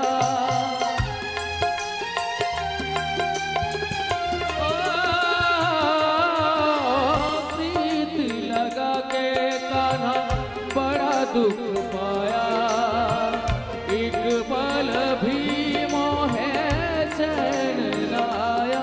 जिया मोरा घबराए रे, एक पल भी चैन न आवे। जिया मोरा घबराए रे, एक पल भी चैन न आवे। ओ कान्हा तेरी बांसुरी नींद चुरावे। ओ कान्हा तेरी बांसुरी नींद चुराए, हाय नींद चुरा के मुझे अपना बनाए, नींद चुरा के मुझे अपना बनाए, नींद चुरा के मुझे अपना बनाए। जय जय श्री राधे। उन गोपियों की चिंतन निरंतर श्री कृष्ण की ओर आहर निशम, एक भी पल एक भी क्षण श्री कृष्ण के बिना नहीं रहने चाहती। आज कन्हैया जब गोचारण करके लौटे, मैया सुंदर सुंदर व्यंजन बना रही। देखिए कुछ ऐसा त्योहार होता है जो बच्चे को पास में नहीं आने देते हैं, कि बच्चे अगर झूठन कर दिया तो कहीं देवता नाराज ना हो जाए। जैसे छठ व्रत करते हैं ना, बच्चे को दूर रखते हैं, कोई छू ना दे। वो चौरचन करते हैं तो बच्चे को दूर रखते हैं, छू ना दे। आज मैया भी, क्योंकि यहाँ ब्रज में एक देवता की पूजा चल रहे थे, किसके वर्षों से, देवराज इंद्र की। देखिए कोई रूढ़िवादी परंपरा है ना, उसे त्यागना भी कोई पाप नहीं है, उसे छोड़ना कोई पाप नहीं है। आजकल देखो, मैं ये बात बार बार कहता हूं, क्यों आप स्वयं गायत्री मंत्र प्रदान करवा रहे हैं, यज्ञोपवीत संस्कार करवा रहे हैं, और अपने बच्चे के लिए एक जीव की हत्या करवा रहे हैं, और उसे हम प्रसन्नता पूर्वक खाते हैं कि प्रसादी है। वो खाने वाले भी नरक लोग जाते हैं। जो एक महाराज यज्ञोपवीत संस्कार में परम पवित्रता के बंधन में बनते हैं, और वहां एक जीव जो निरपराध जीव है उस बकरा को काटते हैं। क्या संस्कार दे रहे हो? यह एक रूढ़िवादी परंपरा है। ये कोई शास्त्री ने झूठ फूस के देवी के नाम लगाते हो। वो कोई आजकल देखते हो कहीं कहीं नदी किनारे भक्ता ऐसे से महाराज वो पाखंड करता रहता है, लोग सोचता है कि अरे इनके ऊपर देवी देवता आ गए। ये देवता इतने सुलभ नहीं है। देवता आते हैं किसी कन्या के ऊपर, जो रजस्वला नहीं हुए उसके ऊपर कोई देवी आती, और वो तो साक्षात देवी है। बहुत लोग कहते हैं भगवती नाराज हो जाएगी। वो भगवती कैसे होगी? वो तो माता है, वो तो सबकी माता है, वो तो वैष्णव देवी है। वैष्णव देवी आप जाते हो ना, वो तो वैष्णवी है, वो तो सबके कल्याण करते हैं। अब बहुत लोगों की परंपरा कि बच्चे को मिट्टी रख देते हैं कि ये उठाओ, अरे अगर उठा दिया तो यहाँ बलि, नहीं उठाओ तो बलि की, ये कुछ ऐसा परंपरा बना रखा है। क्या रूढ़िवादी परंपरा है। इस परंपरा को त्यागना चाहिए। और आज के समय में सनातन धर्मावलंबी वही है, और आप एक ब्रह्मत्व का संस्कार दे रहे हैं। आप देवी माँ को शुद्ध देसी घी का लड्डू बनाओ, वहाँ डलडा मत मिलाओ, वहाँ रिफाइंड में पूरी खिलाते हो, एक तरफ सबको बीमार करोगे। शुद्ध देसी घी का लड्डू बनाकर बांटो, देखो देवी माँ कितने प्रसन्न होते हैं। 56 प्रकार की व्यंजन बनाकर बांटो, देखो कितने प्रसन्न होंगे। हरि नाम संकीर्तन करा दो, देखो आपके लड़के बच्चे कितने उज्जवल उनके भविष्य होगा। ये अपनी जीवा के कारण लोग महीनों से वर्षों से जीवा के आगे बढ़ाने के लिए महाराज हमें तो खाना है, लेकिन भगवान ने इस रूढ़िवादी परंपरा को जब माता यशोदा ने अनेक प्रकार के व्यंजन 56 प्रकार के व्यंजन तैयार कर रही थी, उसी समय भगवान पहुंचा। वो भगवान ने देखा कि भाई देखिए ब्रह्मा के जब अभिमान को दूर कहे कि तो इंद्र के ये अभिमान हो गया कि मैं भगवान हूँ। ब्रजवासी लोग इंद्र के पूजा के लिए सारी तैयारी कर रखे थे। भगवान ने कहा इंद्र भगवान ने केवल हाथ के साक्षी देव है, लेकिन आज कैसे इंद्र के पूजा बंद करूं? भगवान, क्योंकि भगवान जानते थे कि हम सबके कोई भी कार्य करो पहले अपने कुल देवता के पूजन करो। कुल देवी के पूजन करते ना। भगवान ने कहा मेरे प्रत्यक्ष देव तो गिरिराज गोवर्धन है। मैया यशोदा के पास गए, मैया आज बोली भी नहीं, रोज राय नोन करके नजर उतारती थी, आज कहती बहुत दूर हो जाओ, जाओ बाबा के पास। कन्या ने कहा ये कौन से देवता आ गए? बाबा के पास गए, कहा बाबा हम भी आपके घर के एक छोटा सा सदस्य है, ये बताओ कि आज कौन से उत्सव है? मैया मुझे अंदर नहीं, रसोई घर में प्रवेश नहीं करने दिया। नंद बाबा ने कहा परजन्यो भगवान इंद्रो मेघस्तस्यात्म मूर्तय ते भी वर्षन्ति भूतानां प्रीणनम जीवनम पया। नंद बाबा ने कन्हैया से कहा ये वर्षों हमारी परंपरा है, जैसे हम लोग नहीं बोलते हमारी परंपरा, और जिस परंपरा के कारण हम लोग हर वर्ष इंद्र की पूजा करते हैं, जिस कारण बारिश होते हैं, बारिश से फसल होता है और वर्षों हम सब पानी के आनंद लेते हैं, पशु पानी पीते हैं। बस भगवान ने कहा यही। आज भगवान ने सोचा हमारे प्रत्यक्ष देव तो गिरिराज गोवर्धन है, जहाँ गिरिराज स्वयं भगवान के स्वरूप है। लाखों लोग, अभी आप जाओगे ना तो एक जगह परिक्रमा मार्ग खाली नहीं मिलेंगे। जिस उद्देश्य से लोग गिरिराज जी के सानिध्य में जाते हैं, इस कलयुग में प्रत्यक्ष देव है, जिस उद्देश्य से दर्शन करने के लिए और परिक्रमा लगाते हैं, गिरिराज जी उनकी इच्छा अवश्य पूर्ति करते हैं। भगवान ने बाबा से कहा बाबा एक बार निवेदन करूं, इस बार इंद्र के पूजा छोड़कर और हमारे जो प्रत्यक्ष देव है, जिनकी कृपा से हम ब्रजवासी सुरक्षित है, जिनकी कृपा से बरसों पानी सुरक्षित है, एक बार पूजन कर लो। बाबा ने कहा तुम्हारे देवता की पूजा पद्धति तो मुझे कुछ मालूम नहीं है, कैसे करूं? भगवान ने कहा वो बहुत दयालु है, जो व्यंजन बनाए वही सब कुछ 56 प्रकार के व्यंजन लेकर चलो और बहुत आनंद के साथ। देखिए देवराज इंद्र कभी खाने के लिए आए? बोले नहीं, और बोले मेरे देवता परस अवश्य खाएंगे। मधुमंगल ने कहा अगर तेरे देवता नाराज हो गए तो? बोले वो सब मैं स्वीकार कर लूँगा, आप लोग चिंता मत करो, क्योंकि भगवान एक रूप से गिरिराज जी रूप में है और एक रूप में ग्वाल वालों के साथ है। आप कहेंगे कि भगवान कैसे गिरिराज जी के रूप में है? तो एक बार द्रोणगिरी कठोर तपस्या की तो भगवान ने दर्शन दिया, तो भगवान के समान पुत्र चाहा तो स्वयं भगवान गिरिराज जी के रूप में पुत्र के रूप में आए। और जब एक बार काशी से परम विद्वान पुलस्त्य ऋषि जब गए तो आज द्वादशी तिथि थे, तो उनके यहाँ भोजन ग्रहण किए। तो भोजन के बाद दक्षिणा देने लगे तो कहा हाँ ये पुत्र हमें दे दो। पिता की इच्छा नहीं थी द्रोणगिरी की, फिर भी वो सोचा कहीं श्राप न दे दे, पुत्र दे दिया। लेकिन गिरिराज जी जानते थे ये जहाँ ले जा रहे हैं वहाँ तो मेरे प्रिय भोलेनाथ पहले से विराजमान हैं। तो पुलस्त्य ऋषि से कहा जहाँ आप मुझे रख दोगे वहाँ से मैं एक तिल भर भी आगे नहीं बढ़ूँगा। जब ब्रज क्षेत्र में आए पुलस्त्य ऋषि ने कहा मुझे संध्या वंदन करना है, और ज्यों ही गिरिराज जी को रखा, गिरिराज जी 7 कोस लंबे चौड़े 21 किलोमीटर में हो गए। और पुलस्त्य ऋषि ने कहा चलो, बोले अब हम नहीं जाएंगे। कहा मैं श्राप दे दूंगा, स्वीकार कर लिया कि कलयुग में तिल बराबर रोज आप घटोगे। जिस दिन गिरिराज पर्वत में, उस दिन ये धरातल ही नहीं रहेंगे। यहाँ संपूर्ण ब्रजवासी ने श्री कृष्ण के आदेश मानकर सब गिरिराज जी में बड़े आनंद के साथ जो जो अपने घर में व्यंजन बनाए हैं वही व्यंजन लेकर सब उत्साहपूर्वक गिरिराज जी जा रहे हैं। और वहाँ गिरिराज जी के शव पूजन के लिए तैयार हुए। एक रूप से भगवान पूजक है, दूसरे रूप से पुजारी है। और महाराज ये भी ध्यान देना, यहाँ पर गिरिराज जी को एक गिलास जल नहीं चाहिए। विशाल गिरिराज जी थे तो सब ब्रजवासी थक गए थे, बोले अब की बार तो पूजन करा लो, अगला बार बिल्कुल नहीं आऊँगा। भगवान ने कहा मन से ध्यान करो। गंगा जी को ज्यों ही मन से ध्यान किया तुरंत मानसी गंगा प्रकट हो गए। बोले मानसी गंगा की जय। आज भी आप वृंदावन गिरिराज जी के दर्शन करोगे तो मानसी गंगा के दर्शन मिलेंगे। महाराज संपूर्ण ब्रजवासी के अंदर बहुत प्रसन्नता हुई।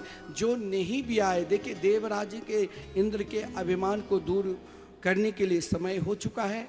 तो प्रसंग तो बड़ा विलक्षण है। देवराज इंद्र शामवर्त को आदेश देते हैं और शामवर्त मानो संपूर्ण ब्रजवासी को चाहते थे कि डुबो कर लाई कर दूं, लेकिन भगवान ने अपनी कनिष्ठा उंगली पर 7 दिन 7 रात्रि तक गिरिराज पर्वत को रखा और संपूर्ण ब्रजवासियों को सुरक्षा दी। देवराज इंद्र भगवान की स्तुति करने के लिए आते हैं। प्रसंग बड़ा विलक्षण है। आइए हम भी भाव के साथ गिरिराज जी मन यहीं रहे लेकिन शरीर यहीं रहे और मन कहाँ पहुँचे गिरिराज जी, और भाव के साथ ताली बजाते हुए गिरिराज जी की परिक्रमा लगावे और फिर हम शिव आरती के दर्शन करेंगे। और कल देखिए, कल बहुत सुंदर प्रसंग है। कल आप स्वयं मयूर नेत्र रास में दर्शन करेंगे, रास लीला की कथा। और कल ठीक इसी समय श्री कृष्ण रुक्मिणी मंगलमय विवाह उत्सव के भी हम सब दर्शन करेंगे। आइए भाव के साथ गिरिराज जी पहुँचे। गिरिवर सो ध्यान लगाए लीजो, अब आवे गोवर्धन को। गिरिवर सो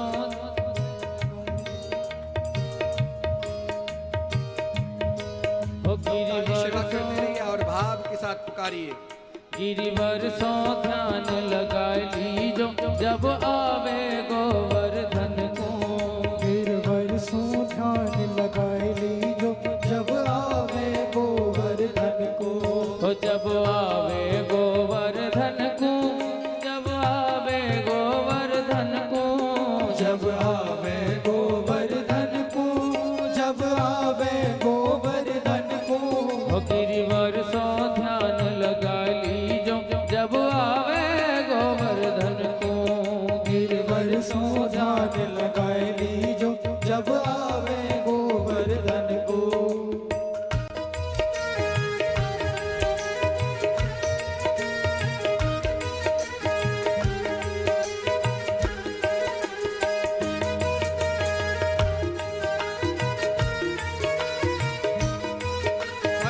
सेवा करते रहिए और भाव के साथ पहुंचिए। ऐसे नहीं सब ताली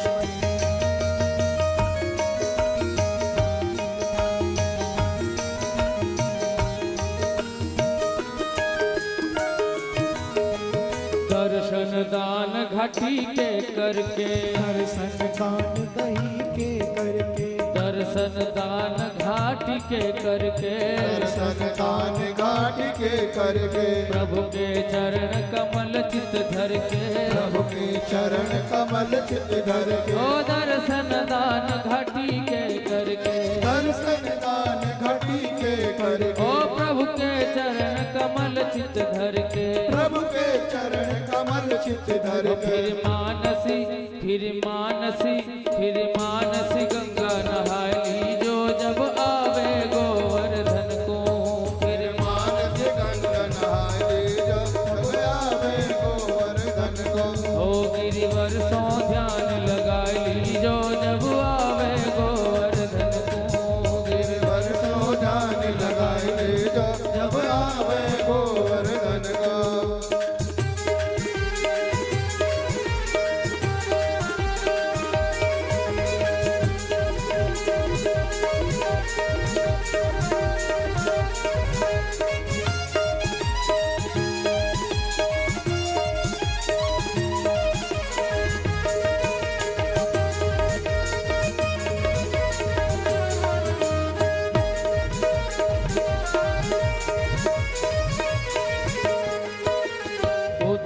कुंड में आचमन कीजे, उद्धव कुंड में उद्धव कुंड आचमन कीजे, उद्धव कुंड आचमन कीजे, दान गौशाला में दीजे, गौशाला में दीजे, अरे उद्धव कुंड आचमन कीजे, उद्धव कुंड आचमन कीजे, दान गौशाला में दीजे, दान गौशाला में दीजे, फिर राधा फिर राधा कुंड में लाएगी जो जब आवे गोवर्धन को, फिर राधा कुंड नहाएगी जो जब आवे गोवर्धन को, गिरिवर तो ध्यान लगाई जो जब आवे गोवर्धन को, गिरिवर सो ध्यान लगाई जो जब आवे गोवर्धन को,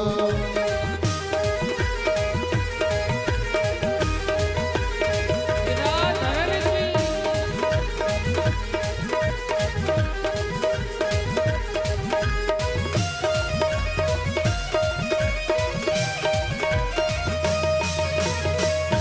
तालियों के साथ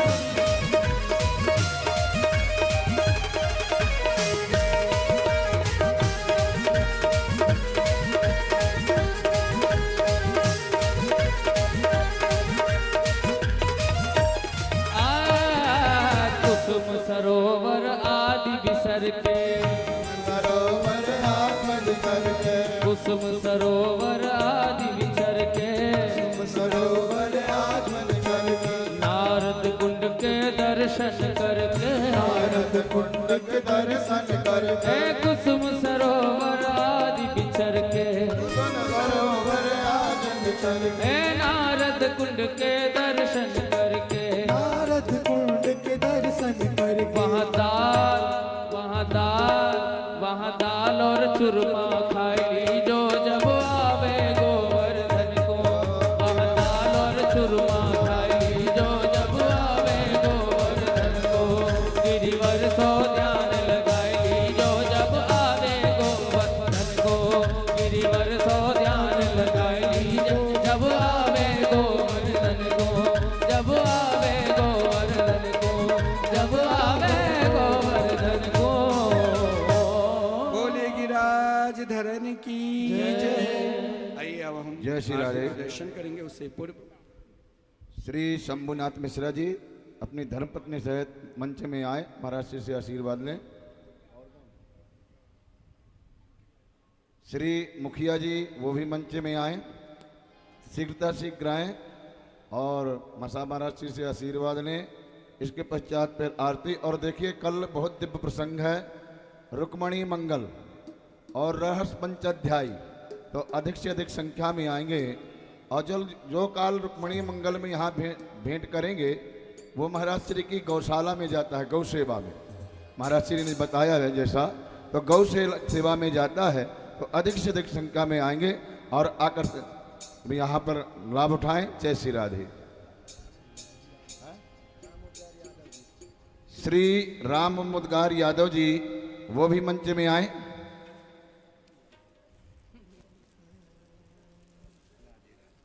भजन गाओ तुम।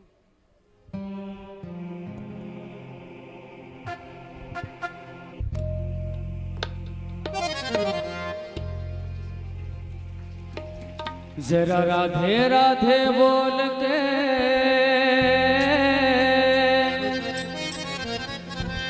देंगे परिक्रमा डोल के, अर्पण करके तन मन धन, चलो न चलो सब गोवर्धन।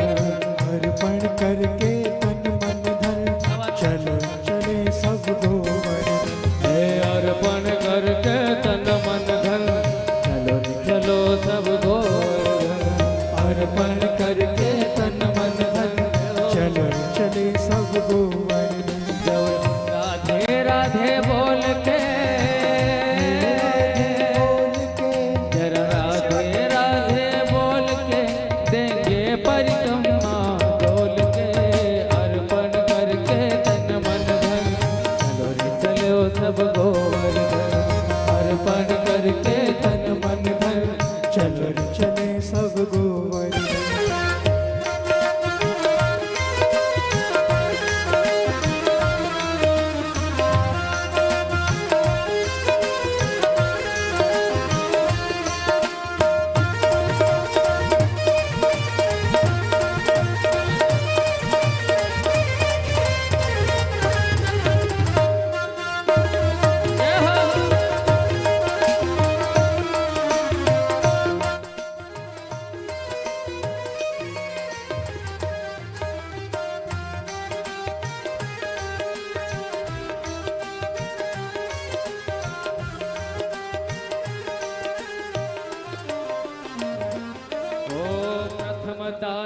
घाटी पे पहुँचे जा, गिरधारी को लेवे शीश नवा, गिरधारी को लेवे शीश नवा।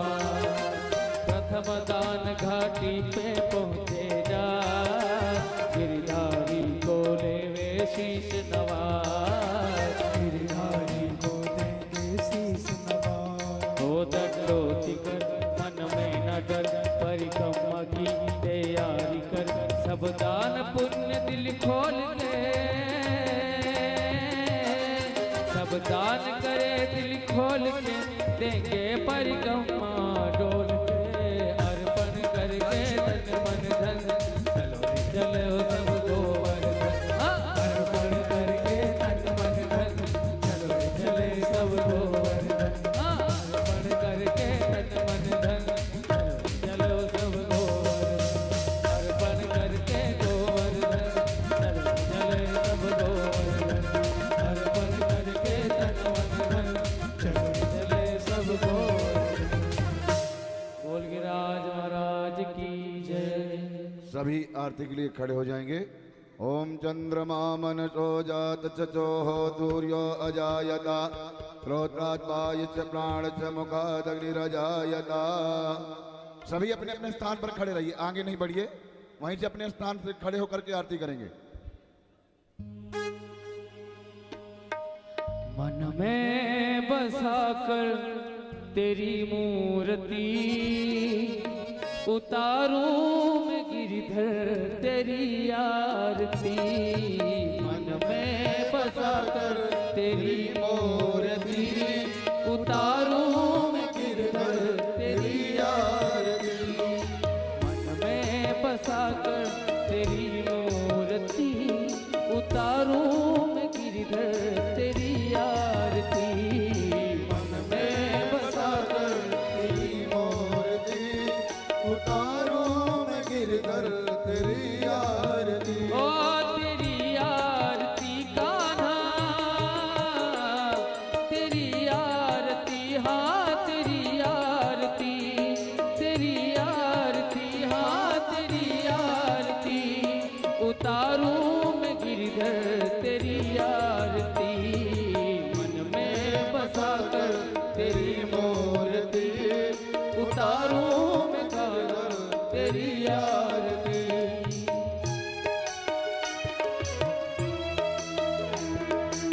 तालियों के साथ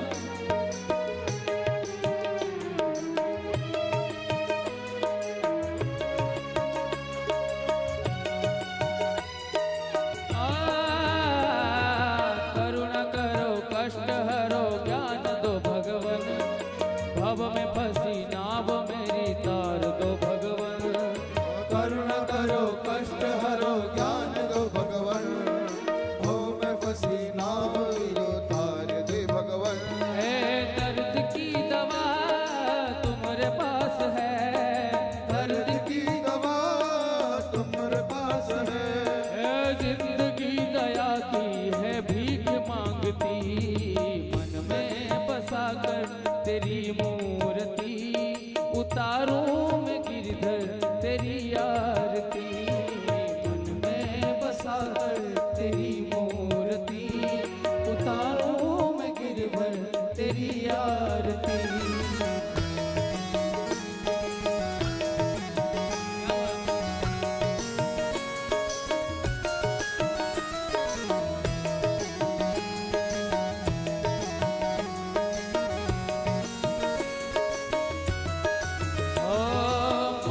तुझसे क्या मैं यही सोचूं भगवन, जिंदगी जब तेरे नाम कर दी अर्पण।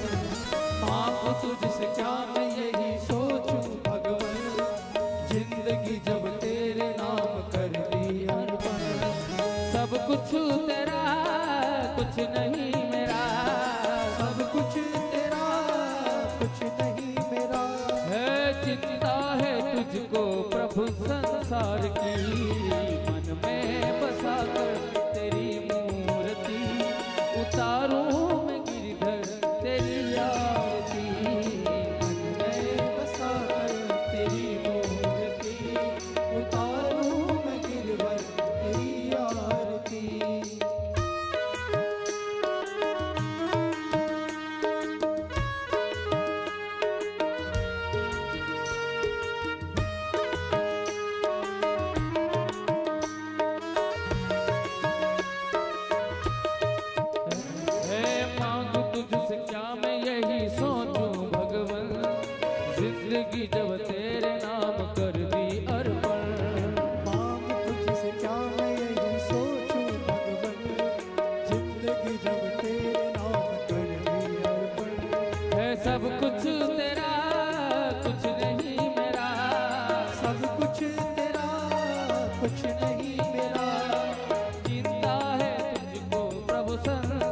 की। मैं बसा कर तेरी मूर्ति उतारूं मैं गिरधर तेरी आरती। मैं बसा कर तेरी मूर्ति उतारूं मैं गिरवर तेरी आरती। हे वेद तेरी महिमा गाए संत करे ध्यान, नारद गुणगान करे छेड़ वीणा तान। वेद तेरी महिमा गाए संत करे ध्यान, नारद गुणगान करे वीरा। हे भक्त तेरे द्वार करते हैं पुकार, भक्त तेरे द्वार करते हैं पुकार। दास व्यास आज तेरी गावे आरती। मन में बसा कर तेरी मूर्ति उतारूं, मन में बसा कर तेरी मूर्ति उतारूं मैं गिरधर तेरी आरती। उतारूं मैं गिरधर तेरी आरती। कर्पूर गौरम करुणावतार संसार सारम भुजगेन्द्रहार, सदा वसंतम हृदयारविंदे भावं भवानी सहितं नमामि। त्वमेव माता च पिता त्वमेव, त्वमेव बन्धो सदगा त्वमेव, त्वमेव विद्या द्रविडं त्वमेव, त्वमेव सर्वं मम देवदेव। अच्युतं केशवं रामनारायणं कृष्ण दामोदरं वासुदेवं हरिं श्रीधरं माधवं गोपिकावल्लभं जानकीनायकं रामचन्द्रं भजे। मङ्गलं भगवान् विष्णु मङ्गलं गरुडध्वज मङ्गलं पुण्डरीकाक्ष मङ्गलाय तनो हरि। सर्वमङ्गलमाङ्गल्ये शिवे सर्वार्थसाधिके शरण्ये त्र्यम्बके गौरी नारायणी नमोस्तुते। नारायणी